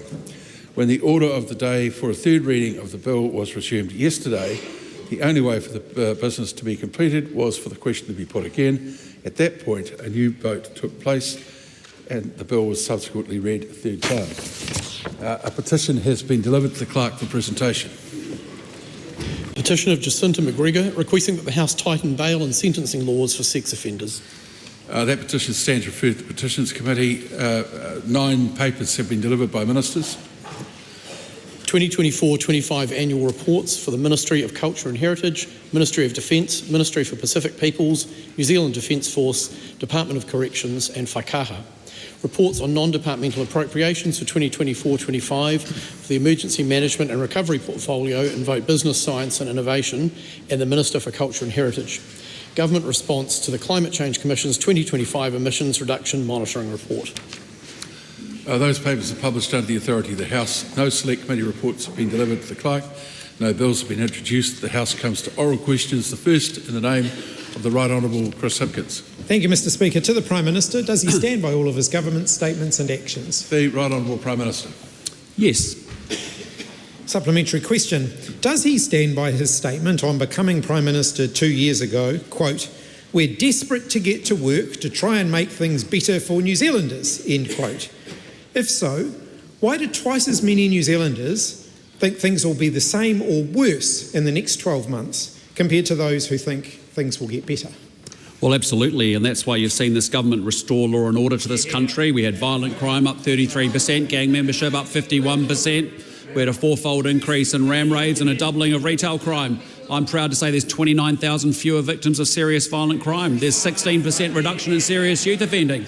If we now move to the area of education, I'm very proud to say that after having got to the basics of teaching our kids maths and reading, I'm very proud of the progress that we're making there. I consider the member who was the Education Minister for 5.5 years did a pretty bad job, actually making sure that over half our kids weren't at school regularly and that half of them couldn't read at the standard they need to be going into high school, and 80% were at the standard they were in maths. And on the economic front, I'm proud of the fact that we've got government spending under control. We didn't increase at 84%. We didn't triple the debt to $180 billion, writing out a $9 billion interest rate bill. But what we're doing is lowering inflation, lowering interest rates, getting the economy moving and actually getting people back to work. And we're cleaning up the mess that member left. Supplementary question, Mr Speaker. Just would express a hope that other ministers don't take the Prime Minister's example in taking so long to answer the question. Pretty open the question. Right Honourable Chris Hipkins. Does he think New Zealanders are feeling better off or worse off after 2 years of his leadership compared to before he became Prime Minister? Well, look, as I've explained to the member before, when you increase government spending by 84% and you lose control of the immutable laws of economics, and given, just look at the front bench across the road. Do you think there are any economically literate people in that front bench? It's unbelievable. But I just say to the member, we've actually got a two-speed recovery underway already. We have had record farmer confidence. We have had 12% growth in our exports overseas. Our primary industry sectors are doing very well. Just yesterday, you would have seen 86% confidence in our tourism operators, our second biggest industry, 7.5% of our total GDP. That's actually looking good for the year ahead. And yes, there's more work to do in Auckland, but it's coming too. Supplementary question. Well, does he stand by his statement that the economy is now growing? If so, will he resign as Prime Minister if figures for the September quarter that has just concluded... Sorry, we'll start again. Does he stand by his statement that the economy is now growing? If so, will he resign if the figures for the September quarter that has just ended show that the economy has actually been in recession? As I said to the member before, we had good growth in Q4. We had even stronger growth in Q1. The brakes were hit on the second day of April due to uncertainty around the Trump tariff. That affects confidence and sentiment, understandably. We're now growing now. We're expected to grow even further in Q4. That's a funny way to say it. Point of order, Mr Speaker. A point of order. Pretty straightforward question. If the economy has been in recession over the last 2 quarters, whether the Prime Minister would resign or not. He hasn't addressed that. Well, I think he did address it by talking about the annualising of the stat. No. Well, I'm not interpreting any answer, let alone interpret your question. Very good. Thank you, Mr Speaker. How has refusing to meaningfully negotiate with firefighters, doctors, nurses and teachers, contributing to what may well be the largest strike action New Zealand's seen in a generation, made things better for New Zealanders? Well, look, I think the government has been acting in good faith in negotiation with the unions. But what Kiwis are sick of is unions prioritising their interests ahead of kids who haven't been in school, the kids that are about to go into exams over the next wee while, the thousands, the tens of thousands of patients that have been waiting because they ran up the wait list like 20 times since they were in power. And so those people there are actually really what we're focused on. And I know you might be worried about your union mates, but actually we're not worried about your unions. Supplementary question, Mr Speaker. Wasn't at all necessary. So why is he willing to accept a pay rise in line with inflation, claim a $50,000 housing allowance, and spend $44,000 on a helicopter ride so he could take a photograph for his Facebook, while his government makes pay offers to workers like firefighters, nurses and teachers that amount to real terms pay cuts? Well, that's not true. I reject the characterisation of that question. Supplementary question. Does he stand... How has scrapping pay equity agreements, therefore cutting the future pay for thousands of New Zealand workers, mostly women, made things better off for New Zealanders? Well, I think there's some weirdness in the question when you say cutting future pay. I don't know what you mean by that. But what I just say to the member is that this is a government that supports pay equity legislation. We supported the initial pay equity legislation that came through the House. But that member took a paper to Cabinet and blew the cost from $3.5 billion up to $12 to $13 billion. Not surprising, can't do math, so not a surprise, but we're actually making it workable given the complexities around that regime, and it's still available for people today, and we encourage unions and members to make claims under the pay equity legislation that's there. Supplementary question, Mr Speaker. If his government's so supportive of pay equity, how many of the 33 active pay equity claims that were in the process when he became Prime Minister have been settled during his 2 years as Prime Minister? Well, we have pay equity legislation that's there today. We have made it workable. It was unworkable and complex. We had perverse situations of jobs being compared to other jobs that had no relevance or no consistency. And that member ran up the cost from $3.5 billion to $12 billion. So are you reversing that? No, we are. Are you reversing it? Where's the $12 billion coming from? Question 2. Raymond. Yeah, that's the one. Nima, sorry. It's okay. There's a point of order, sir. Point of order, the Honourable Kerry McNulty. Mr Speaker, I've noticed a developing trend amongst government ministers, including the Prime Minister in this instance, that will end their response with a question. And successive speakers have made it very clear that it's not the government's job to pose questions of the opposition. That is quite true, and so I hope all ministers have taken that on board. Rema Nuckley, question 2. Thank you, Mr. Speaker. My question is to the Minister of Health and asks, what recent progress has been made on the government's commitment to extend free breast screening for New Zealand women? The Honourable Simeon Brown. Mr. Speaker, good news. From this month, women aged 70 and 74 are now eligible for free breast screening, the first step in the government's nationwide age extension for all women aged between 70 and 74. This means more New Zealand women will have the opportunity to detect breast cancer early when treatment is most effective. Once fully rolled out, around 130,000 additional women will be eligible for free screening every 2 years. We're backing this up with real investment by training and recruiting more staff, purchasing new equipment, opening new screening sites and delivering mobile screening units.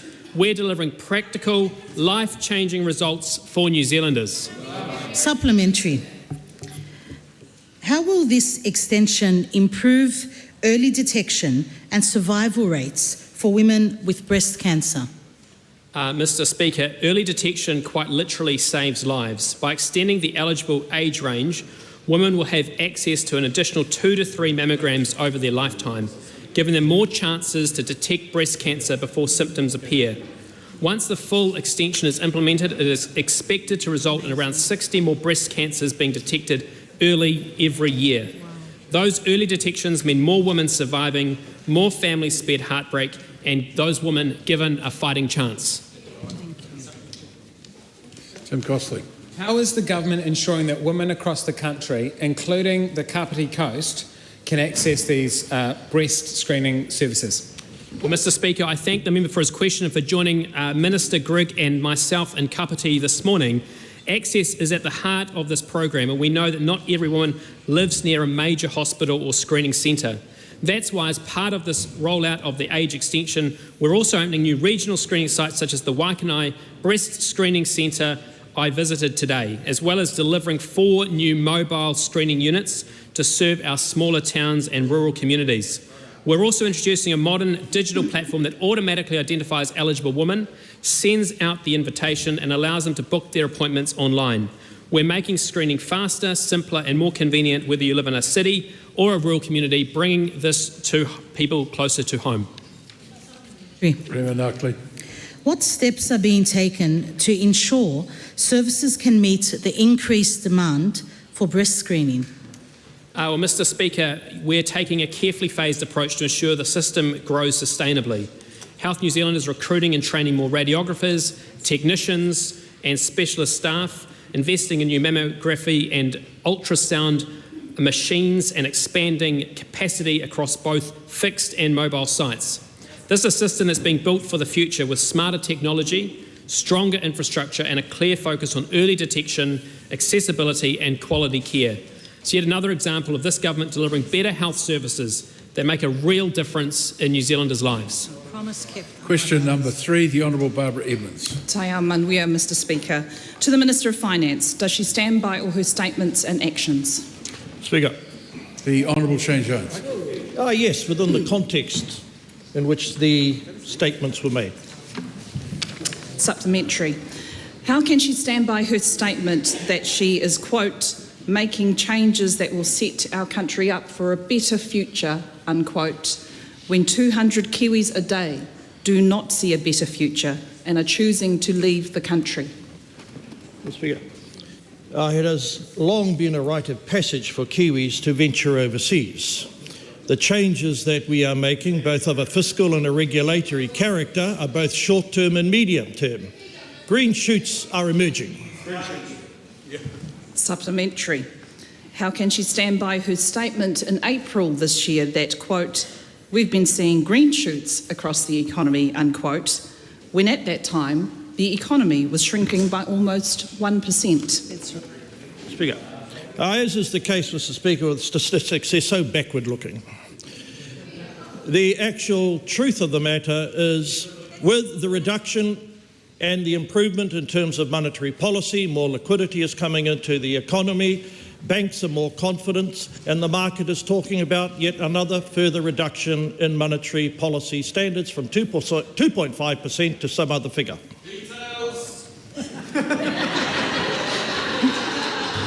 Supplementary. The Honourable Barbara Edmonds. Well, what is her responsibility in relation to monetary policy? So, the Reserve Bank, as you well know, is an independent organisation. It took on a responsibility for coping with inflation driven to stratospheric levels of danger as a consequence of a failed fiscal policy prior to our arrival. We are taking an approach of fiscal policy which is one of consolidation and responsibility. Supplementary. How can she stand by her statement that, quote, we have invested more in public infrastructure, unquote, when there are 20,000 fewer people working in construction? Speaker. It should come as no surprise that when the government was formed, we inherited a mess in Kāinga Ora. Not only were projects overcosted, not only were we looking at housing options that had grown at levels of recklessness that they became unaffordable. It is not unreasonable for the government at that particular time to take a further look at how robust the costings were for that portion of the construction sector. But as my colleague Mr Bishop has said, over $60 billion has been put aside for infrastructure, including the construction sector, over the next 4 years. 20,000 jobs. Supplementary. Who else is there to blame for her economic mismanagement, given since she was asked this question last week, her government has added teachers, firefighters, doctors, nurses and the unions to that list? Speaker. Well, given that the size of our economy is $440-odd billion, it takes a while to turn the supertanker around. And we are not only very focused on the right navigational bearings, but we're leaving the storm and hurricane of destruction that was left to us by the last regime. Question number 4, Dana Kirkpatrick. Thank you, Mr Speaker. My question is to the Minister of Education. What recent reports has she seen on education achievement? Mr Speaker. The Honourable Erica Stanton. Mr Speaker, the Education Just Review wait on. Office... Now you may progress. Thank you. Mr Speaker, the Education Review Office released a report today evaluating how the government English and maths reforms are being implemented. In less than a year, we're seeing considerable improvement in achievement and engagement in maths and English, and increased hours spent in the classroom on reading, writing and maths, especially in our lower decile schools. Half of teachers reported students' English and maths have improved compared to last year. Parents agree, with over 3/4 reporting better progress for their children in both English and maths. And so do our young people. 3/4 of students agree they're getting better at English and maths. Mr Speaker, we had a plan, we're delivering on that plan that places student achievement at the centre, and we are seeing results. And this is what delivery looks like. Supplementary. What does the data say about student outcomes? Mr Speaker, our reforms are delivering better outcomes for students. 3 out of 4 teachers report that structured literacy approaches have improved literacy for most students. 9 out of 10 students report enjoying learning English and maths. Teachers have said that new approaches are improving attention and behaviour in the classroom. One student is quoted as saying, "My reading is getting better, I am reading faster than usual, my fluency has increased." Note the word fluency from a young student. Another student said, "We have more structure, more explaining and more help with maths at school." We know that structured literacy and maths work for students. We know that following the evidence is important, and enabling our children to thrive at school and teaching the basics brilliantly is at the core of everything we're doing. Supplementary. What does the data say about the impact on teachers? Mr Speaker, we have so many brilliant teachers, and when we back them, we see results. Nearly 80% of primary teachers have accessed professional learning and development in delivering structured literacy. And ERO found that teachers who used the 1.1 million maths books, textbook, workbooks and teacher guides that we've delivered were 4 times more likely to change their teaching practice. This quote about structured literacy from one teacher sums it all up. It has been one of the absolute benefits we've had and the most impactful things we've had around engagement. We've seen the spin-off in other spaces, in particular with spelling. There is some talk of it being too structured, ending up with robot kids, but I would absolutely disagree. You can still have fun, spread joy and love, make sure you don't lose the art of teaching. Question number 5. Supplementary. No, I haven't called it. Dr. Pamjit Palmer. Question 5. My question is to the Associate Minister of Education. What recent announcements has he made about the opening of new charter schools across New Zealand? Mr. Speaker, thank you, Mr. Speaker. Very exciting announcements. 3 new charter schools announced this week so far, taking the total number to 14, with more to come later in the week. These include Eltham in Wellington, a school focused on classical education, Aotearoa Infinite Academy, a school focused on remote education, and Te Arotika, a school in Hawke's Bay focused on giving vocational pathways to Māori and Pacific students who have been disengaged from education. Mr. Speaker, that's 3 quite different aspirations and communities, all joined together by the simple idea that one size does not fit all. Many students would like school to be different, and the ideas that exist within communities can be harnessed within the charter school framework, which gives the same funding, much greater autonomy and much higher accountability for attendance and achievement, so that each child can realise their full potential. Supplementary, Mr. Speaker. Who will benefit from the newly announced schools? Mr. Speaker, it will be students who have aspirations not met by the system as we currently know it, because one size does not fit all.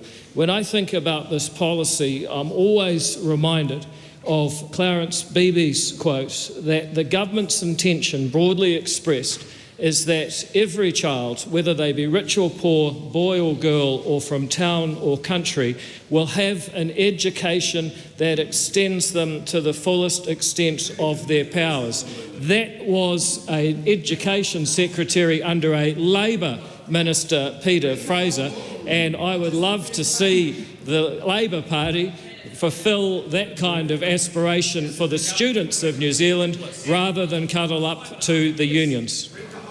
Supplementary, Mr. Speaker. Supplementary. Point of order. I know what you're going to say, but make your point of order. So, this is a point that you have ruled on consistently. Yes, and I did yesterday. Yep. And yet it's occurring again. And the member himself actually pointed out to me that that was not acceptable. That last comment is not acceptable in an answer from a government. It's an accusation that shouldn't be made. Point of order, Mr. Speaker. Speaking to the point of order. Yes.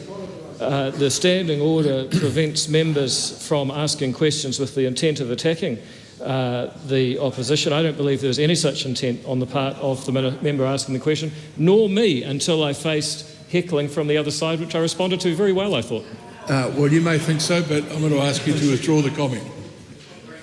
Mr. Speaker, I withdraw any comment applicable. Pamjit Palmer. Thank you, Mr. Speaker. Are charter schools addressing wider education problems in New Zealand? Mr. Speaker, absolutely.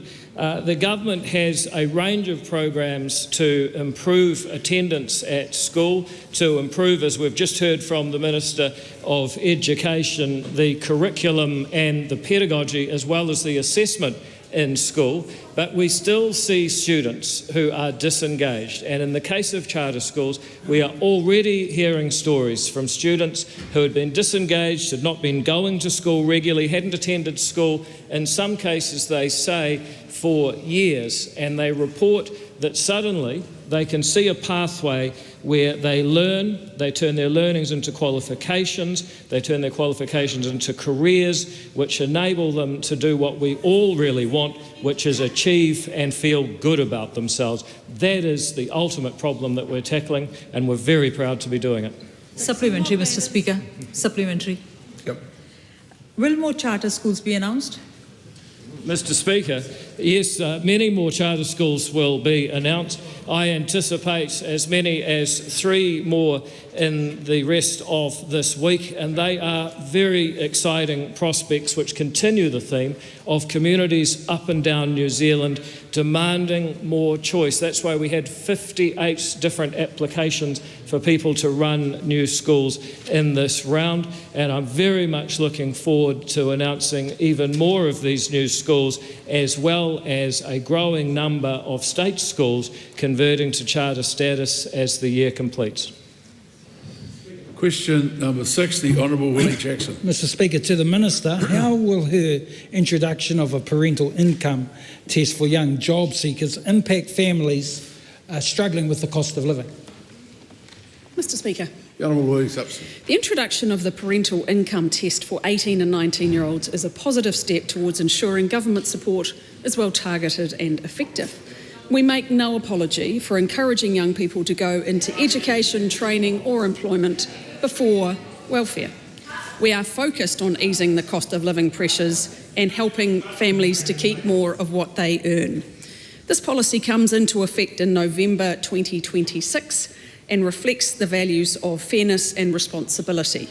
We want young Kiwis to build independence and confidence in a growing economy. Mr Speaker, to the Minister, does she think it is reasonable to cut a job seeker for young people when over 218 applications for one role at a tank juice bar show that there are simply no jobs available? Well, Mr Speaker, as I said, this policy comes into effect in November next year. And we want young people to be looking at employment opportunities and if they're not considering employment opportunities, further education or training. They are the things that set them up for a great future, which is what I'm sure I would have thought members opposite would also want. Mr Speaker, to the Minister, who is correct, the Prime Minister who said that young people need to get off the couch, stop playing PlayStation and go and find a job, or Student Job Search Chief Executive Louise Savica, who said applications are outpacing job listings? Well, Mr Speaker, they're both correct, because what we do know is that we have a higher aspiration for young people, clearly, than the opposition do, because under their watch, the number of young people went on to benefit under the age of 25, the duration increased to 18 years, future years on welfare, a 49% increase since 2017. We're not willing to accept welfare dependency for young people, and we accept right now economic conditions make it challenging. This policy comes into effect in November next year, and our government is focused on creating more opportunities for young people. Mr Speaker, to the Minister, does she agree with the Prime Minister that they're doing everything they can to get them connected to work when more and more young people just can't find work under her watch? Well, Mr Speaker, unfortunately, the reality that we have inherited is a challenging economic environment, and we're dealing with it. What I announced today is that we now have 70,000 people in case management with independent individual employment plans. And actually what we've seen is a greater number of people exiting the job seeker benefit into jobs than a year ago. So despite it being challenging, we're seeing more people exit the job seeker benefit into jobs, including 14.4% under the age of 25. Mr Speaker, to the Minister, will she admit that instead of doing her job, she's kicking 18 and 19-year-olds off job seeker because she's failing to get to her 50,000 job seeker reduction target? Definitely not, Mr Speaker. I look at every single one of those young people, 18 and 19-year-old. I want them to have a greater life. I want them to have greater opportunities, and I'm unwilling to tolerate that 18 future years on welfare is as good as it gets for them. Mr Speaker, to the Minister, is she confident that the next quarterly update will show a reduction in job seeker numbers? Mr Speaker, Treasury forecast in BFU indicated that we would continue, unfortunately, to see job seeker numbers rise until December. That is the reality of the trends that we have inherited, actually not far off the forecasts that were in place when that member left office. But we're not sitting around waiting and watching that to happen, which is why we've got 70,000 people in case management, the most effective intervention that is possible. We want to encourage more 18, 19-year-olds into further education, employment and further training. Question number 7, Maureen Pugh. Thank you, Mr Speaker. My question is to the Minister for Tourism and Hospitality. What recent reports has she seen on tourism in New Zealand? The Honourable Louise Upston. International visitor arrival numbers released by Stats NZ this week show a 5.5% increase compared to the same time last year. This means our international visitor numbers are currently sitting at 88% of our pre-COVID numbers. Tourism is New Zealand's second largest export earner and is a crucial part of our government's focus on economic growth. More visitors means more full tables in our restaurants, more bookings in our hotels, more people visiting our regions and attractions, and, Mr Speaker, more jobs being created. Supplementary. What recent feedback and indicators suggest growing confidence in New Zealand's tourism sector? Mr Speaker, the tourism industry Aotearoa survey, also out this week, shows 86% of tourism organisations feeling confident about the year ahead. This is an 11% increase on last year. TIA Chief Executive Rebecca Ingram highlighted recent industry-wide announcements as boosting the sector's optimism. Tourism Holdings Chief Executive Grant Webster told Mike Hosking yesterday that it's the time of year and the success of tourism campaigns working their magic. He says growing air capacity and visas being sorted are other momentum points that mean the next 12 months are looking really positive for tourism and New Zealand. Supplementary. What is the government doing to support the tourism industry in New Zealand?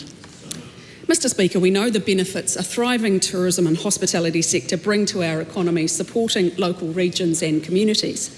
That's why our government has been making a series of investments this year to boost demand and position New Zealand as a go-to destination for people considering their next holiday. It's encouraging to see a bump in Australian visitors from across the ditch.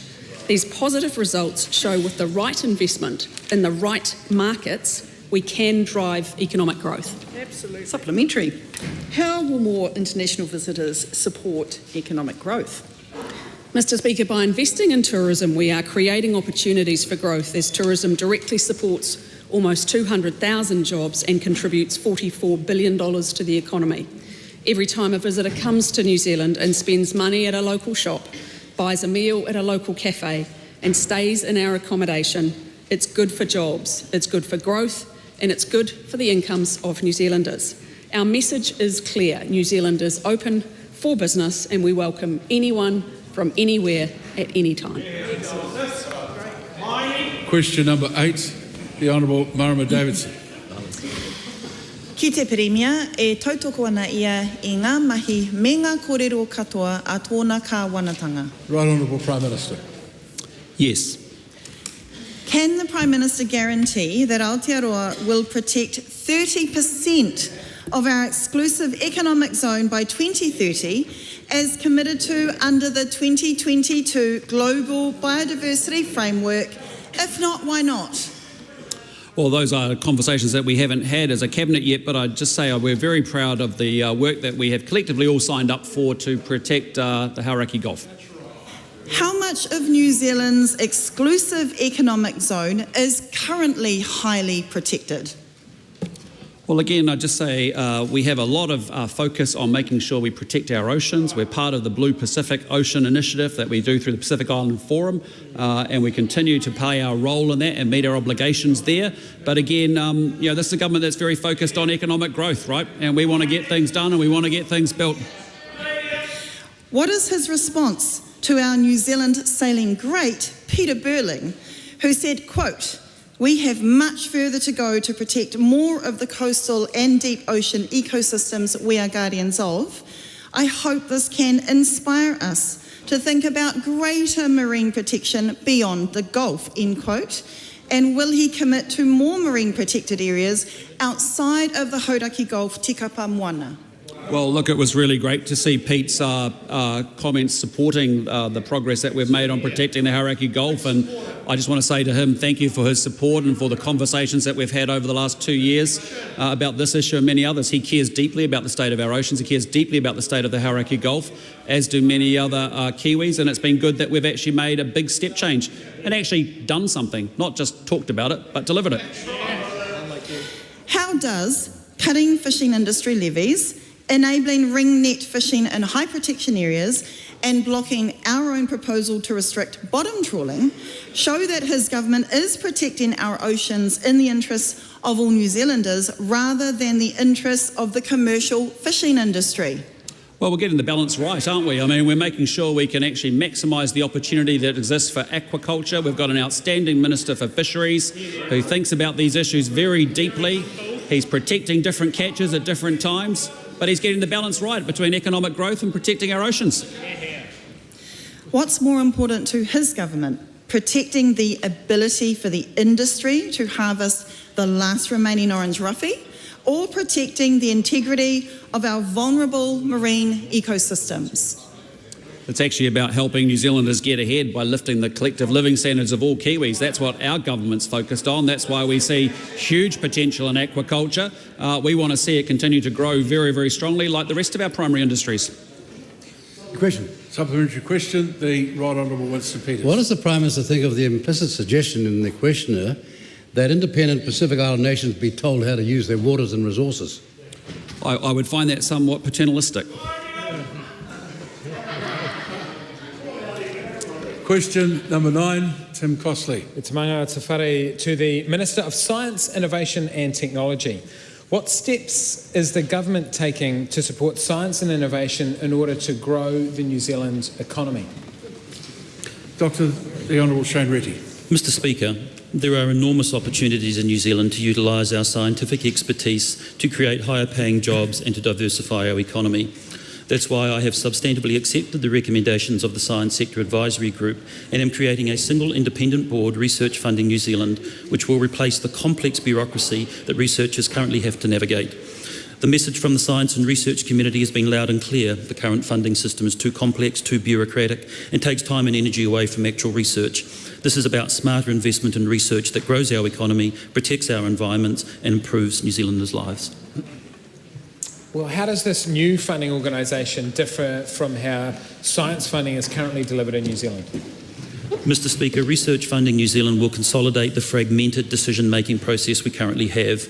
It will take on the Endeavour, Marsden and Strategic Scientific Investment Funds, currently administered by 3 separate funding bodies, as well as health research from the Health Research Council. We've seen in the past that there is too much duplication across these bodies with different application processes and unclear alignment with government priorities. Research Funding New Zealand will be simpler, faster and more focused on impact. Well, what areas of science will the new Science Funding Board focus on? Mr Speaker, high quality science is critical to so many parts of our economy and communities. Under this new model, public investment in science will be focused across the economy, the environment, health and society, as well as emerging technologies, an area that we're falling behind in.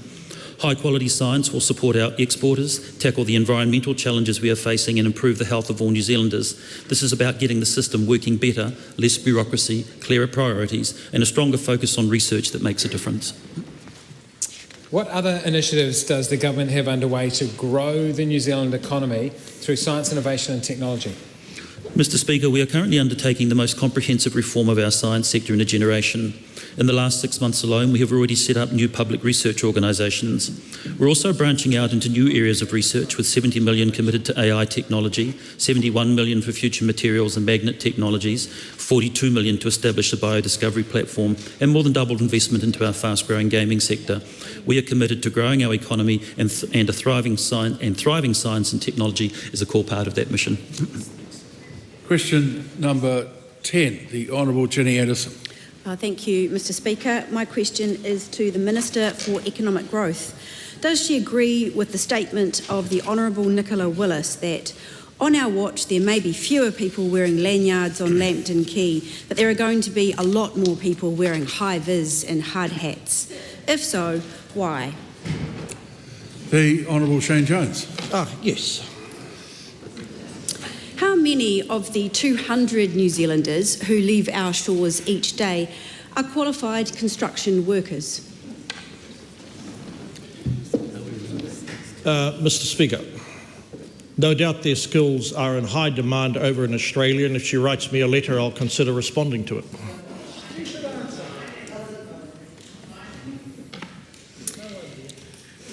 Why is construction activity the lowest it has been since 2019, when he promised more people wearing high-vis and hard hats? Mr. Speaker, when you create a fiscal perfect storm and the cost of money, interest rates, becomes recklessly high, the Reserve Bank intervenes and increases the cost of money, the interest rate. That has a direct impact on the confidence and the ability of people to fund projects. And therein lies the lesson for that particular member as she struggles to understand economics. Why did the government promise more people wearing high-vis and hard hats when there has been $2.9 billion less spent on roads, housing and hospitals over the past year? Mr. Speaker, on the matter of the hospital, it's this government that's actually accelerated the delivery of the Dunedin Hospital project. Not only did we resize the project within a defensible fiscal level, but we have, as has been announced, Mr. Speaker, entered into a contract. And once again, this is taking some time because of the dreadful fiscal burden that was left on the current government due to the profligacy of the period of time between 2020 and 2023. Why did his government cut the apprenticeship boost for civil engineers? Mr. Speaker, obviously the responsibility for boosting the number of apprentices, highly trained younger people, has to be shared between the public sector and the private sector. And we have been running a set of policies that have enabled society to see that we are bringing the books back in order. And as matters improve and as the market picks up, who knows what options will be available to us in the future. Why did he say that there will be, to New Zealanders, that there will be more people wearing high-vis and hard hats when there has been, under his watch, $2.9 billion less spent on infrastructure, that his government has cut the apprenticeship boost for civil engineering, there are 20,000 fewer construction jobs in New Zealand, and 760 construction firms have gone under his watch?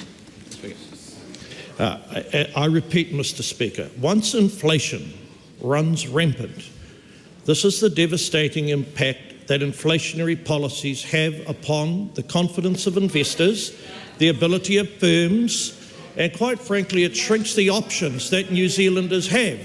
On the question of hard hats and high-vis, I can assure you coal mining is about to improve those statistics. Question number 11, Aotearoa. Thank you, Mr. Speaker. My question is to the Minister for Oceans and Fisheries and reads, has he seen the Our Marine Environment 2025 report, which shows that New Zealand's oceans are warming 34% faster than the global average? And if so, what actions is he taking to address this?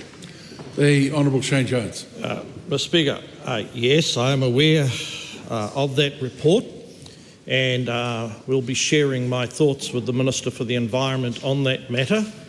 But I have to tell the member, 5.2 million people residing in the South Pacific with an economy of about 440 billion Kiwi dollars has zero control over the direction or the heat being generated by the Pacific Ocean. Supplementary. Does he accept the report's finding that climate change is driving significant changes in our oceans? And if so, does he believe that the attempts to drill for more fossil fuels will help or harm our moana? Well, obviously, Mr. Speaker, our contribution to global emissions is 0.17%, less than 1%. It is the height of conceit to imagine that somehow by closing down New Zealand industry, we're going to save the planet. The planet is more than capable of saving itself, and we will adapt in good time. Point of order, Mr Speaker. I don't believe the Minister addressed the question. It was whether he believed that attempts to drill for more fossil fuels will help or harm. Well, I think he did answer it when he used some acceptably colourful language to describe what he thought of the question. I'm sorry to say. Yeah. Somebody question. I'll go one more here. Tiana. Does he accept that warming oceans pose supplementary? He sat down. I was waiting for him to talk. Yeah, sorry, wait on. With all due respect. You make them up all the time. With all due respect, I've called Tiana Tuiana. Point of order, the right on Winston. With all due respect, he had never asked for the supplementary question when you'd given it to him. How does that work? We'd like some old-fashioned rules restored to this place. Yes, good. And as the member will have listened carefully to what I said yesterday, all supplementary questions are at the discretion of the Speaker, not the person who wants them. Tiano Tuiano. Oh, thank you, Mr Speaker. Thank you. Does the Minister accept that warming oceans pose a risk to the sustainability of the fishing industry and fishers' livelihoods? And if so, what is he doing to ensure fishing in New Zealand can be a sustainable source of income for years and decades to come? Speaker, on the question of fisheries, the proposed mining, God willing, to proceed off the coast of Taranaki will have minimal impact on the strength or the vitality of fisheries. And sadly, fish do move around. Consequently, it behoves the government to change from time to time its regulatory approach so that the harvesters, the guardians and the regulators of our fisheries resource have multiple options in front of them to deal with the changing fortunes of the oceanic environment. But, sir, to suggest that a single minister or a government or 5.2 million people at the distant end of the South Pacific can effect change when larger climate change emitters are doing zero is fanciful. The Right Honourable Winston Peters.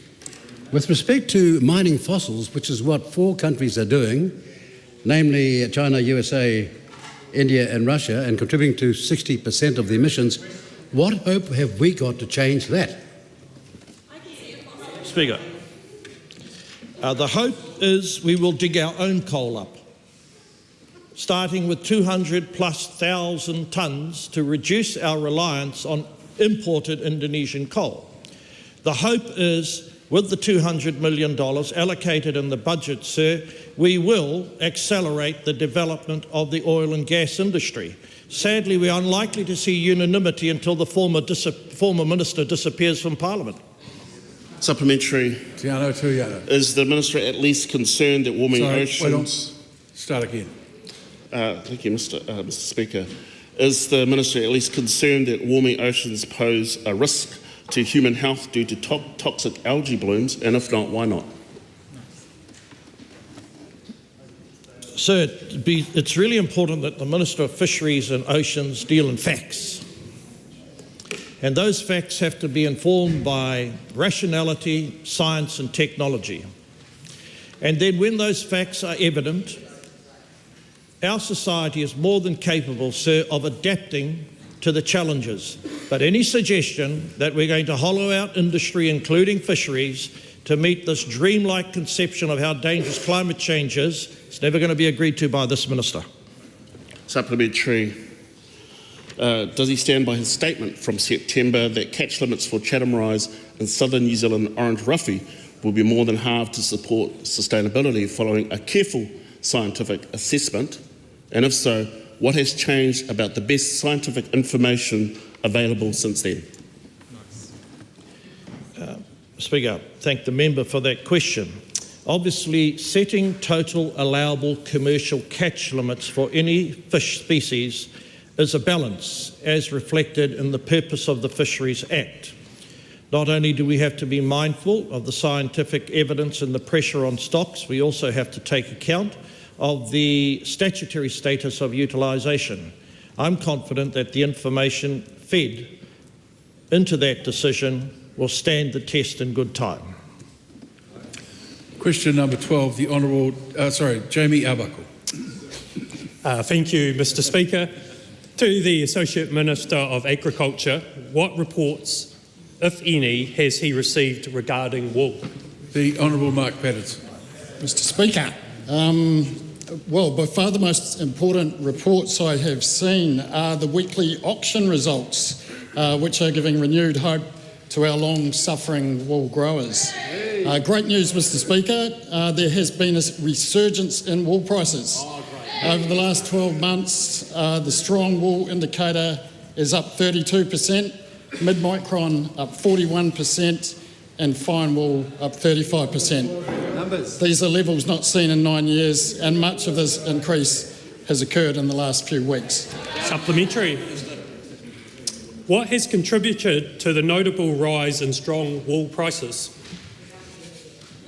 Mr Speaker, recently I travelled to China to attend the Nanjing Wool Conference as part of a New Zealand delegation. Nanjing is a major hub for international wool textile trade, and China accounts for approximately 40% of New Zealand's wool exports. It was evident there that there is a genuine shift in demand for New Zealand wool as part of a consumer global swing to natural fibres, combined with constrained supply out of New Zealand. Thank you, Minister. Supplementary.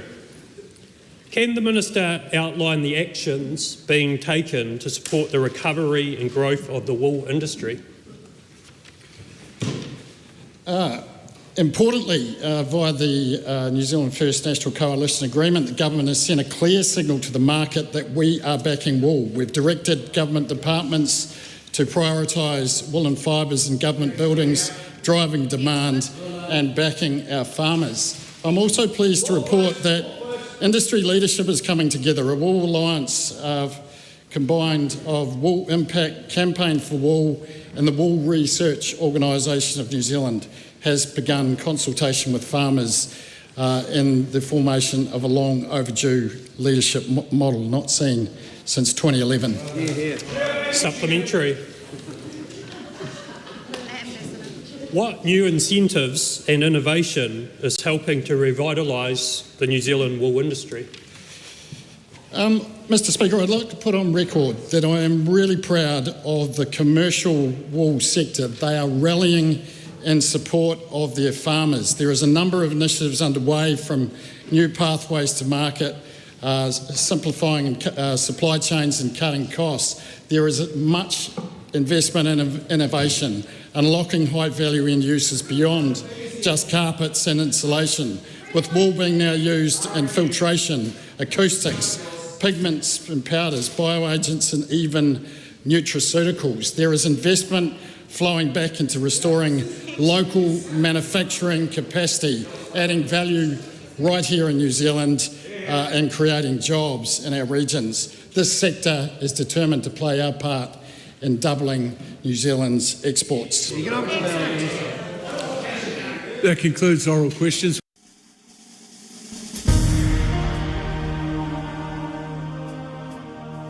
Live coverage from the House of Representatives will resume at 7:30 p.m. An uncorrected transcript of today's oral questions is available at www.parliament.nz.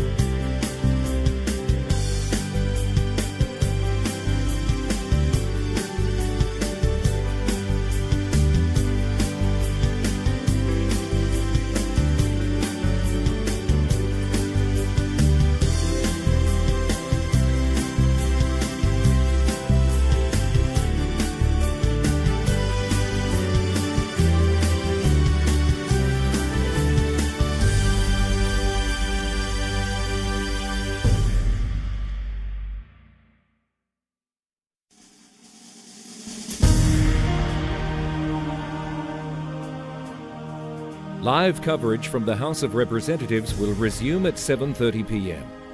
An uncorrected transcript of today's oral questions is available at www.parliament.nz.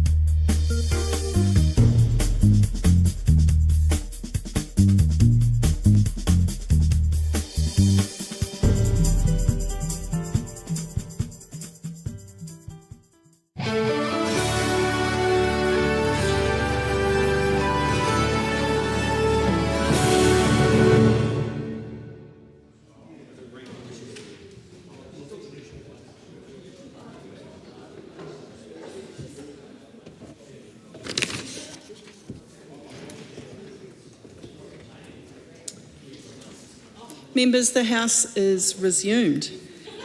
When we broke for the dinner break, we were debating the Education and Training, Vocational Education and Training System Amendment Bill. We're up to call number 10, which is a split call, and it's the Labour Party call. Fanushi Walters. Thank you, Madam Speaker, and I rise to speak on the Education and Training, Vocational Education and Training System Amendment Bill, which is a bill, as colleagues have said, that we will not be supporting in the House today. Madam Speaker, I did not have the pleasure of sitting on the Select Committee when submissions were heard on this bill, but I have read through many of the submissions and listened to the calls that were taken during the Committee of the Whole. I think what is unfortunate, Madam Speaker, is that post-Committee of the Whole there is supposed to be much more clarity about the legislation and how it will be implemented, and sadly, Madam Speaker, that is not the case in relation to this bill. There remain a number of questions, as my colleague Shannon Halbert has pointed out earlier in this debate, that remain, that create a large amount of uncertainty for those in the industry as well as students, many students who are already engaged in studies at these institutions. Questions such as what the costs will be in terms of transitioning Te Pukenga and re-establishing polytechnics under the federation system. Questions about how many jobs and programs are going to continue to be cut to make the transition viable. Questions about whether this additional transition and change is actually going to deliver for learners, and why the Minister is seeking so much high-level decision-making power over the sector when she's claiming to give autonomy back to the regions. There are several questions that still remain, Madam Speaker, and if you move away from Committee of the Whole and look at the submissions that were put forward to Select Committee, there's a certain amount of trepidation in the tone underlying many of those submissions. I look to the submission of Aged Care New Zealand, who make a number of recommendations in terms of finances, because clearly they're worried that there isn't clarity about the funding for transition, but then also the funding to ensure that the new entities are funded and set up well. They make points such as the need for robust, detailed consultation with industry stakeholders on the actual funding rates and models for ISBs once these are developed. They make comments about any industry levy implemented under the bill provisions needing to be genuinely industry supported and used for purposes that directly benefit the aged care sector as a whole. They make suggestions as to concerns about the potential for provider charges for QA functions to increase costs for providers, which could be passed on to learners or impact the sector's already strained finances, and the need for any changes that are being made to be transparent. So these seem like fairly obvious or policy suggestions, but the fact that they're reflected in submissions to Select Committee, in my view, reflect a trepidation from many of those who are engaged in the sector. There was also a submission from a combined submission from the Disabled Persons Assembly and National Disabled Student Association, both of whom opposed these changes, and they made several points about how difficult it already is for disabled students to access tertiary education, and they talk about what I would call layered changes and how that impacts disabled students in particular.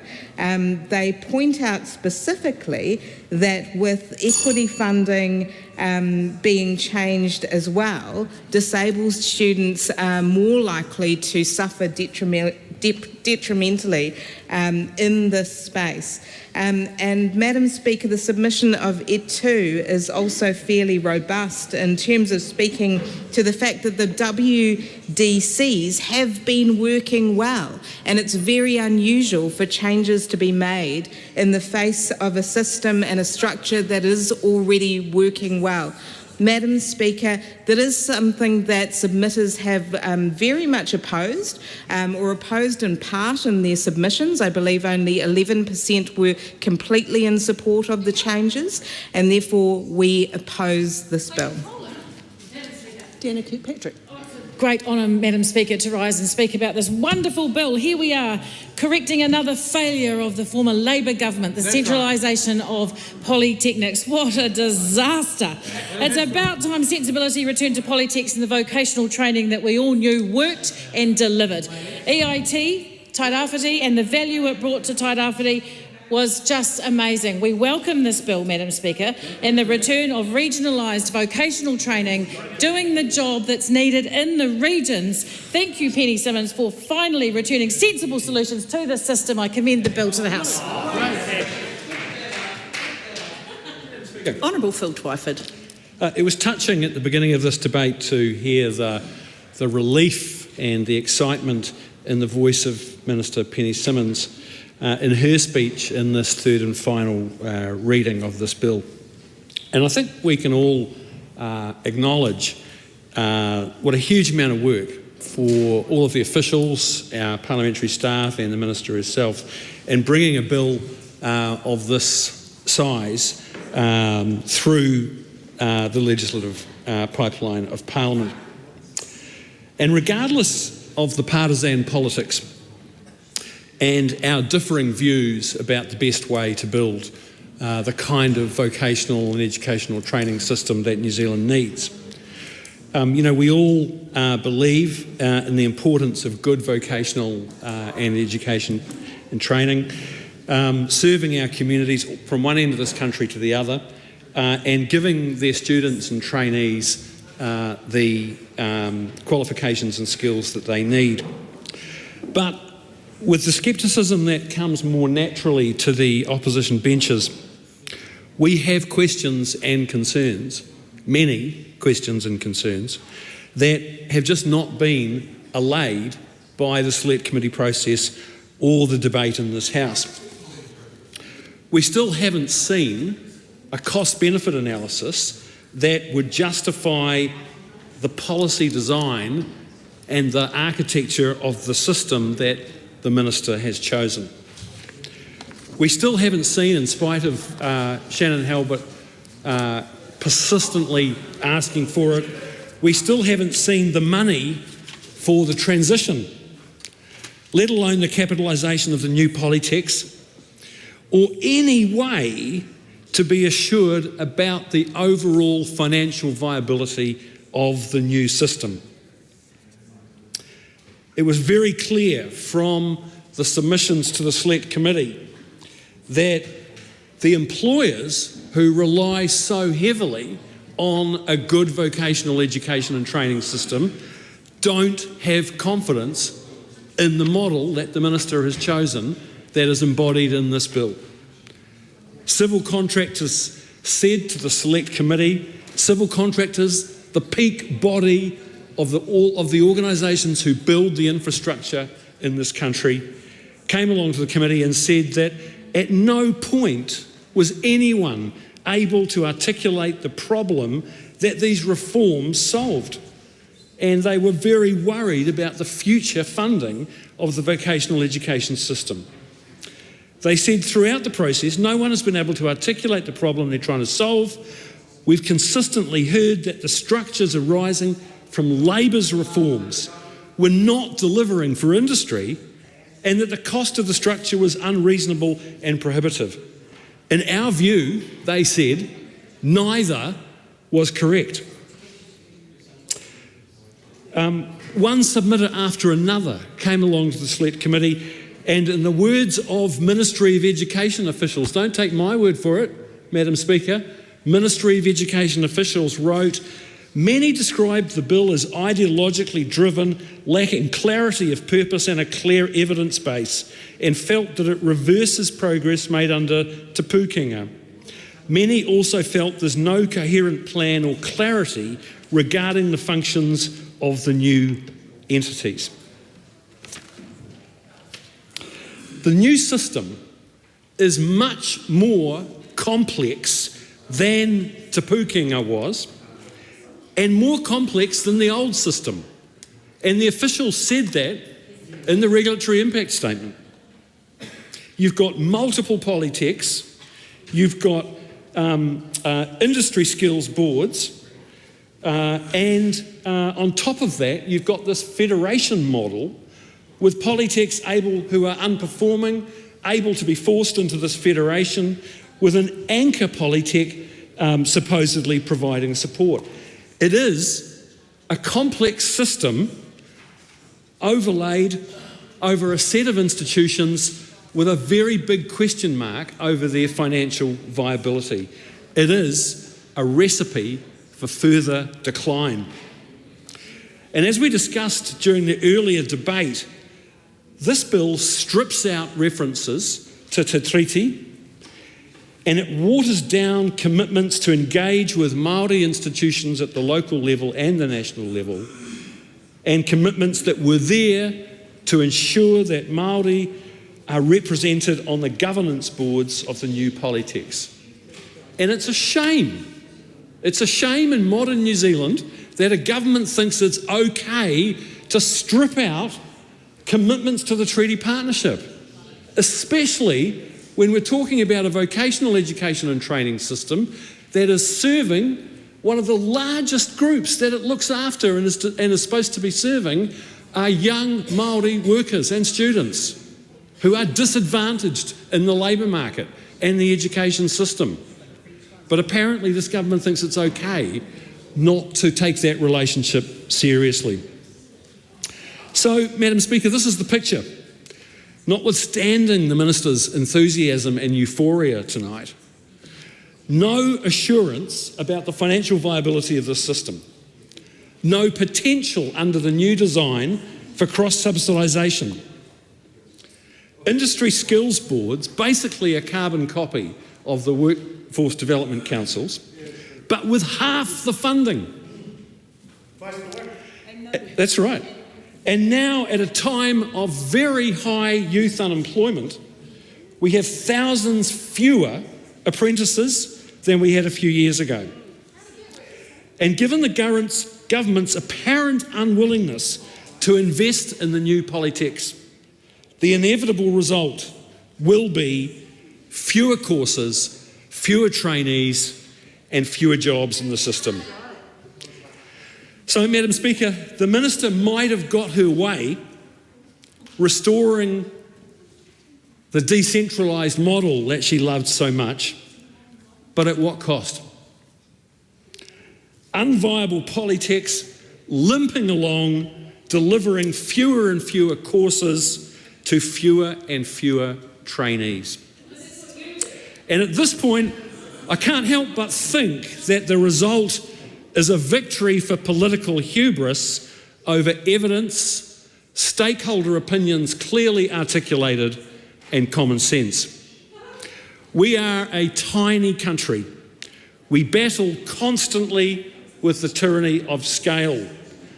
And I fear, Madam Speaker, that this Minister has designed a system that will be permanently hostage to scale, small populations dispersed around the country and distance, likely to struggle to deliver the quality or the breadth of training and education that our young people deserve. Stuart Smith. Thank you, Madam Speaker. I'm quite shocked. Phil Twyford normally gives a great speech.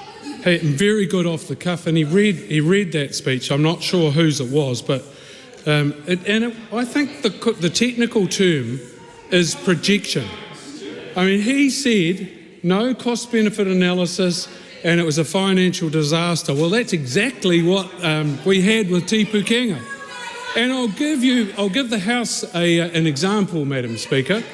The Marlborough Nelson Institute of Technology, I got that round the wrong way deliberately because I believe M always comes before N, but that has had $23 million that went into Te Pūkenga and are going to come out with $11.7 million. So that's about $12 million just gone down the toilet. because of mismanagement. This is a great day for New Zealand. It's a great day for young and older learners, and it's a great day for the New Zealand economy because it will enable people to get training and get jobs and have a great life. Thanks to you very much, Minister Simmons. You've done a great job today and well done. This is the Te Pāti Māori split call. Kia ora. Tāku te Ferris. Tēnā tātou. We've been discussing the bill a lot today, and look, I know I've been in education myself for 25 years.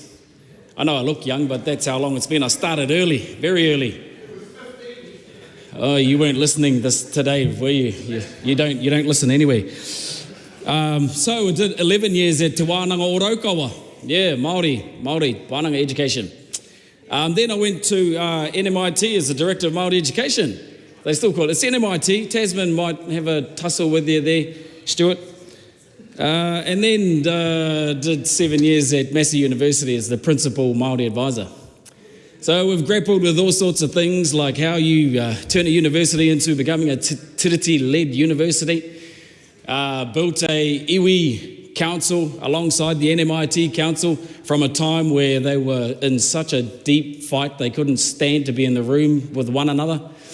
And all along the way we've built two kura kaupapa along the way. Our kids went all the way through all of that, so I understand it pretty good. The ITP sector got a real key job, and it's to train our people into work. Okay, the Māori unemployment rate today is double that of New Zealand. It's 10%. We need training desperately. Desperately. Our young people need training desperately. I'm going to cut the minister some slack and say, I hope you get it right. I really do. You know, a great colleague of mine, a mentor, Tony Gray, he hopes you get it right. And we both hope you're getting it right because we understand the challenges. We've had to trudge through them. We've done the hard yards to shorten the gap between someone who won't come in the door, Māori kids I'm talking about, versus someone who needs a job, needs a career and all of that, you know. And I talked about it in the budget speech this year. The country needs young Māori. They don't like to admit it, but you need young Māori. If you want the great economy that you talk about being able to build, you need young Māori for that economy. I'll tell you why. Take a big infrastructure company like Downers or somebody. Downers, their workforce population north of Taupo, 33% Māori. South of Taupo, 44% Māori. You know, that's why you need young Māori. That's why they need training, and that's why this bill has to succeed. Although a lot of the things in it, Minister, tell me it will struggle. It will struggle, but I've got to live in hope. Have to live in hope. Removing Te Tiriti o Waitangi out of the requirements is a mistake in my view. Diluting it, you know, downgrading it, that's a mistake in my view. The work required to train organisations to deliver well for young Māori requires explicit description of what the commitment to Te Tiriti o Waitangi needs to be. So downgrading from honour Te Tiriti, that's a good one. That's very clear. Honour Te Tiriti. Okay, probably 99 times out of 100 I get, if I'm promoting this idea somewhere, people ask how or why. Well, if it's in the legislation and it says you must do it, they will find ways. Have regard, this is what it got downgraded to, have regard to the needs of Māori and other population groups. Until the country and its laws and its lawmakers can come to the agreement that the bicultural framework of constitutional rights set out in Te Tiriti o Waitangi is an actual thing and start to acknowledge them. And those two rights are the Māori right and the Crown right. Okay, they were cleverly captured by Eddie Jury and the likes in the 70s and 80s, just for clarity for the people in the terms, tangata tiriti and tangata whenua. Those two terms describe where those two groups derive their constitutional right from. So tangata whenua derive the constitutional right from the land, as the name suggests, and tangata tiriti derive the constitutional right from the treaty, as the name suggests. So, that's probably the most alarming thing in this the amendments, Minister, for me, is the downgrading of the Māori right. Because until the Māori right is recognised properly, our kids won't do well in mainstream education. The Māori unemployment rate will continue to be double. So these are the things that need fixing, and they need fixing because young Māori and young Polynesians are the future. Good luck to you, Minister. The country is counting on you, but we unfortunately don't support the bill. The question is that the motion be agreed to. Those of that opinion will say aye. Aye. To the contrary, no. No. The ayes have it. A party vote is called for, Mr Clark. New Zealand National. 49 votes in favour. New Zealand Labour. 34 votes opposed. Green Party of Aotearoa, New Zealand. 15 votes opposed. Action New Zealand. 11 votes in favour. New Zealand First. 8 votes in favour. Party Māori. 6 opposed.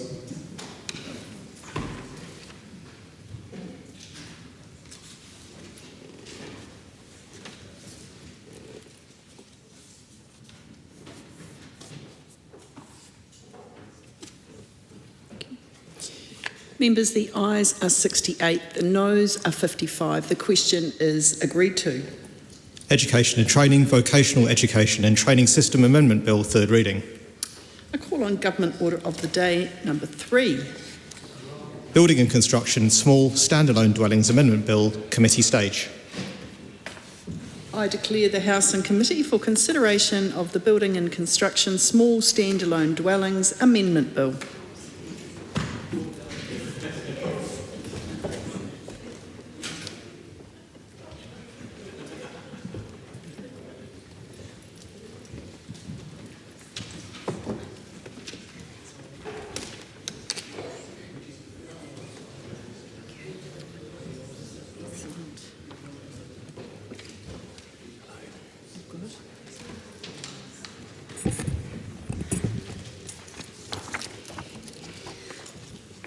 Members, the House is in committee on the Building and Construction Small Standalone Dwellings Amendment Bill.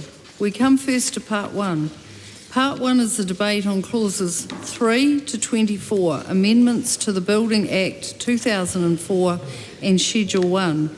The question is that Part 1 stand part. Honourable Chris Pence. Thank you, Madam Chair. Good evening to all members of this committee of the whole House. Just a brief introductory remark from me. I think the policy intent is pretty well understood at the second reading of this bill. Obviously, some changes recommended and accepted by the recommended by the Select Committee and being accepted by the Government and hopefully the House as a whole were discussed. So I don't intend to take up the committee's time going through those. I will record, however, that I'm grateful to the Select Committee, including a cross-party participation thereon, with the changes and indeed the spirit in which they entered the discussion, which was, and I hope will remain, unanimous support for the bill.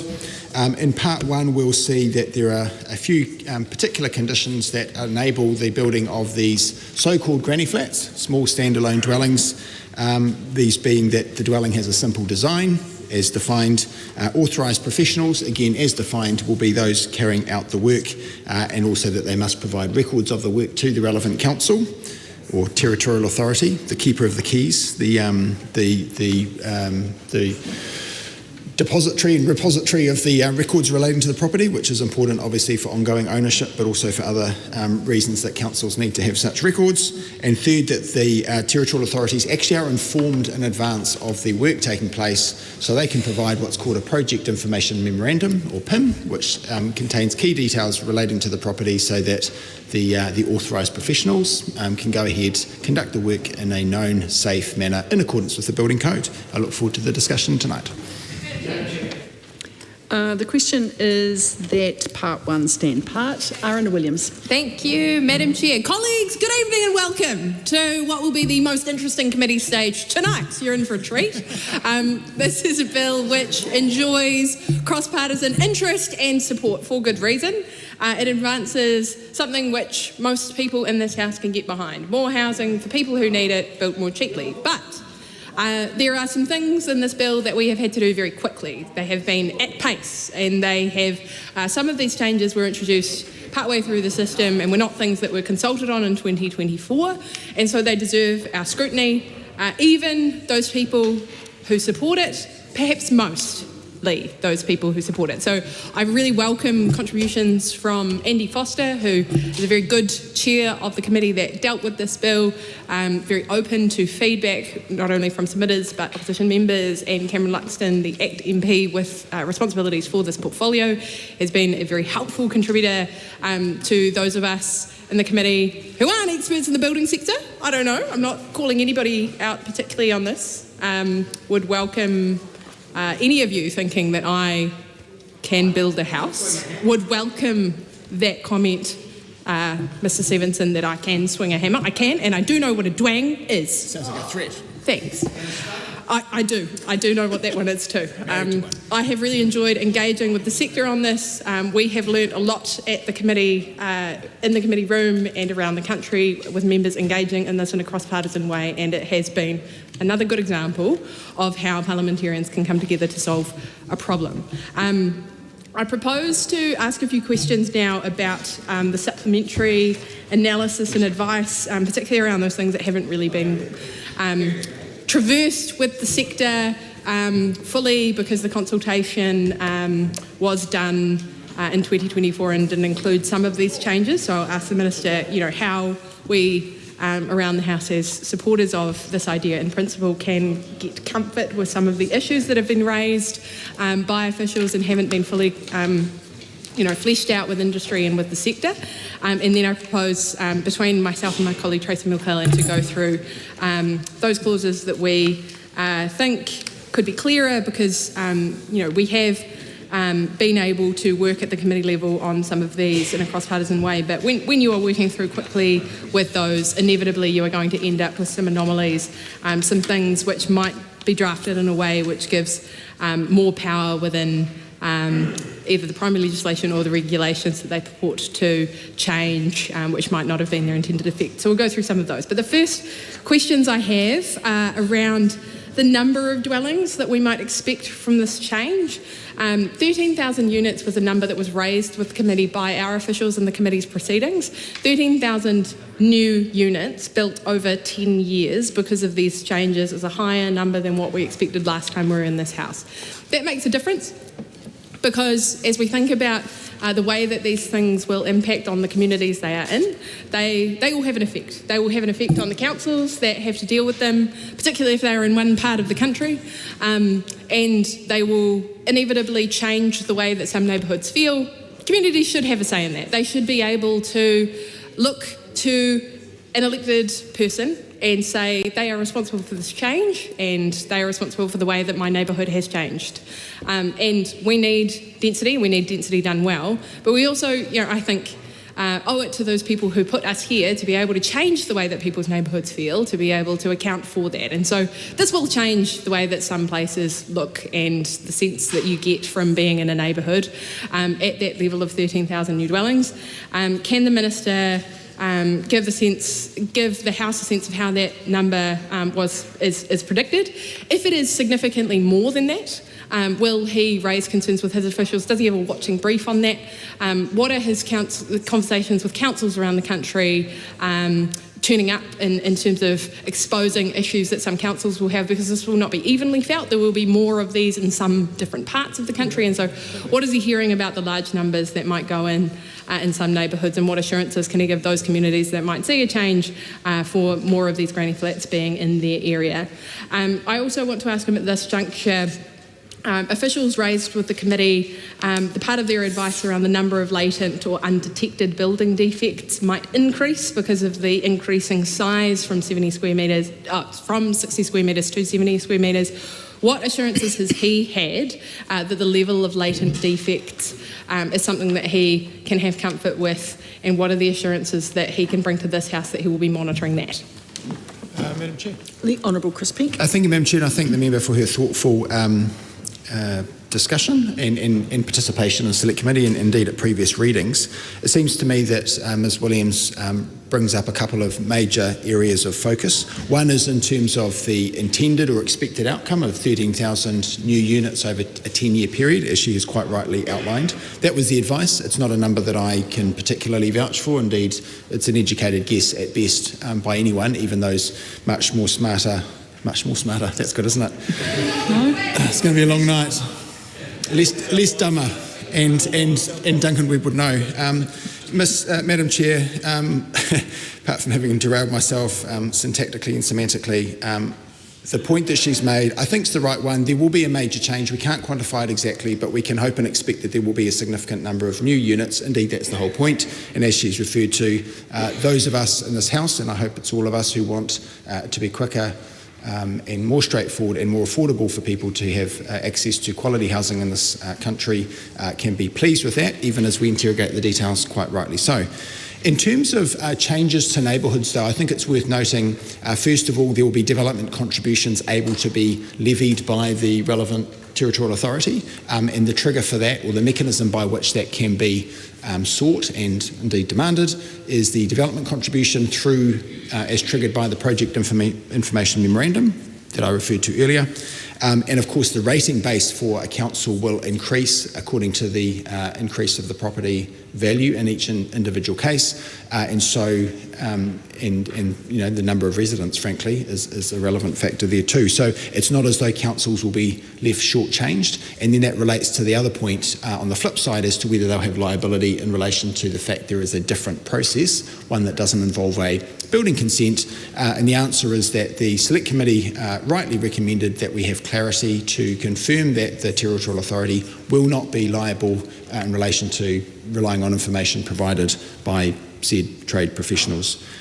Of course, these will only be constructed in areas that are already residential in terms of their zoning, and indeed only on parcels of land that are already being used for residential purpose. It's a standalone dwelling, but one that must have an existing dwelling, an ordinary one or a major one, I suppose, if we were to contrast with a minor residential unit on it.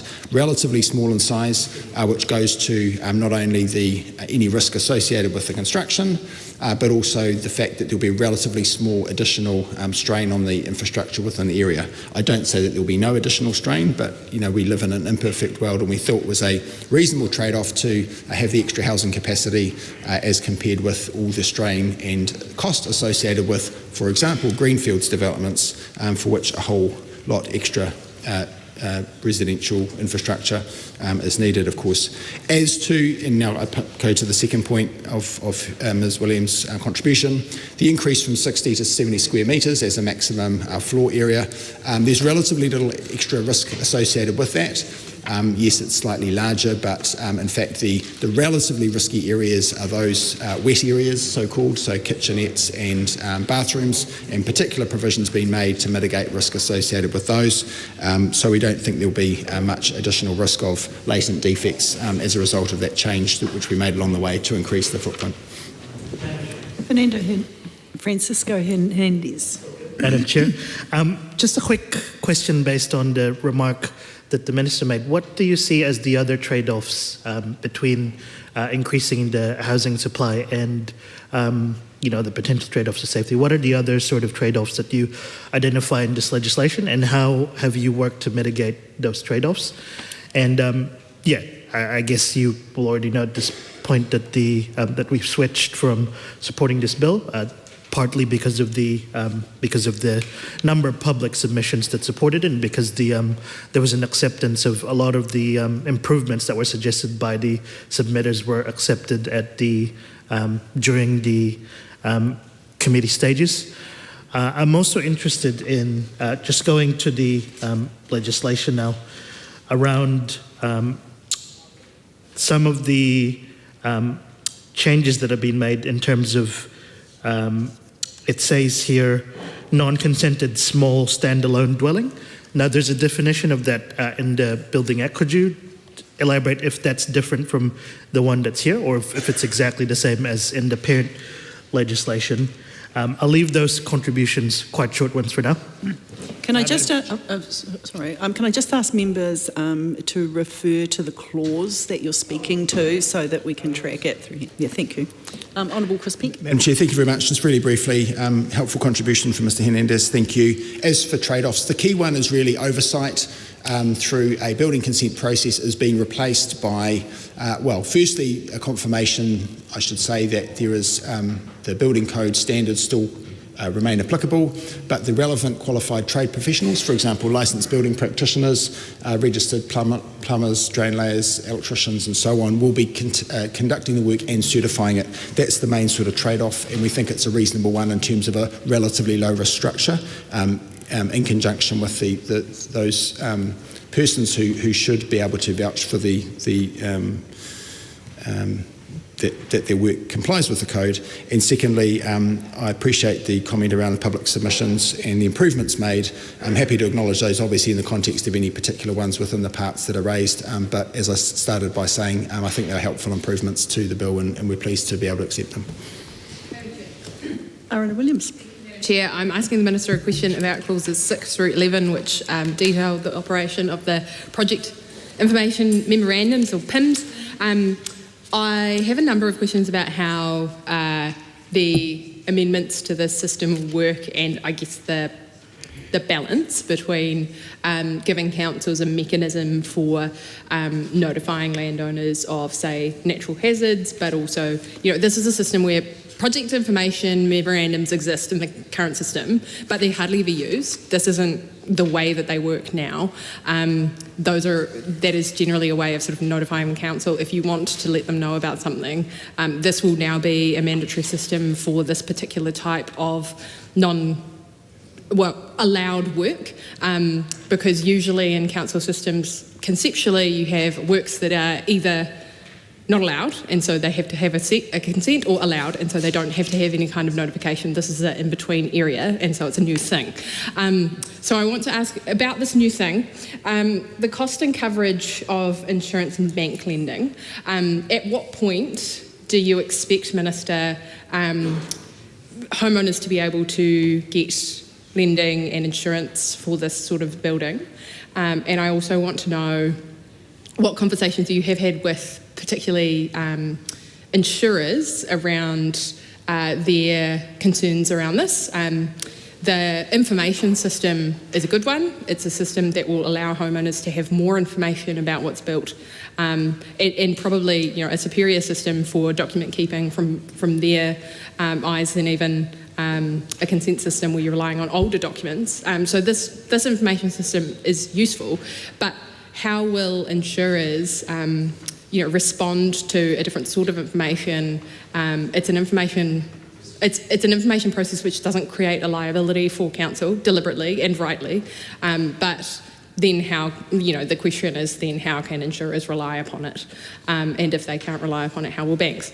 Is this, really the guts of the question is, can people get lending for these granny flats, or do they have to borrow against the existing dwelling if they have equity available?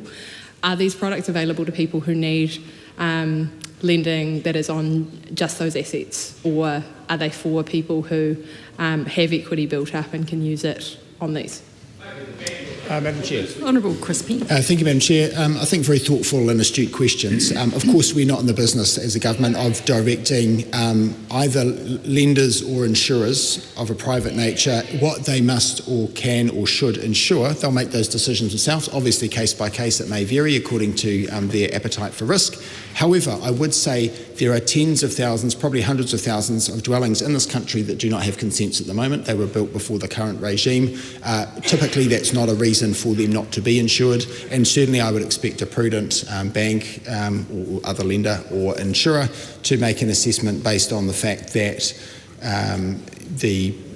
a relatively low risk structure in the first place, built with the benefit of knowledge of the conditions of the property, for example, the existence of natural hazards as exposed through the project information memorandum process, and with the history of the property being knowable through the fact of an existing dwelling already being there, taken together along with the fact that a qualified registered professional would have signed off the work in order for it to, receive the equivalent of a consent, it means that they should feel comforted. There should be no reason that they wouldn't insure or lend on these properties. Cameron Luxon. Thank you, Madam Chair. I have a few questions that I'd like to hear answers from the Minister on, just for the record, so I'm going to fire through them pretty quickly. I'll do a couple and I might take another call if that's okay with you, Madam Chair. First of all, the question about a small standalone dwelling being a definition in the Building Act, could the Minister point us to that section in the Building Act? This is in Section 4 of this particular Amendment Act, Madam Chair, but in the Building Act, the legislation which is under amendment here, there's detached buildings, but what actually makes it a small standalone dwelling? How do we have that as a definition, which follows on for the next question which I'd like to ask in this brief contribution, Madam Chair, which is, what is the reason why it has to be, why would a small standalone dwelling necessarily need to be on a site with an existing, what would you call it, major dwelling? What is the reason for that? Would it not simply be enough to have a piece of land zoned for the residential purpose and allow a standalone dwelling, a small standalone dwelling to be on that piece of land? So those are my two questions to start us. Madam Chair. The Honourable Chris Payne. Thank you, Madam Chair, and I thank the member, the licensed building practitioner in the House. Madam Chair, the reason that we have the regime include only existing properties, residential zoned, yes, but also with an existing dwelling, is that by saying that there must already be a dwelling there, we're confident and comfortable. We know the characteristics of the land, and also we're not requiring extra infrastructure such as pipeline infrastructure, water services and so on to be added new, as though it were a greenfield development or a site that had not those connections already.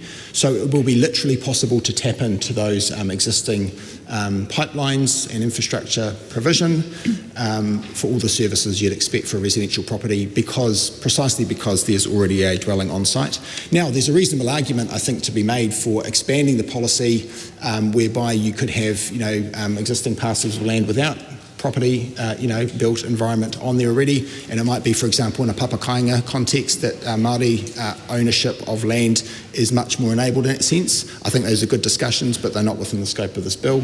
A story for another day, perhaps. And as for the small standalone dwelling definition, the relevant one for current purposes, which is the so-called granny flats at the subject of this amendment bill, are those set out in Schedule 1A, characteristics of the small standalone dwelling, that it is standalone, which is to say detached, that it's new, less than 70 square metres in terms of floor area, and a single storey only. Celia Wade-Brown. Esther, I've not had the advantage of going to the Select Committee and seeing the progress of this, but I do know, despite not being a licensed building practitioner, we have actually built our own cabin well back in the old days when we could actually have building inspectors come out and check that we put the joists in, things were the right distance and so on. So I do think there is something a little bit regrettable that we've moved completely away from the Kiwi do-it-yourself, obviously needing guardrails. But the next stage, until recently, we had the 15 square metre we had the 30 square metre rule where you didn't need a consent at all, as long as it complied, and we've recently had a 15 square metre studio added, which is not quite doubled, but nearly doubled our area. We checked with the council whether we needed anything. We did not need anything. Did they need to have the information that it even existed? They did not. So to some extent, would you agree that this legislation, by replacing the 30 metre square rule, has in a limited number of cases, without extra plumbing and things like that, actually made it more difficult? And then my last question is, really, you've talked about existing infrastructure in residential zoned areas. The Wairarapa electorate is one of the largest and very significantly rural electorates. And I'd just like to know if you already have maybe natural flow irrigation from the grey water, or you seek to put in a composting toilet, again with the correct plumbing people rather than doing it ourselves. How would that apply in a rural area, whether you do or don't have another dwelling? And if you do or don't have another dwelling, is it on the same title or the same block of land? I think this is quite complex, and I think it needs some further explanation for people who live in a rural, off-grid environment. Madam Chair. Honourable Chris Pink. Thank you, Madam Chair. I appreciate the work, including the experience with which the member speaks, but also including with her local government background. She'll know as a building consent authority, these administrator, so to speak, as the former mayor of this fair city, that there are complications in all these matters. I think with respect to the question of the 30 square metres existing exemption in Schedule 1 of the Building Act, I regard that as a different matter from the 70 square metre exemption that we're adding in a new schedule, Schedule 1A, even though it's similar in philosophy, as the member has quite rightly pointed out. Nevertheless, it's different because this will be able to be used in a proper residential sense, not only for a so-called sleep out, but also with shower or bathroom facilities and also a kitchen area. It could be more independent, and therefore the risk associated with people sleeping overnight in terms of, I suppose, danger to them, but also danger or risk in the sense of the construction and things that could go wrong when you start adding plumbing and so on, puts it in a different category. So even though, yes, it is more difficult to reach the threshold required, even without a building consent for these so-called granny flats, nevertheless, I think that's justified given that we're talking about a different and more demanding thing at stake than a mere garage, sleep out and so on. As for existing infrastructure in rural areas, or the question of existing infrastructure, including those that might be determined as off the grid, I think that's a fair point. And I will acknowledge as well that there is considerable clamour for a liberalisation of rules as relates to tiny homes, and I know that's slightly off to the side, but I think in my mind at least there's the same question about ways that we can make it easier for people to live off the grid or in ways that don't represent the white picket fence around a quarter acre in a suburban setting as well. So any details that I suppose might flow from that, it's not that it will necessarily be that the infrastructure provision is the same in every case, and perhaps I was overly simplistic to talk about that, but in general terms, whatever is provided for an existing dwelling on a residentially zoned parcel of land is good enough for that existing dwelling and can be relied upon or not, as the case may be, if there is none, for these so-called granny flats being added. Arana Williams. Thank you, Madam Chair. I'm speaking to Section 7, but also to Schedule 1. And in relation to what the Minister said about where these dwellings might go, I have good news for the House. If you want to listen to this, so will you, Andy Foster.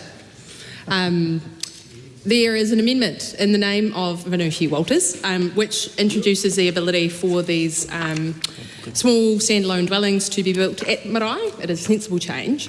The reason it's a sensible change is because we know that it's outside the scope of this bill about how many would be built, but it's not outside of this bill where they would be built. And so allowing for one of these to be built at marae doesn't seem to create any problems that are foreseeable around the infrastructure that is at those maraes. Plumbing is there. We are not talking about marae that do not have ablution blocks and kitchen facilities already. These are something that exist at those facilities. And why it's important is because more and more marae are asking for kaumatua housing to be part of what they offer to the community. The member for Māngere here, the Maunga Lydia Sosene, she knows that in her area, in places like Ngāwhare Wātea marae and also at Papatūānuku Kōkiri marae, the ability to have kaumatua housing in that area is so crucial to the South Auckland community. It's also crucial to our rural and regional communities, and we know that providing for older people who experience more and more housing security over the years, particularly older women over the age of 55, is an incredibly important thing that community organisations, NGOs and hapu and iwi can come to the party and help the government to provide that service that would otherwise fall to the government. And so this is an amendment which is a sensible step forward, doesn't solve the whole problem, does solve this problem, which is in the spirit of this bill, because we know this doesn't solve the housing crisis, but it does make a difference to the supply of housing cheaply and affordably. This would help Māori housing, and it is something we should support. And I want to tell the Minister about who I think of when I think of this amendment. I think of my Uncle Kelly at Tāpui Hikitea Marae.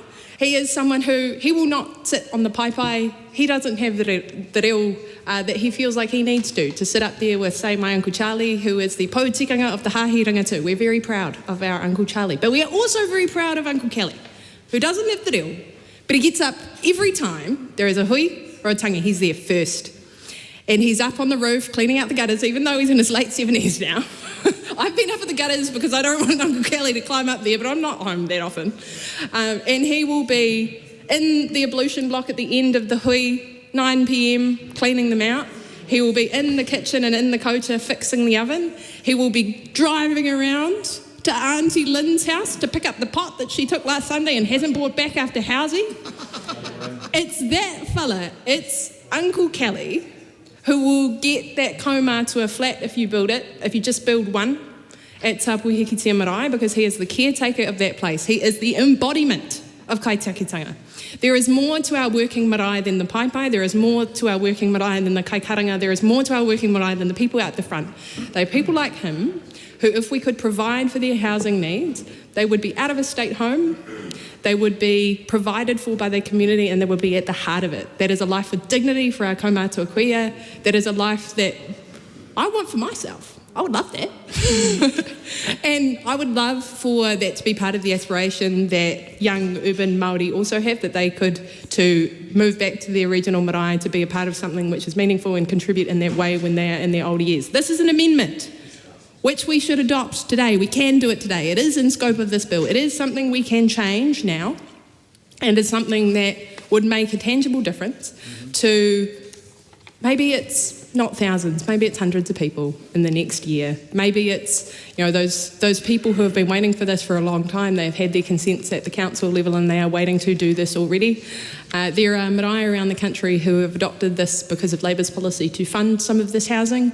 There are marae that are still waiting to be able to build these things, to move relocatable homes onto their marae, to be able to build something which is meaningful for people that will last as long as the marae will stand. There is dignity in that. Let's adopt this amendment. The Honourable Chris Peters. Thank you, Madam Chair. Just really briefly, the passionate advocacy on behalf of Uncle Kelly.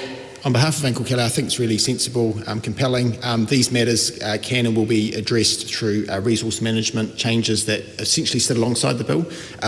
Outside the scope of this bill, there's the work that my colleague and friend Chris Bishop will be doing to enable also the certainty of such structures without a resource consent either, but separate to the question of a building consent. Madam Chair.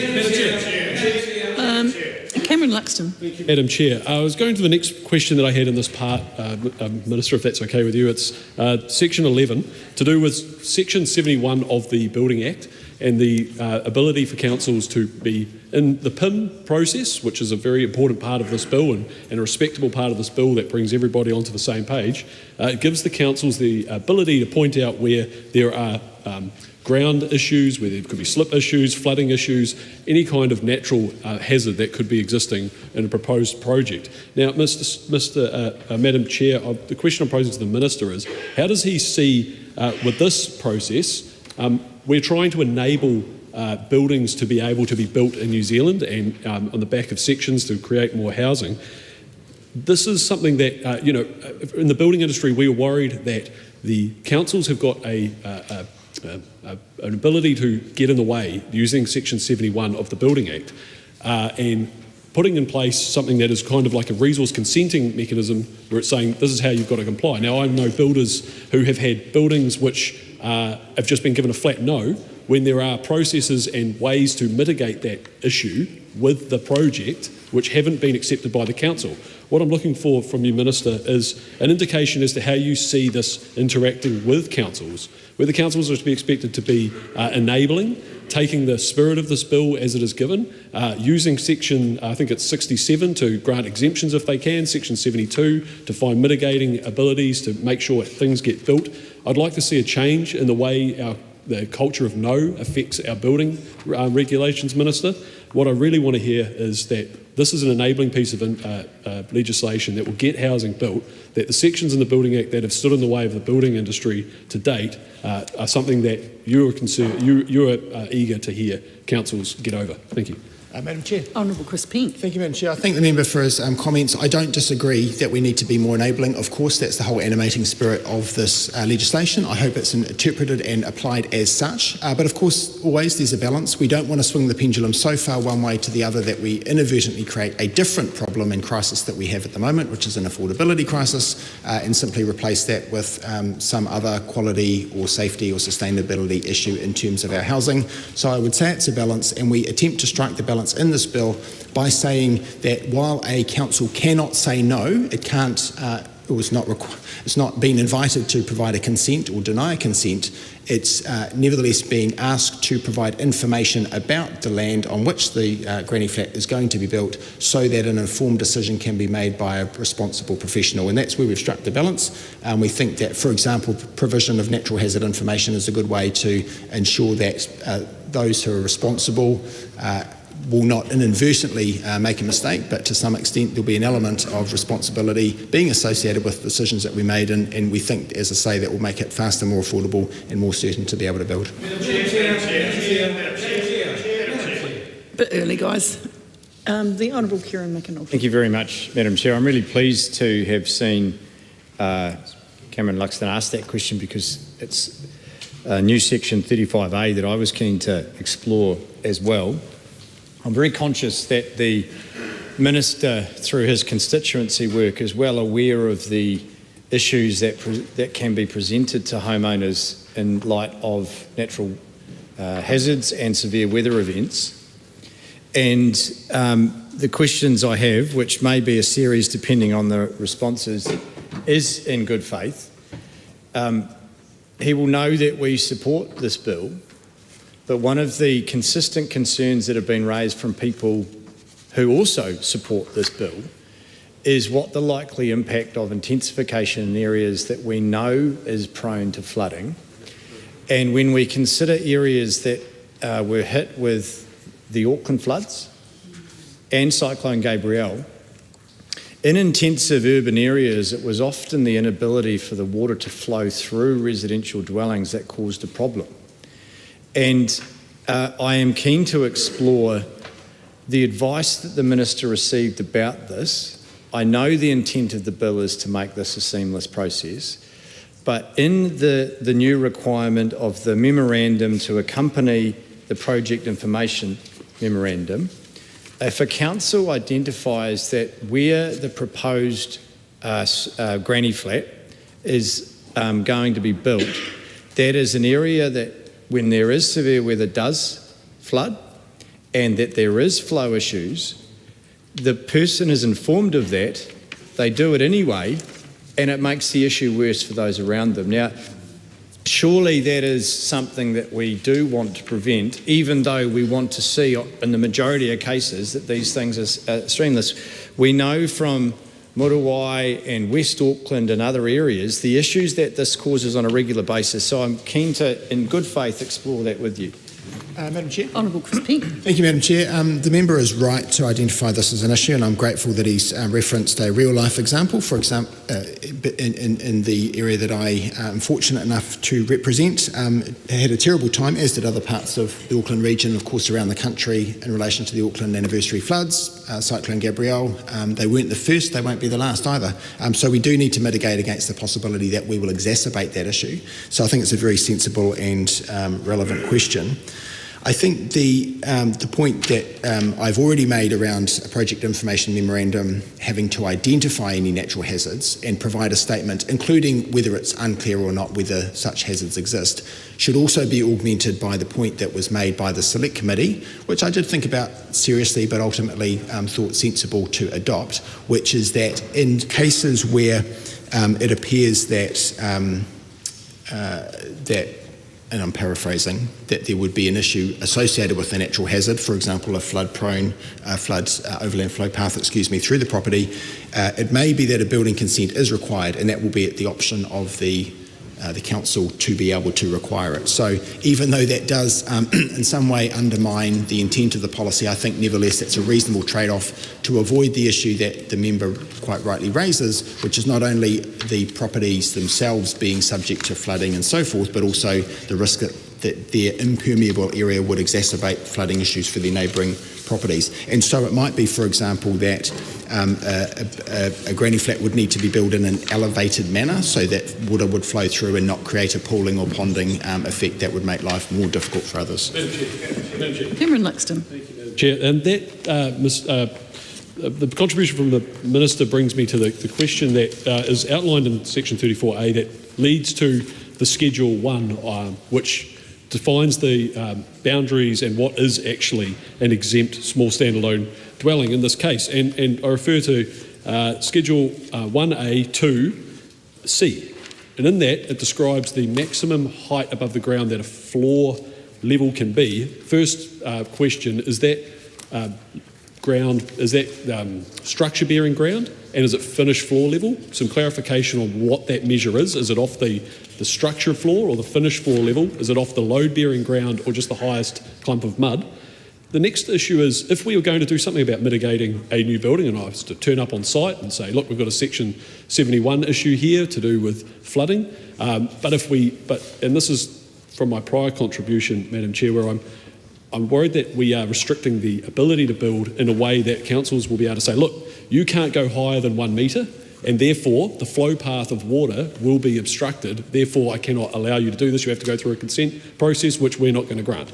That's a worry that I have, Madam Chair. So I'd like to hear some rationale for one, and also how that relates to Schedule 1A to 1B, which is the maximum height of the building above floor. Again, finished floor level, is that to the flashing? I suppose that's the entire envelope. But just how those two interact, and is there any ability for us to open that up a little bit in this committee to be able to say, look, let's make it an envelope that includes a total number. Let's give enough space that we can work with the ground conditions that we're given, the flooding conditions we're given, the structure we're giving, and in the end, the type of home that will actually, or building that will actually fit the people who are set to occupy it, the design requirements of the neighbourhood, the aesthetics and the usability. Thank you. The Honourable Kieran McAnulty. Thank you very much. I'm conscious that we've got an unusual situation here where two members from opposite sides of the House both support the bill, both concerned about one particular section and are coming at it from completely two opposite directions. Right. One thinks it's too restrictive, other is concerned that it might be too open. But let's explore that, because we do want to get it right, and this is this point of the committee stage. Like I said, I've got a series of questions, but I'd like to go back to the Minister's response just for clarification. You were talking about, in certain instances, a council, if it feels that it does, building a granny flat in a particular area does present an unreasonable risk from a natural disaster or natural hazard perspective, can require a consent. I think it would be useful to just get a better understanding of that process, how that is triggered, and what options are available to the landowner after that point. Because I actually agree with Mr. Luxon that could be counter to the intent of this, but I am not concerned necessarily, because there might be some instances that is warranted. So I think for the purposes of the House's understanding and clarity, if you could walk us through how that process would play out, that'd be useful.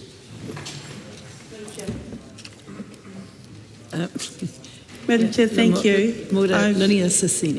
Thank you. I've been listening really with great interest on this bill, and I wanted to seek clarification and ask the Minister with respect to Schedule 1, Schedule 1A, number 2, just the requirements. Minister, my question might sound really weird, but I wanted to ask, because I'm quickly looking through, is there a limit on how many people will be allowed to be in the small standalone dwelling? And then the reason I ask is because you've got the big house and then you've got this structure. And for Pacific families, we do in village settings. In that when you've got visitors, be it funeral, wedding, whatever, the current practice is you go to the garage because you haven't got enough beds in the main house. So I wanted to ask clarification, is there a limit on how many bodies of people and is there an age? And whilst it might sound a little bit weird, it's to get a clearer understanding and utilising Member Williams' questions on marae style. So we did the same thing in Pacifica settings. When you have to host people who arrive on your doorstep at 3 a.m. in the morning because they've got nowhere to sleep, you just go to the next structure. So I just wanted clarification in that and had that come up in any other select committee. Thank you. Madam Chair. The Honourable Chris Pink. Thank you, Madam Chair. A good series of questions. ACT to the right of me, Labour to the left. Here I am, stuck in the middle with you. Indeed. I appreciate you enabling the flow, Mr Luxon, and I'm also grateful to Mr McAnulty. I think they're both very sensible questions, as he observed, actually sort of coming from a different angle, but trying to establish the right balance, I think, and certainly that's what we strive for, or aim for, in relation to that particular section. The answer in terms of how it would come about that the council would make a determination that a building consent would be required in any particular case is found in new section 35A, as it will be. And so it's set out at 2B that the memorandum, the project information memorandum, would also contain or be accompanied by a document containing a statement indicating whether they consider that the construction of the dwelling, and I'll go ahead now, is likely to accelerate, worsen or result in a natural hazard on that land or any other property, to his point earlier about adjoining landowners, or that it is unclear whether that effect is likely to occur. And then it goes on to say, if the territorial authority advises under that paragraph that there is or is likely to be a natural hazard present on the relevant land, or that the construction of the dwelling is likely to accelerate, etc., the natural hazard, then a statement's made that a building consent may be required. So that's the decision-making test, I suppose, that if it would worsen, accelerate, or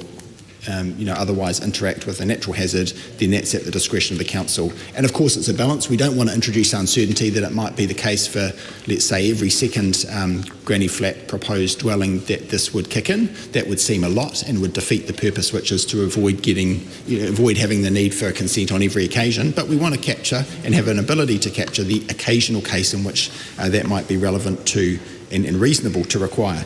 So that's the intent, to strike the balance between the points that you both quite reasonably make. We won't please all the people all the time. Indeed, we may not please all the people any of the time, but we'll give it a go. We think that we struck the balance right in that respect. As for the very technical questions that have strained me, luckily they haven't strained our friends and colleagues from MB, who are much more across technical detail than me, but in relation to the lowest point of the question around where the ground is measured from, it's the lowest point of the ground that I understand. And then you've got, in terms of the building design with a higher foundation, the point's made that it's often more complex in design and therefore wouldn't be classified as simple.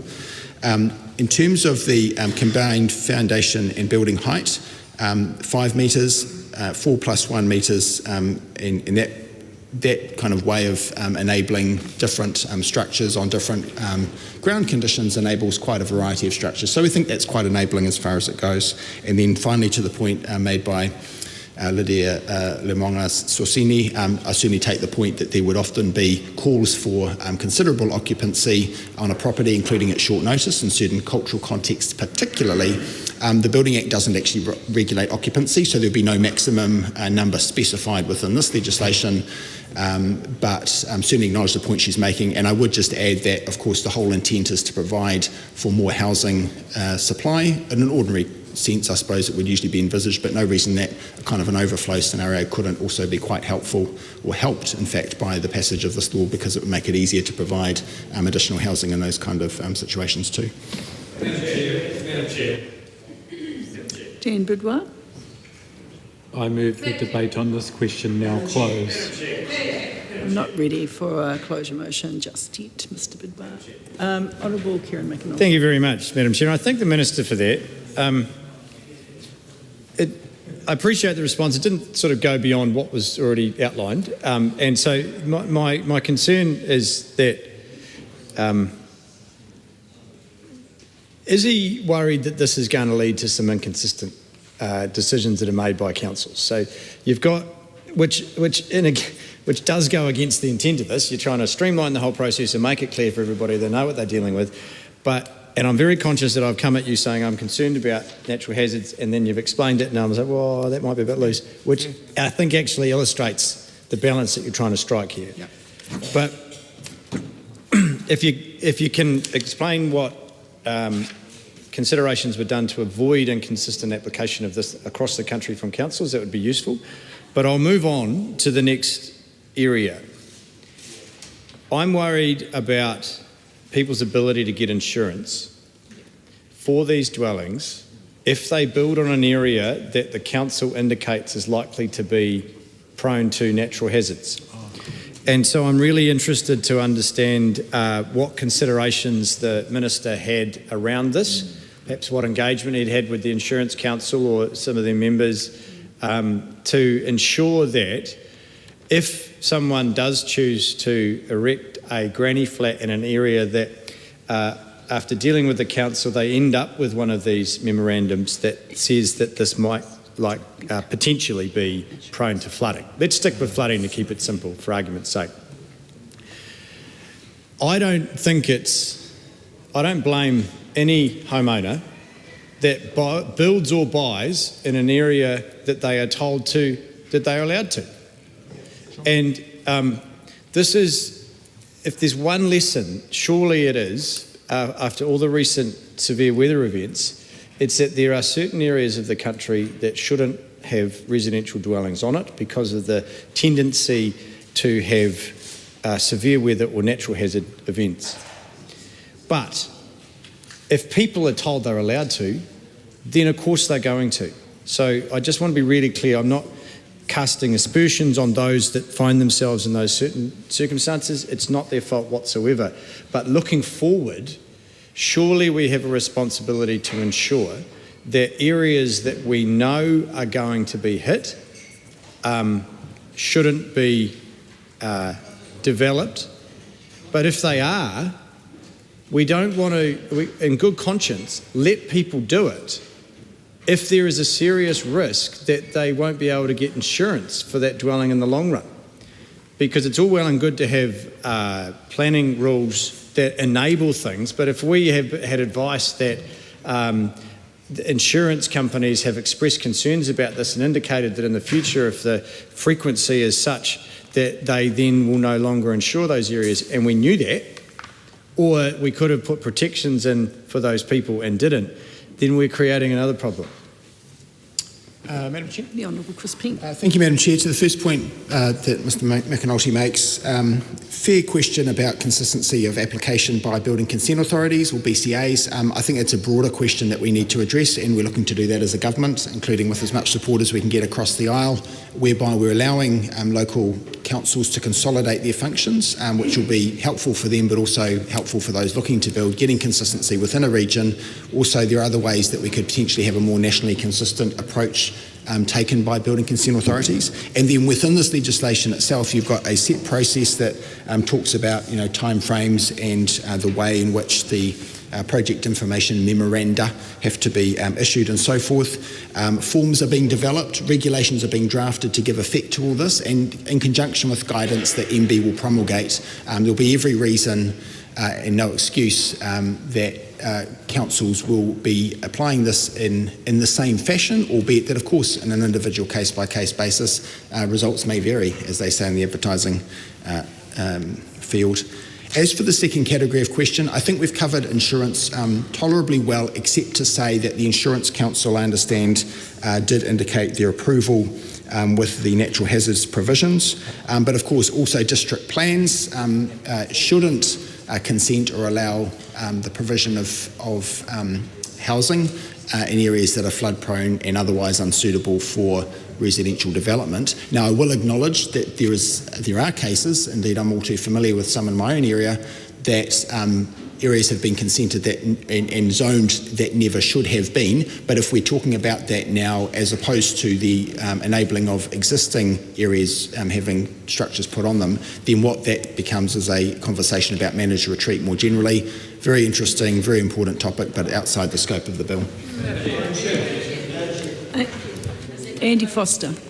Chair, thank you. Look, just to pick up the point that's just been raised about building in hazard-prone, we're talking flooding areas in particular, and Minister, you talked about the use of district plans and whether buildings are allowed to be built in particular areas. There is another way of dealing with that, of course, which I would like your comment on, and that is where council say, yep, look, the level that floods are expected to get to is X, and therefore we will, you can build there, but you must build at a level where the floor levels or the areas which you don't want to get flooded are higher than the expected flood area. So I'd be interested in your comment on that, because that might alleviate some of the concerns which are being raised. Lawrence Sunan. Yeah, I want to check with the Minister around, in terms of the planning stage and also in terms of the preliminary and also final design plan. What I haven't seen in this bill, and I haven't located within the supplementary analysis paper or even the RIS, is around insulation. Now, I'm coming at this particularly from a senior's perspective, because one of the things that we do see in terms of granny flat is that if there isn't going to be proper insulation, that they're going to be led to damper granny flats, which then would lead on to additional health issues. I want to check in terms of whether the Minister considered the insulation requirement when it comes to granny flats, but also in addition to that, has the Minister consulted with either Te Whatuora or anyone else around any studies being done on the impact of lack of insulation on senior population? Because again, when we're looking at the construction of the granny flats, one of the considerations I think other people have also mentioned is being able to provide additional housing for a relative, and particularly for parents or grandparents. So I think that seniors angle is particularly important. So I would be interested to hear from the Minister on that. And then the second question I have is, again, picking up the things around insurance and also in terms of flood-prone areas. Now, my base is in Epsom in Tamaki, which has been affected a lot by the Auckland anniversary flood. And one of the things that you are seeing in the most recent unilateral plan, and particularly Plan 47, is around the fact that there's going to be different level of allowances for upscaling, upzoning and downzoning in terms of density. And I wondered, how does the building of granny flats, for example, would interact with any sort of zoning allowances within a unilateral plan for council? Maybe that has been covered. If it is, then just let me know that's been covered and I can go back and watch the video. So those are my two questions for the Minister at this stage. Madam Chair. Honourable Chris Pink. Thank you, Madam Chair. Just to respond to that final point, I think with all due respect, that's more around the resource management and planning as opposed to what the Building Code would require, or the Building Act indeed, which is the legislation we're amending. The other point that Lawrence Yunan makes around legislation, I go back to the point that I started with tonight's proceedings, which is that all this work must still be conducted in accordance with the Building Code, notwithstanding that it would be an individual licensed practitioner who would certify that that's the case, as opposed to a council officer. Therefore, it's relevant to say that homes must meet the Building Code, including that they mustn't worsen natural hazards, and in fact must also actively mitigate natural hazards where present, but also in terms of insulation, there are certain requirements as to the way in which we must build in the Building Code as regards energy efficiency, which includes insulation. So that's already baked in by reason of the fact that Building Code compliance is still needed.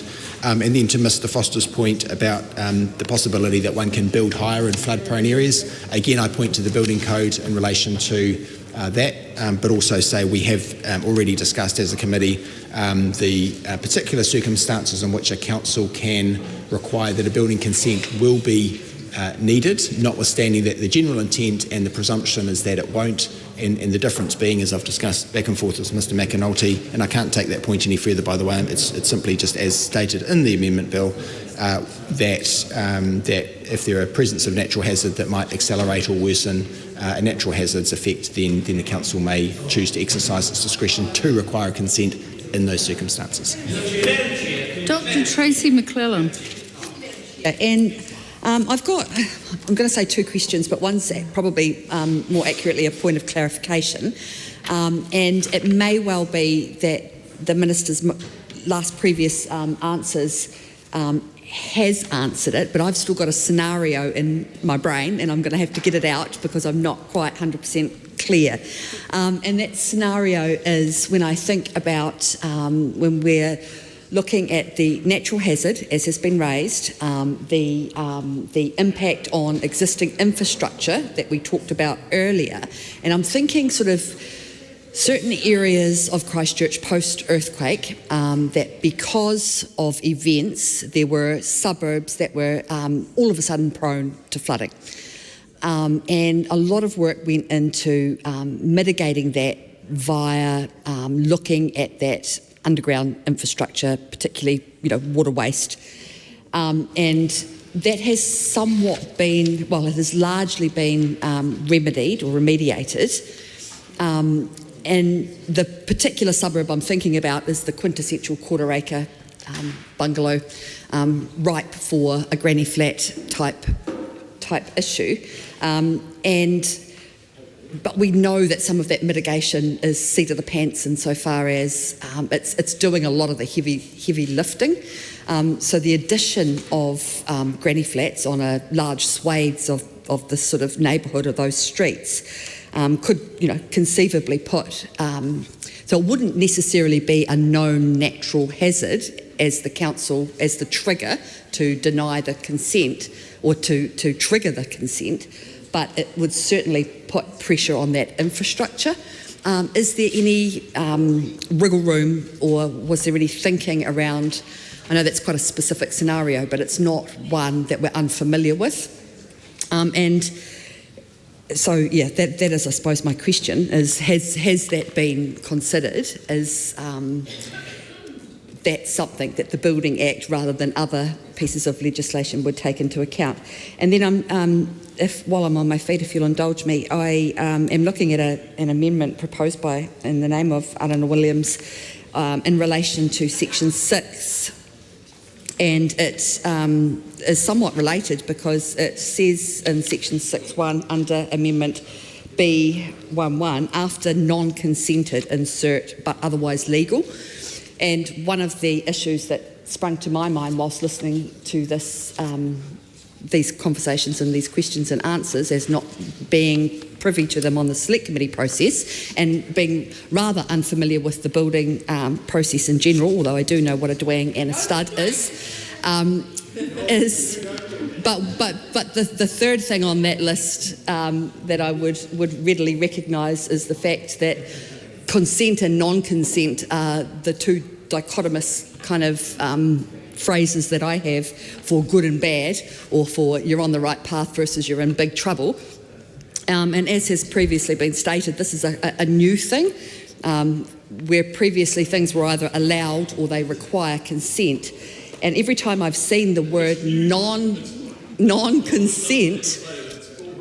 it automatically makes me think that that's a bad, a naughty thing. And so I think that this amendment is quite sensible and to the point. And I wondered if the Minister had the chance to look at that and had any thoughts about the harshness of just the term non-consent and any potential ramifications about that.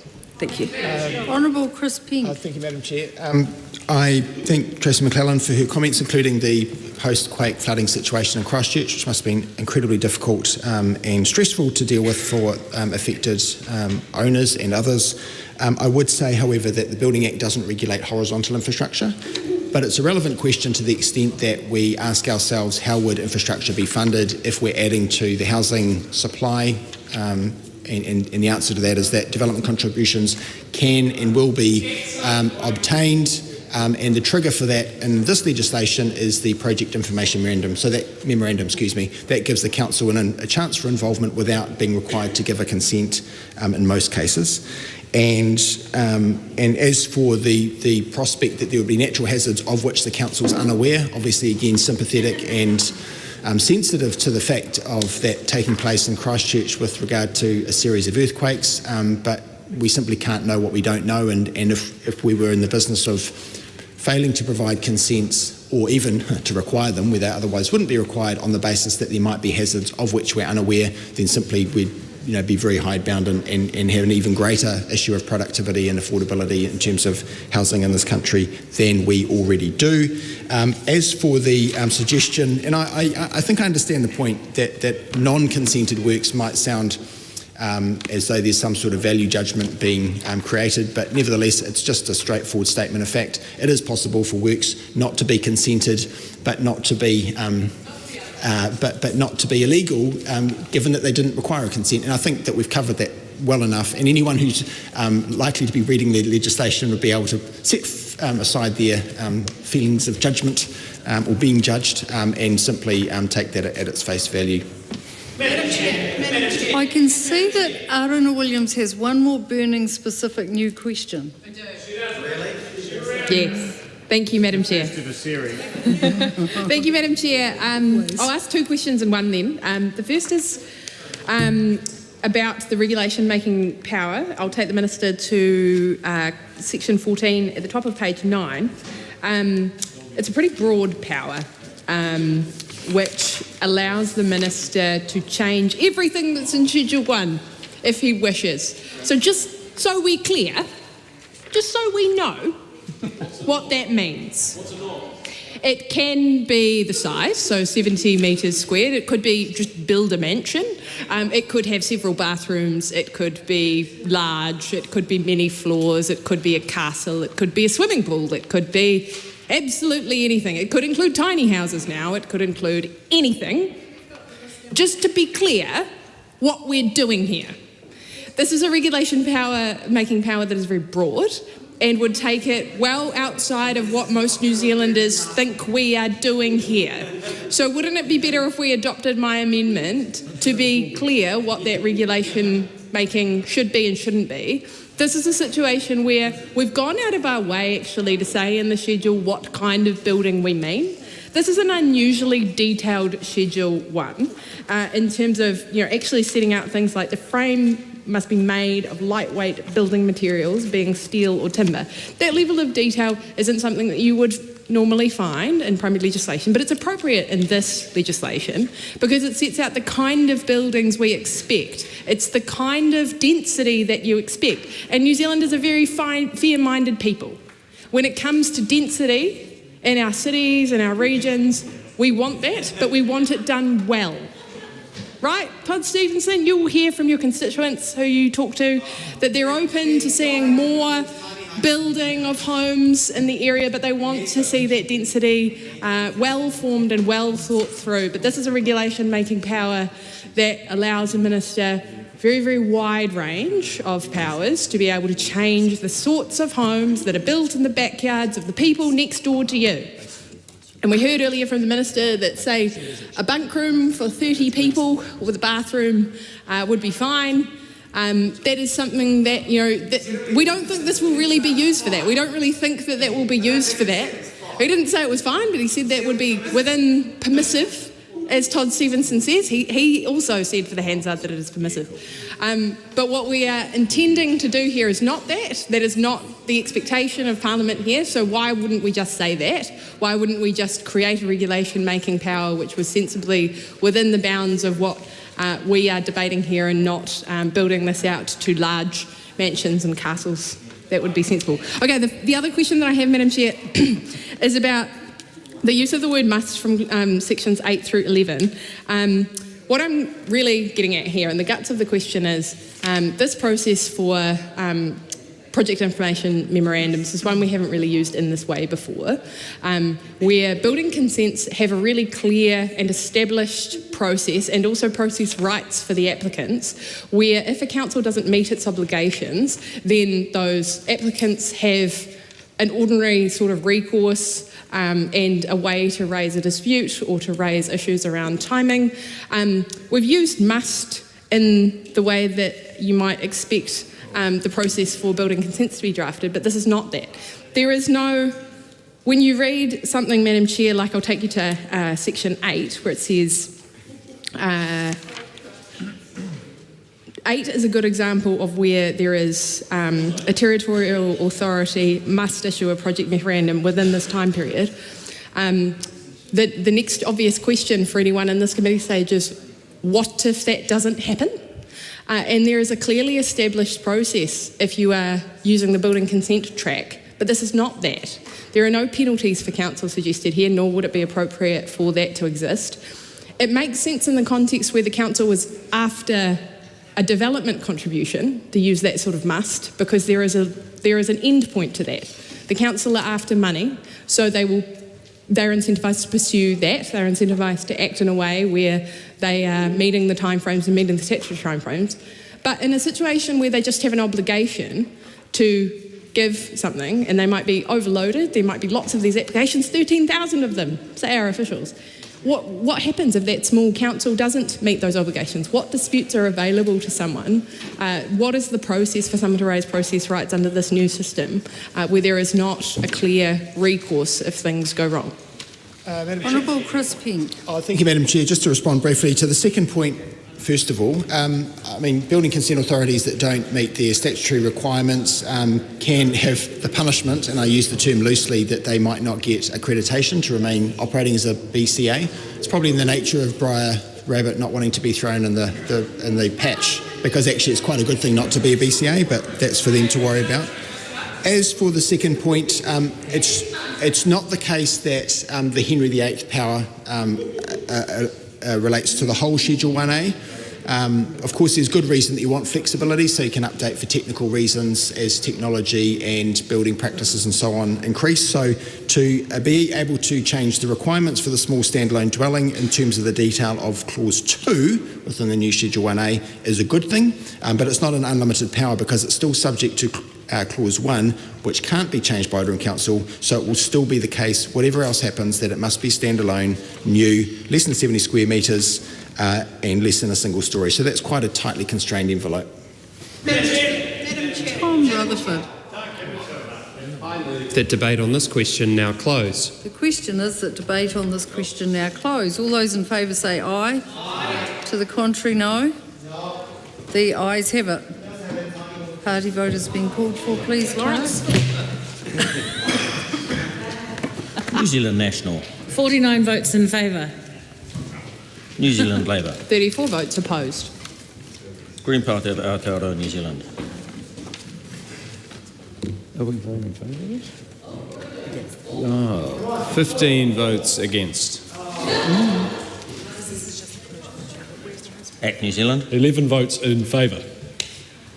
New Zealand First. 8 votes in favour. Te Pāti Māori.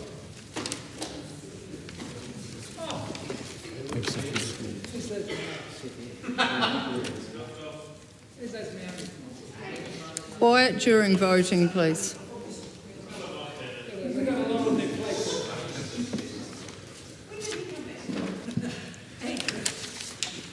The ayes are 68, the noes are 49. The question is agreed.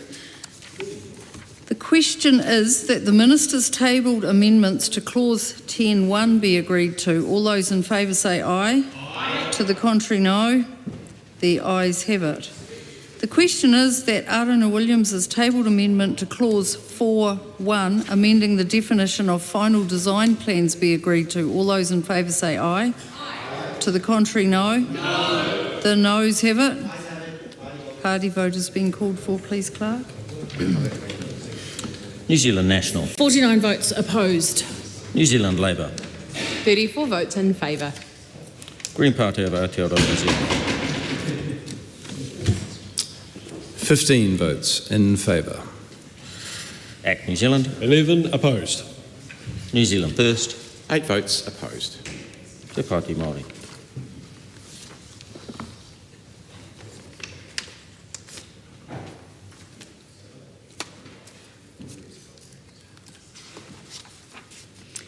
The ayes are 49, the noes are 68. The question is not agreed. Question is that Aotearoa Williams' tabled amendment to clause 4.1, amending the definition of preliminary design plans, be agreed to. All those in favour say aye. To the contrary, no. No. The noes have it. The noes have it. No, too slow calling a party vote, sorry. Aotearoa Williams' tabled amendment to clause 4.1, amending the definition of small standalone dwelling, is ruled out of order as not being in the correct form of legislation. The question is that Aotearoa Williams' tabled amendment to clause 4.2, replacing if any with as required by relevant decision makers, be agreed to. All those in favour say aye. Aye. To the contrary, no. No. The noes have it. Party vote has been called for, please, Clerk. New Zealand National. 49 votes opposed. New Zealand Labour. 34 votes in favour. Green Party of Aotearoa, New Zealand. 15 votes in favour. ACT New Zealand. 11 opposed. New Zealand First. 8 votes opposed. Te Pāti Māori.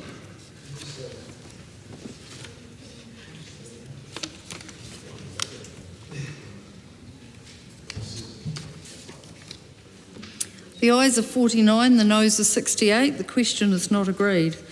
The question is that Aotearoa Williams' tabled amendment to clause 5, deleting subclause 2, be agreed to. All those in favour say aye. To the contrary, no. No. The noes have it. Party vote has been called for, please, Clerk. New Zealand National. 49 votes opposed. New Zealand Labour. 34 votes in favour. Green Party of Aotearoa, New Zealand. 15 votes in favour. ACT New Zealand. 11 opposed. New Zealand First. 8 votes opposed. Te Pāti Māori.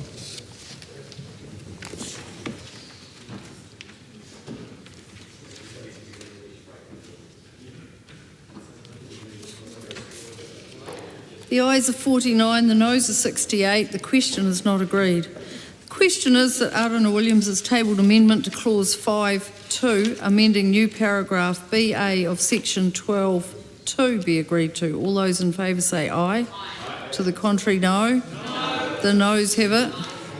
Party vote has been called for, please, Clerk. New Zealand National. 49 votes opposed. New Zealand Labour. 34 votes in favour. Green Party of Aotearoa, New Zealand. 15 votes in favour. ACT New Zealand. 11 opposed. New Zealand First. 8 votes opposed. Te Pāti Māori.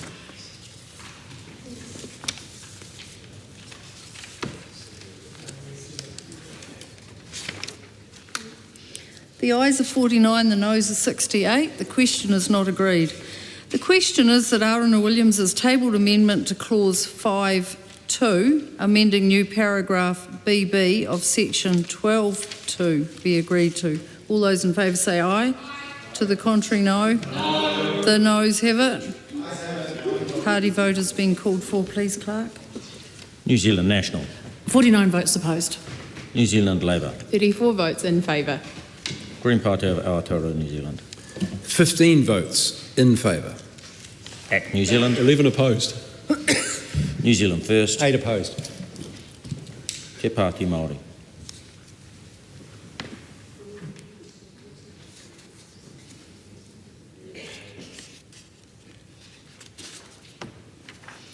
The ayes are 49, the noes are 68. The question is not agreed.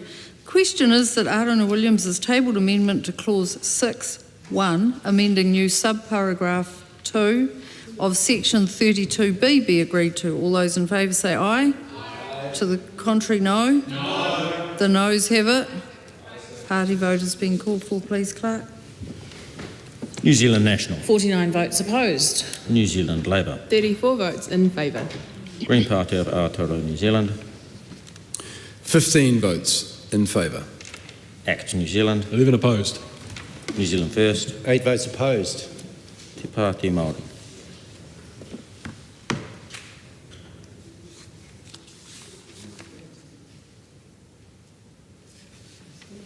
The ayes are 49, the noes are 68. The question is not agreed. The Question is that Aotearoa Williams has tabled amendment to clause 6.2, amending new subsection 2 of section 32 be agreed to. All those in favour say aye. To the contrary, no. The noes have it. Party vote has been called for, please, Clerk. New Zealand National. 49 votes opposed. New Zealand Labour. 34 votes in favour. Green Party of Aotearoa, New Zealand. 15 votes in favour. Act New Zealand. 11 opposed. New Zealand First. 8 opposed. Te Pāti Māori.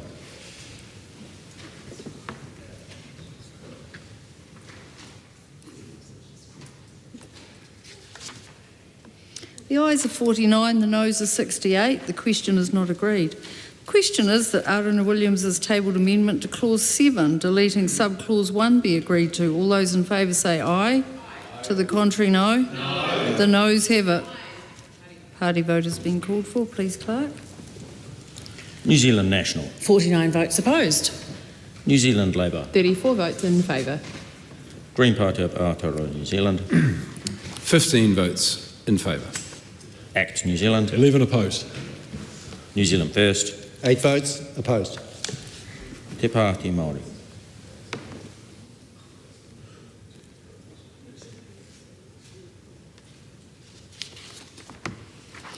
The ayes are 49, the noes are 68. The question is not agreed. The question is that Aotearoa Williams has tabled amendment to clause 8.1, replacing must with will unless it is unreasonable or inequitable to do so, and new subsection 1 of section 34 be agreed to. All those in favour say aye.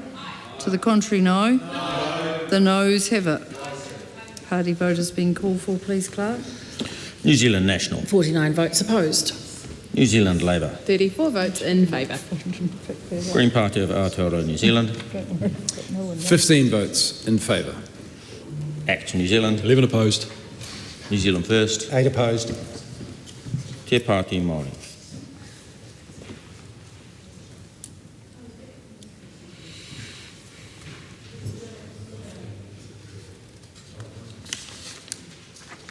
The ayes are 49, the noes are 68. The question is not agreed. The question is that Aotearoa Williams has tabled amendment to clause 8.1, deleting working in subsection 1 of section 34 be agreed to. All those in favour say aye. To the contrary, no. The noes have it. Party vote has been called for, please, Clerk. New Zealand National. 49 votes opposed. New Zealand Labour.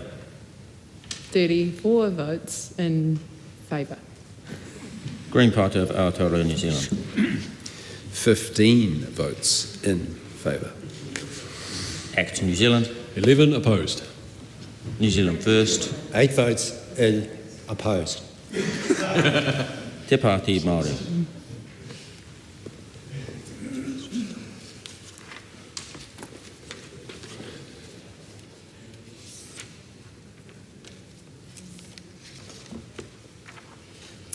The ayes are 49, the noes are 68. The question is not agreed. I've got a few more votes to take place here, and it would be nice if people could succinctly vote. We don't want to be sounding like robots in front of the viewers that are watching.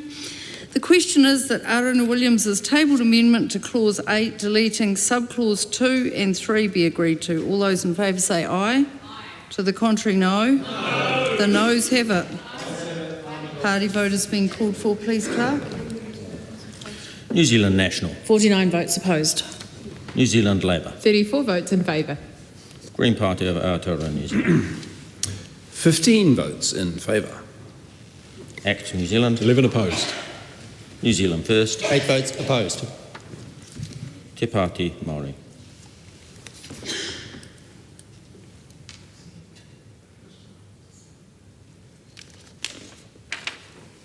The ayes are 49, the noes are 68. The question is not agreed. The question is that Aotearoa Williams has tabled amendment to clause 8, deleting subclause 4 be agreed to. All those in favour say aye. To the contrary, no. The noes have it. Party vote has been called for, please, Clerk. New Zealand National. 49 votes opposed. New Zealand Labour. 34 votes in favour. Green Party of Aotearoa, New Zealand. 15 votes in favour. ACT New Zealand. 11 opposed. New Zealand First. 8 votes opposed. Te Pāti Māori.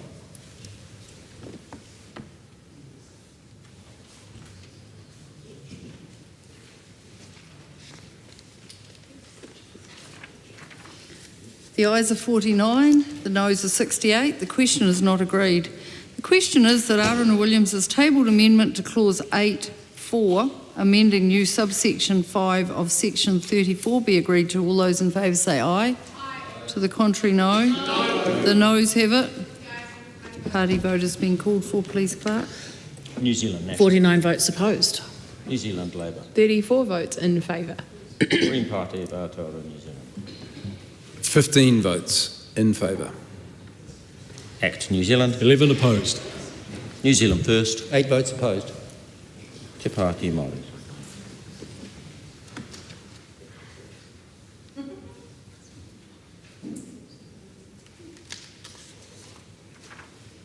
The ayes are 49, the noes are 68. The question is not agreed. The question is that Aruna Williams' tabled amendment to clause 9, amending new section 34A, be agreed to. All those in favour say aye. To the contrary, no. The noes have it. Party vote has been called for, please, Clerk. New Zealand National. 49 votes opposed. New Zealand Labour. 34 votes in favour. Green Party of Aotearoa, New Zealand. 15 votes in favour. ACT New Zealand. 11 opposed. New Zealand First. 8 opposed. Te Pāti Māori.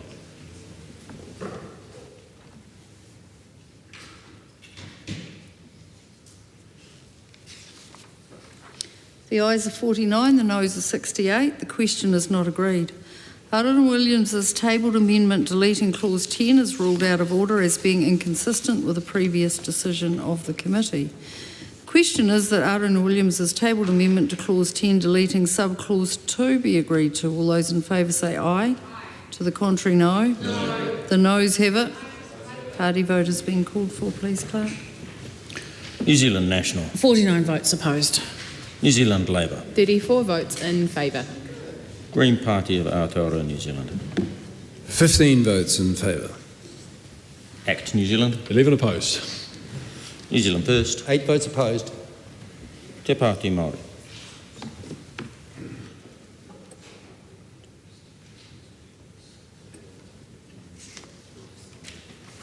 The ayes are 49, the noes are 68. The question is not agreed.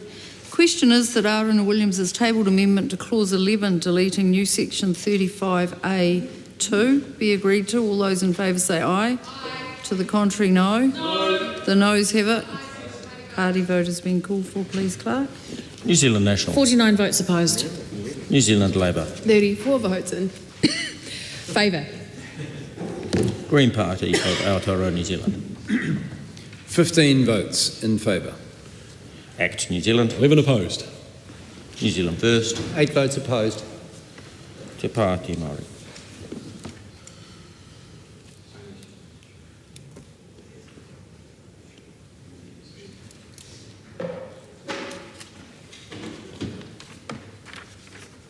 The ayes are 49, the noes are 68. The question is not agreed.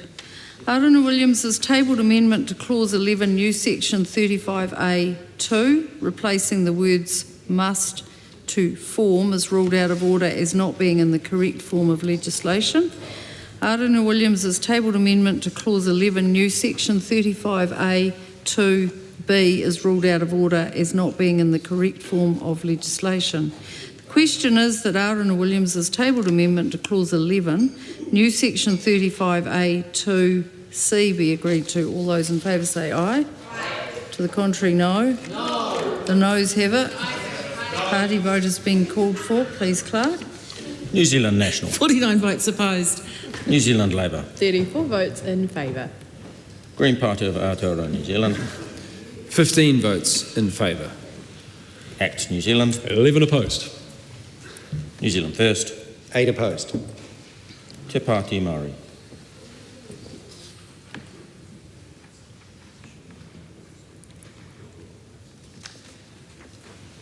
The ayes are 49, the noes are 68. The question is not agreed.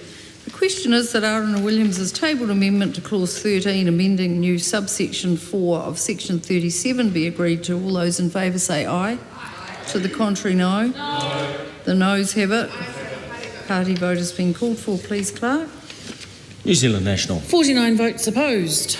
New Zealand Labour. 34 votes in favour. Green Party of Aotearoa New Zealand. 15 votes in favour. ACT New Zealand. 11 opposed. New Zealand First. 8 votes opposed. Te Pāti Māori.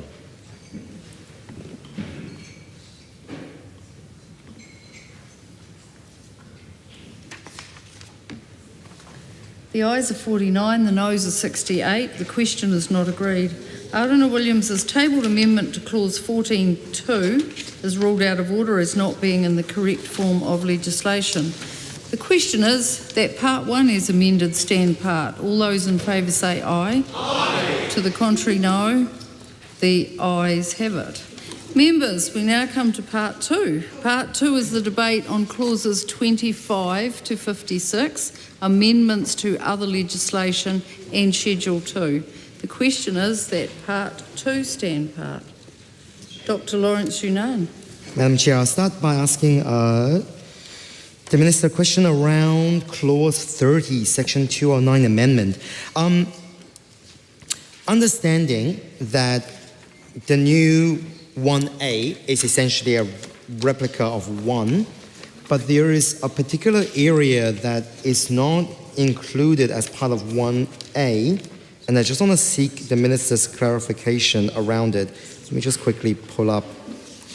So in 209.2, it does say that a territorial authority may retain any portion of the development contribution of land referred to in subsection 1. Oh, okay. You know what? It actually answered in subclause 2. I take that back. The question I then have for the Minister is whether, I'm curious for both 1 and 1A, why then, if a development didn't proceed because the developer chose not to proceed, the territorial authority needs to return that particular,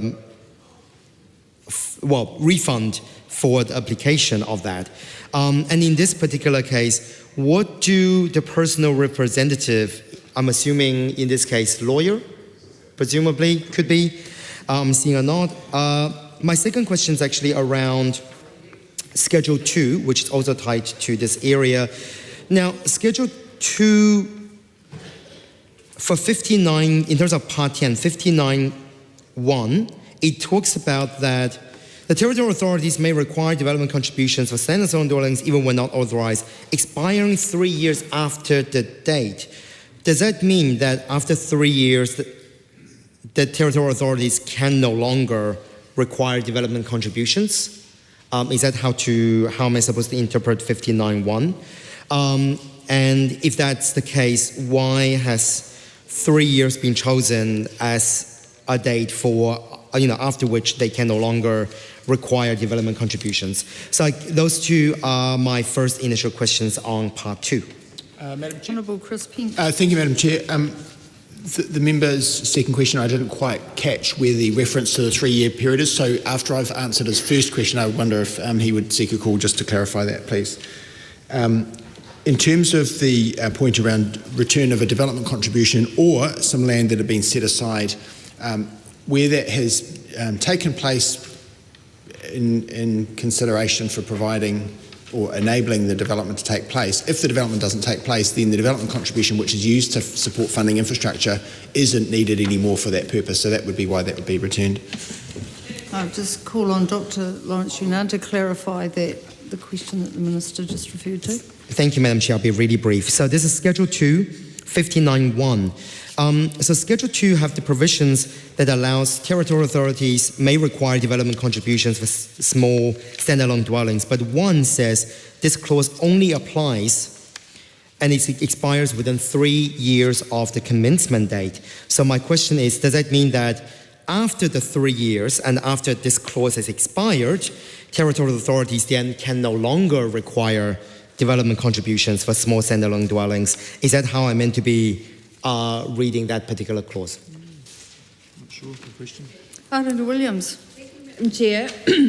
My questions relate to, I'm on page 19, and they're 52, 53 and 54, which set out how the various pieces of information, the certificates that are given by professionals who are carrying out work in the building of small dwellings are meant to be handed on, and what happens with them in this scenario. And the question is really to the Minister about, these are all different sorts of regimes with different sorts of penalties and different sorts of liabilities that arise, but they're all essentially the same provision. Have we got this right in that we are, there is no obvious recourse, there is no obvious sort of end point if the certificates of compliance or certificates of safety are not handed over in that period? What is the process for a homeowner to be able to get that information that they need and are required to have later in the process if that's not forthcoming? And what is the system here? Should it be read as if it is like in a situation where those requirements can be enforced? Are they enforceable? What recourse do the homeowners have here? My other question is about Schedule 2. Useful questions from Dr. Lawrence Yunan about how territorial authorities might make these decisions in the interim period where they might not be able to update their own processes internally. But my question is really around whether that word policy is broad enough to capture what the Minister means.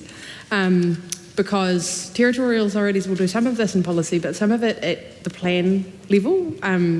There will be instruments that councils use which you wouldn't normally describe as policy. So is that what he means? Can he clarify for us what needs to be updated here by local councils that he's envisioning as helping here and solving, especially in 59.2? Madam Chair. Honourable Chris Pink. Thank you, Madam Chair, and I'm grateful to the member who was kind enough to repeat and clarify his question. The schedule that he refers to provides a period of 3 years in which development contributions can be charged in the way set out in this legislation, because it's envisaged that within that period of time councils will have the ability to update their policies, practices, procedures, and also in anticipation of resource management reform that will change the way that development contributions are charged. And it might be that some replacement of development contributions is introduced, but we think to provide at least a 3-year window in which those changes can be made will mean that in the meantime councils have a clear, fair, well, at least a clear way of continuing to charge development contributions, so they're not left out of pocket in the meantime. And of course the point of that is to provide the supporting infrastructure that would be needed for these so-called granny flats. And then in terms of the question that Aotearoa Williams asks regarding the failure of a trusted professional to provide what they are required to do under the Act, I would say, and as a lawyer herself, she'll hopefully recognise that there are a number of different categories of obligation. One is statutory in terms of what's required under the Act. Another would be contractual, as between the building professional, which might be some other tradie or a builder in the sense of an LBP, and also occupational. And the disciplinary powers of various practitioner boards are something that we're looking at separately, or in addition to what's needed to make sure this regime is robust. And that's because overall we want a system that is enabling as possible, but doesn't enable building professionals who can't or shouldn't be trusted to continue to provide work that is substandard or delivered in an unethical fashion. So all those different categories of obligation are enforceable in different ways against a professional who doesn't meet their obligations in this law. The question is that Part 2... Oh, sorry, was there a call I didn't... Madam Chair. Lawrence Yunan was on his feet first. Thank you. So you've just got a quick clarification. I just have a quick question for the Minister regarding Clause 52. And this is to do with the electricity safety regulations. And I'm curious to just kind of get clarification from the Minister on when it comes to responsible person.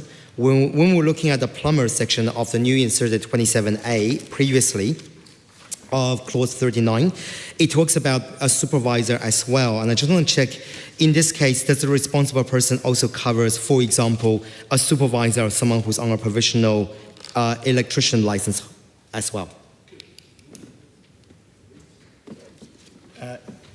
Madam Chair, yes.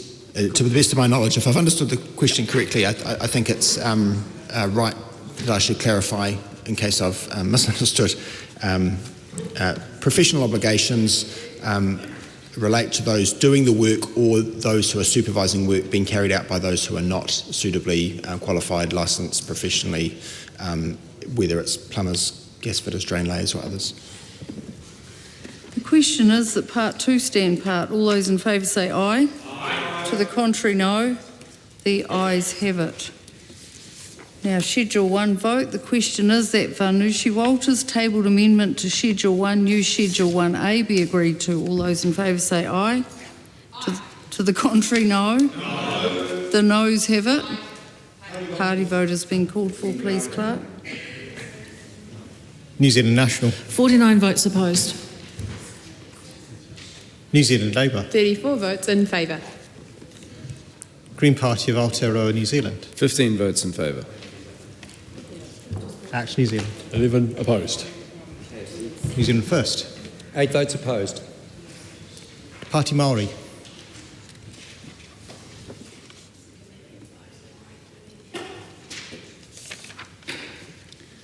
The ayes are 49, the noes are 68. The question is not agreed. The question is that Schedule 1 stand part. All those in favour say aye. Aye. To the contrary, no. The ayes have it. Schedule 2, the question is that Schedule 2 stand part. All those in favour say aye. Aye. To the contrary, no. The ayes have it. Members, we now come to our final debate, clauses 1 and 2. And this is the debate on title and commencement. Arana Williams. Madam Chair, we're here. We're at the end of the committee stage, which I have very much enjoyed, the back and forth across the House, I think.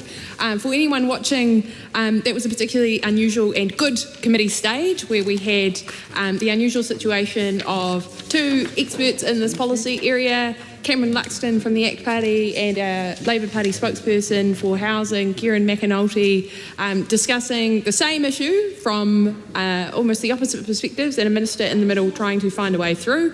It's a great example of how asking questions, teasing these issues out, does result in a better process for people.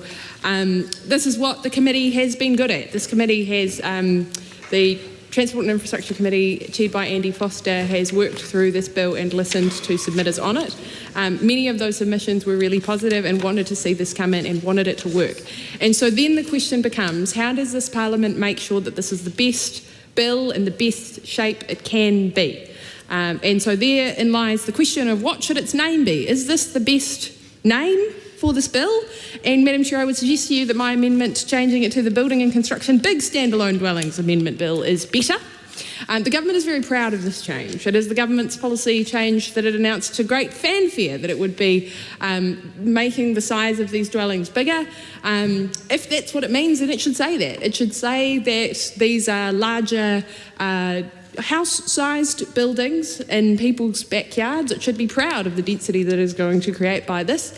But we should be clear with those people whose neighbourhoods are changed by this, that is what is in fact intended by this legislation, that there will be larger dwellings, that will be a change for them. Because that is something we support. We want to see more of these dwellings being built for people. We want to be able for intergenerational living, for families that are expanding, for, in the case of that was brought to this House by the member for Mangere Lemonga Lydia Sorsene around whānau coming from overseas to stay. We want to enable that for people, and there is a real problem with the affordability of housing, that we are trying to look for solutions that are creative and that allow for people in whatever their situation to be able to make some small contribution within their communities. And so that name change would be at least clearer with people about what is happening here and what the effect of this will be. 13,000 of these dwellings around the country, not evenly spread. There will be some areas where people will see this more, and so we need to be upfront with people about what this will mean. We think that there should be a monitoring component of this, especially around those broader regulation-making powers that could see these change without it returning back to the House. The nature of the buildings change, and so we just want to be clear about that. We want to know, we want people to be fully cognizant that in your mind what you might think of as a granny flat is not necessarily what you will see being built, but it is in fact something that we want to see working well in our communities. Every member in this House who represents an electorate would also want to hear from their constituents how these things are going, because we know that when it comes to the provision of housing and of changing the way that our neighbourhoods look, that people deserve a say in that. They deserve to be able to go to someone who they know, who has their interests at heart, who represents their area. There are a number of members in this House who represent their areas vociferously, and that is how we are constitutionally designed to work.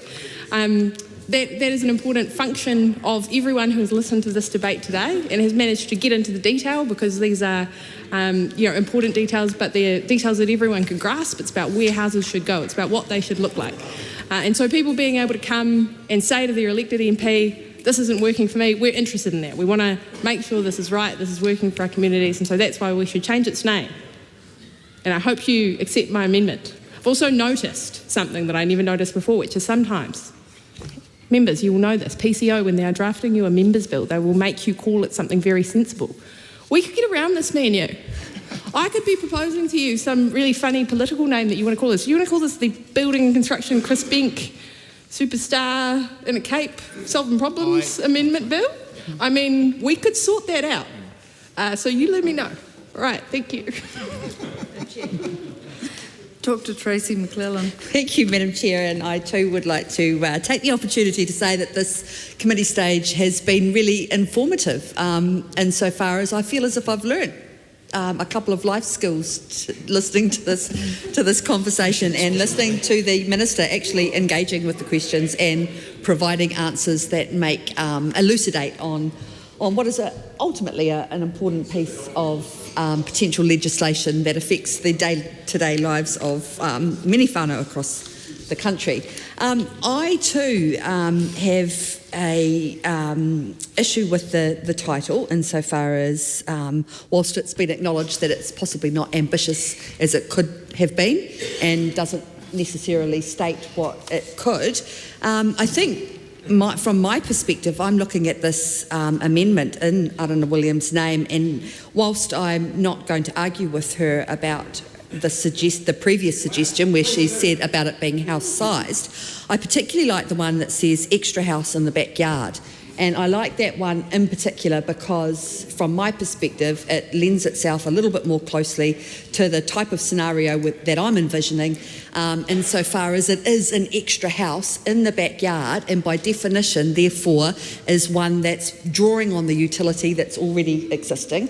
It's drawing on the infrastructure that's already there, and it feels a little bit more descriptive of the type of issues through those notes, through those memorandums, through those that reporting that's going to be held at the territorial authority or the local authority level, tasked with keeping a tally or keeping an eye on forecasting for future problems should that utility or should those pieces of infrastructure be over tasked.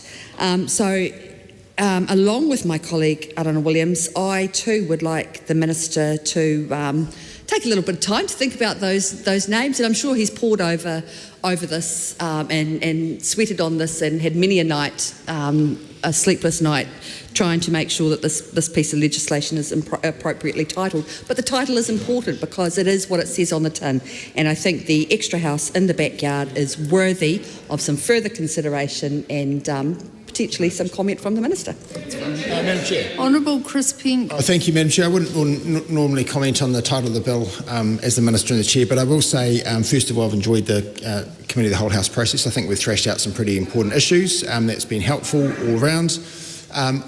I'm not inclined to suggest to the government side that we accept any of the name changes, but I will say for the record,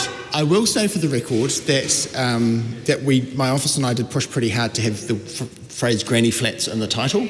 And let's just all take a moment to enjoy the fact that there was serious criticism levelled at my colleague and I, the Honourable Chris Bishop and I, when we were talking about granny flats, from some who thought it was some combination of sexist and ageist, or maybe discriminated on the basis of family status. Anyone can gain the benefit of a granny flat.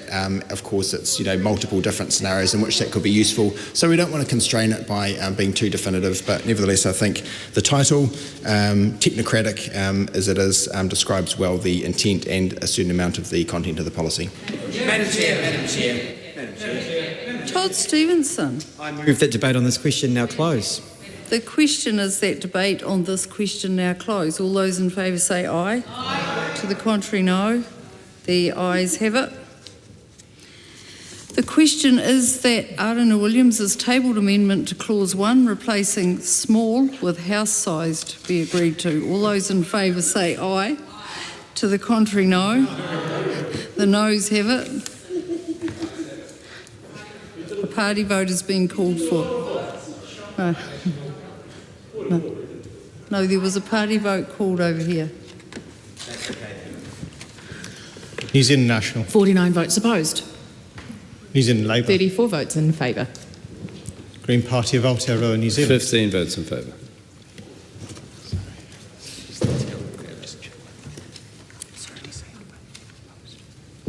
Over here, look at the Green Party. Could the Green Party please repeat the vote? Pardon me, 15 votes in favour. Thank you. Act New Zealand. 11 opposed. New Zealand First. 8 votes opposed. Te Pāti Māori.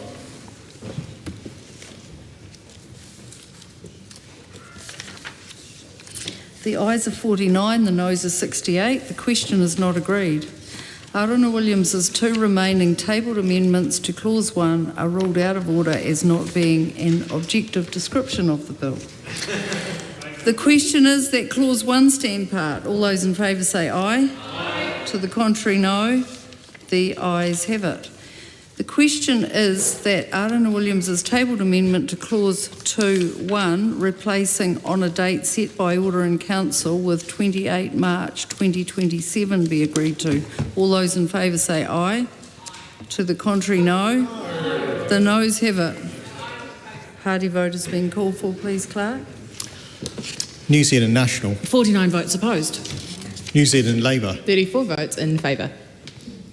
Green Party of Aotearoa, New Zealand. 15 votes in favour. Act New Zealand. 11 opposed. New Zealand First. 8 opposed. Te Pāti Māori.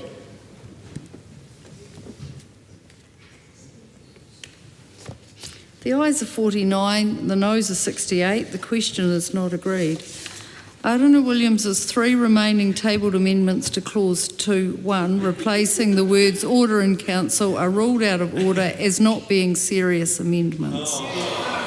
The question is that clause 2 stand part. All those in favour say aye. Aye. To the contrary, no. The ayes have it. I will report this bill with amendment.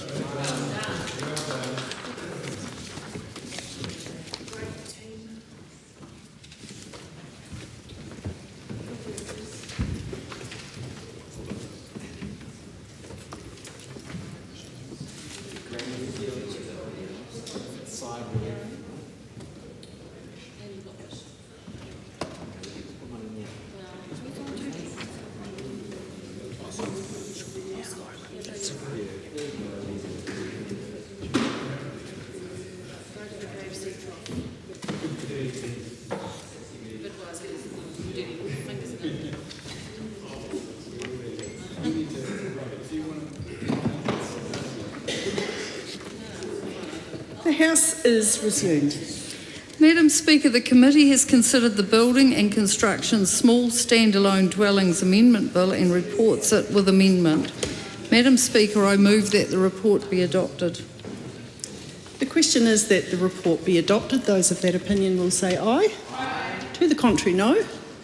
The ayes have it. This bill is set down for third reading next sitting day. I call on Government Order of the Day number 4.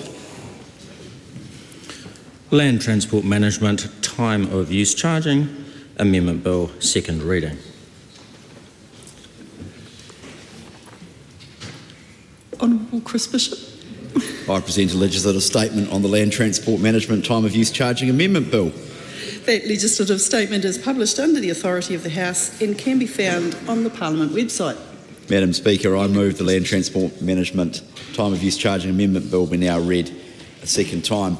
Madam Speaker, this bill is a key step towards modernising our transport system by introducing time and location-based charges. The key point is this: sitting in traffic is not just a nuisance, it is a drain on productivity. And our road taxes at the moment do not reflect when or where roads are used, meaning they fail to address actual demand and network performance. This disconnect contributes towards costly congestion. A recent estimate, and there's been a range, but a recent estimate suggests Auckland could face an annual cost of $2.6 billion by 2026. So there is a need for more sophisticated demand-based pricing to ensure our system remains fair and efficient. Congestion is a tax on productivity. Madam Speaker, I was in New York a couple of months ago, which has just introduced congestion pricing. After years of scepticism, they introduced it in early 2025. Traffic dropped by 7%, over 7%. Travel times improved by up to 40% in peak hours. Speeds increased across the network, even outside the charging zone. And the people I talked to in New York said that actually the streets were a lot nicer to be on. Road pricing, Madam Speaker, can deliver real benefits when done well. Now, there's been plenty of talk about this over the years, but this is a bill that actually gets on with it. It enables a flexible framework designed to suit a wide range of situations and adapt to future needs, but with controls and safety features to protect motorists and the community. It empowers local authorities working with NZTA to introduce charges for road use during peak times, provides a clear structure for how central and local government can partner on time of use charging schemes. A central component of the bill, this is the second point, Madam Speaker, is a clear purpose for all schemes: to improve traffic flow and network productivity, not just collecting revenue. Getting this objective clear is important for public support. International experience shows that social licence matters, and this legislation puts the purpose at the front and centre of the reform. It's the backbone of the entire framework. Thirdly, the bill has strong protections to ensure transparency and foster public trust. Every scheme has to go through public consultation, impact assessments, and meet national consistency and oversight requirements. The bill contains the nuts and bolts, sets up the compliance framework, allows for adjustments to charges within limits, and lays out the processes to get schemes off the ground. The bill has been considered by the Transport and Infrastructure Committee, and I do want to thank them for their hard work on this, particularly the chair, the indefatigable Andy Foster. It's an excellent committee. I'm told they work in quite a bipartisan and cross-party way, which is the way select committees should work at their best. And the committee's recommendations on this, the changes to the bill were unanimous, which is not always the case, but it's good when they can be unanimous, and that's really good. So there is, I hope, what's that? Yeah, but no one really cares what you think, so that's sort of like, that's a bit rude.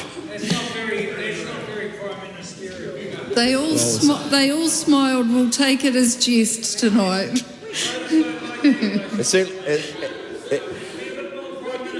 It certainly wasn't very nice. I withdraw and apologise, Honourable Julianne Genter. It certainly wasn't very nice. I wasn't aware that you dissented, but well, you put a minority report in, but the recommendations were unanimous, right? Is that right?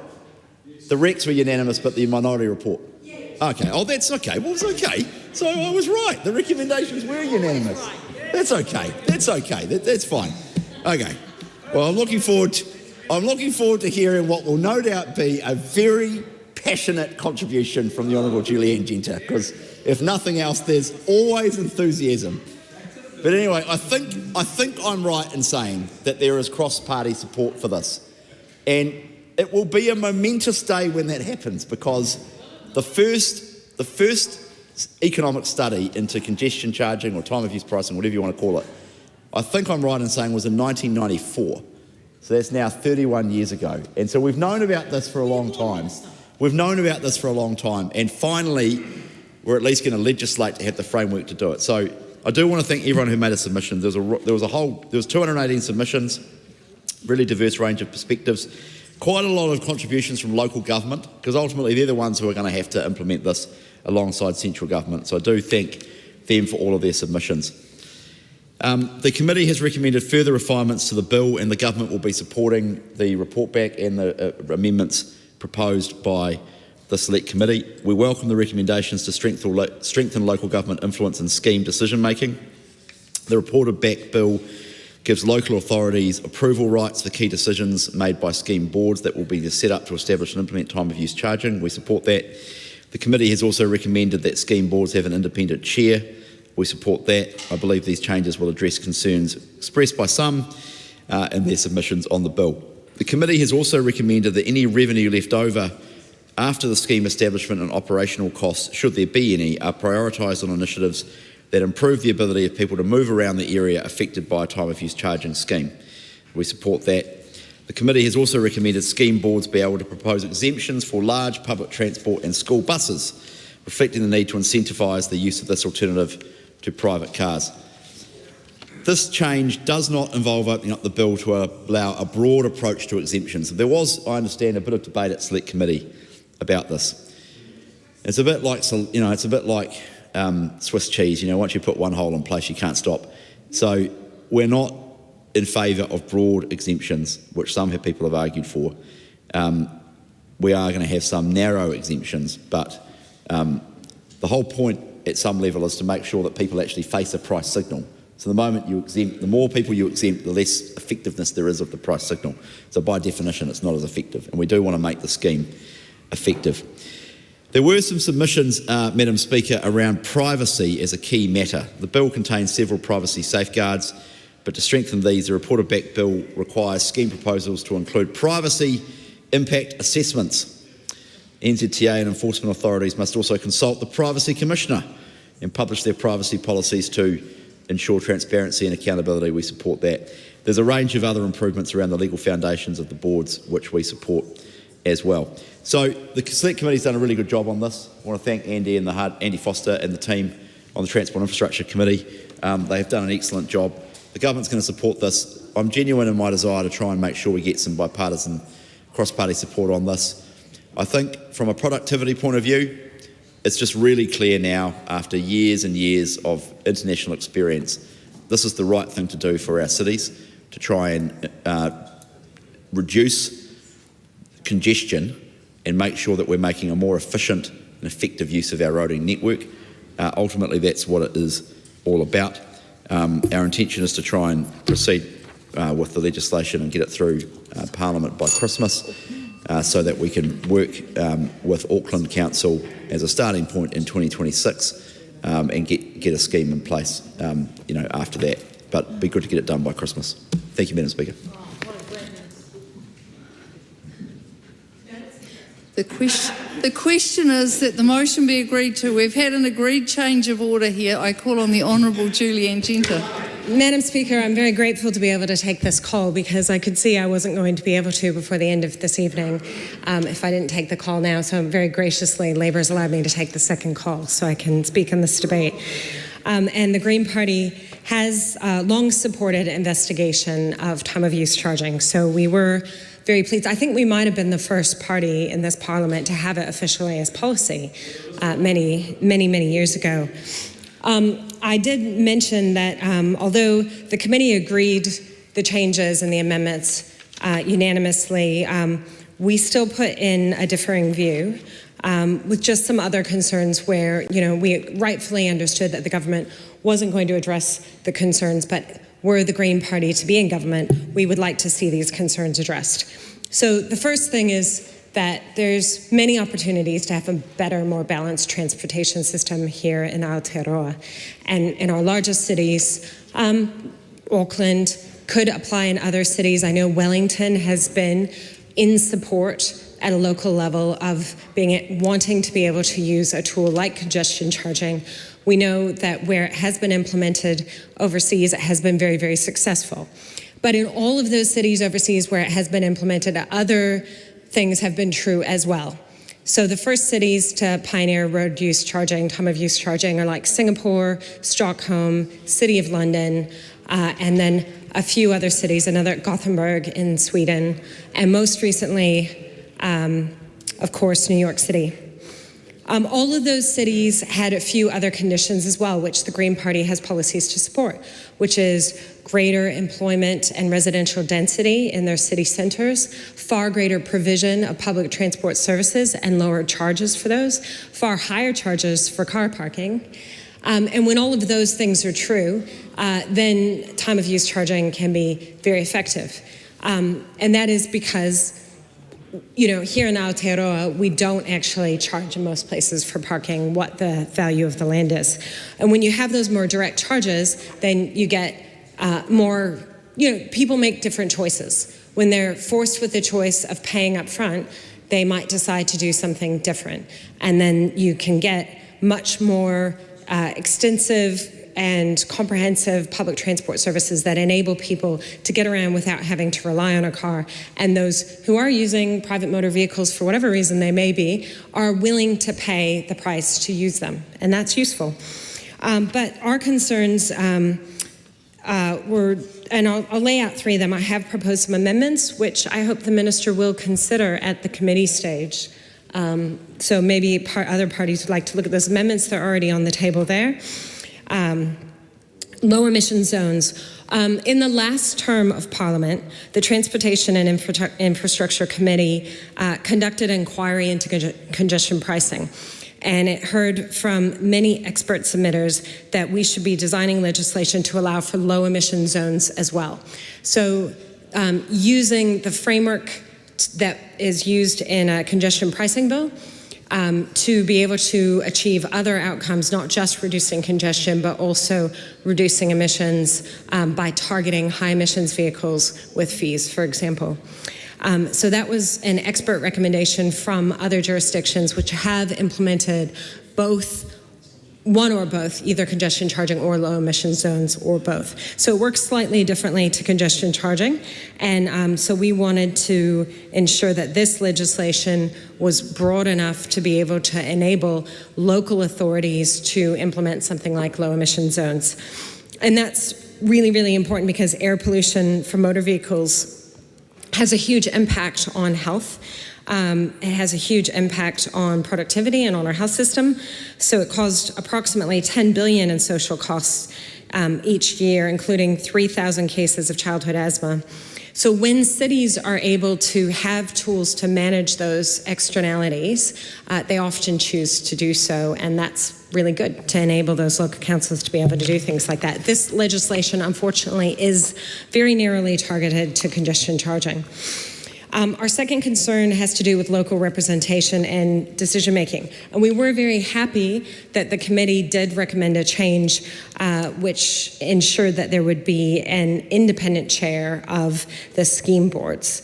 And we generally thought that maybe Waka Kotahi was going to have disproportionate weight on the scheme board for deciding really important things, and that there wouldn't be sufficient representation by territorial authorities. But then there's another kind of confusing thing that would not apply in Auckland, which is that if there's multiple territorial authorities who are choosing to join a scheme board, it could end up reducing the representation quite significantly from the territorial authority in which the scheme is actually operating.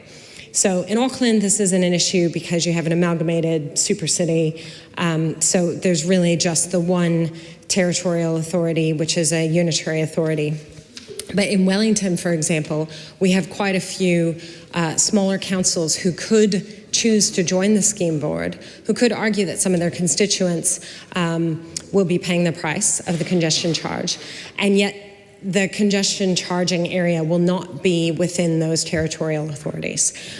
So the way the legislation is written, it could have a perverse effect of giving significantly more power to a scheme board as to whether a scheme is adopted, how it is designed, what the revenue is used for, to a much smaller percentage of the population that resides very far from where the congestion charging scheme is.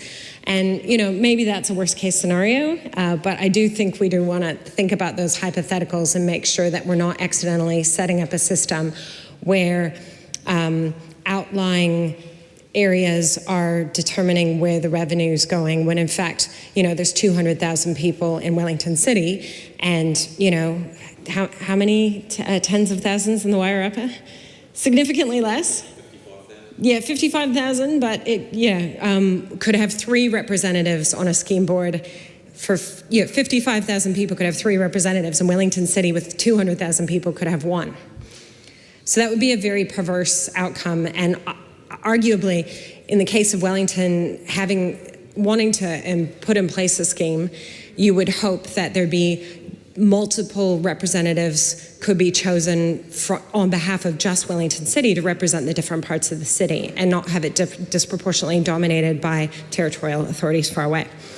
And the final concern was about the use of revenue, and I have proposed some really specific amendments that we can debate in the committee stage if the minister has a change of heart.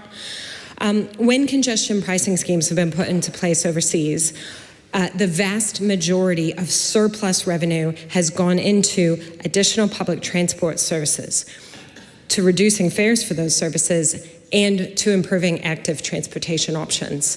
In the City of London, for example, we've seen, I think it was 80% of the revenue initially was just going into additional bus operations. There will be a certain proportion of the revenue that has to go to administering the scheme, and you want that to be as little as possible, but it could be, 10 or 20%, could be more, obviously. But any additional revenue has to go into improving transportation options so that people can avoid having to pay the charge. And that's how it achieves the congestion reduction. Because there's 2 ways you can avoid the charge. One is not traveling at all, and one is changing your mode of travel or carpooling, doing something different to reduce the impact of the charge. So if we don't want people to be stuck and not able to move around, we are going to have to significantly step up our public transport services, which I think everyone in Aotearoa knows have been lagging behind other parts of the world. We have higher fares on average than every city in Australia for public transport. In Brisbane, they set up a 50-cent fare anywhere recently. Public transportation is very expensive. It's gotten more expensive under this government because of the policies of Simeon Brown. And I'm hoping that the current minister will see fit to ensure that more of the budget can be used for public transportation fares. So it doesn't make sense to use revenue from a congestion charging scheme to build additional capacity on a motorway. That completely defeats the purpose, because when you put the congestion charge in place, that reduces the demand for the roads and it increases the demand for the other forms of transportation. So that's why everywhere where this works, they have very, very efficient, effective, and very well used public transportation system. So the Green Party is supporting the bill. We're happy with the overall direction. We do think there are further improvements that can be made and look forward to debating those in the committee stages. Kia ora. This debate is interrupted and is set down for resumption next sitting day. The House stands adjourned until 2 p.m. tomorrow.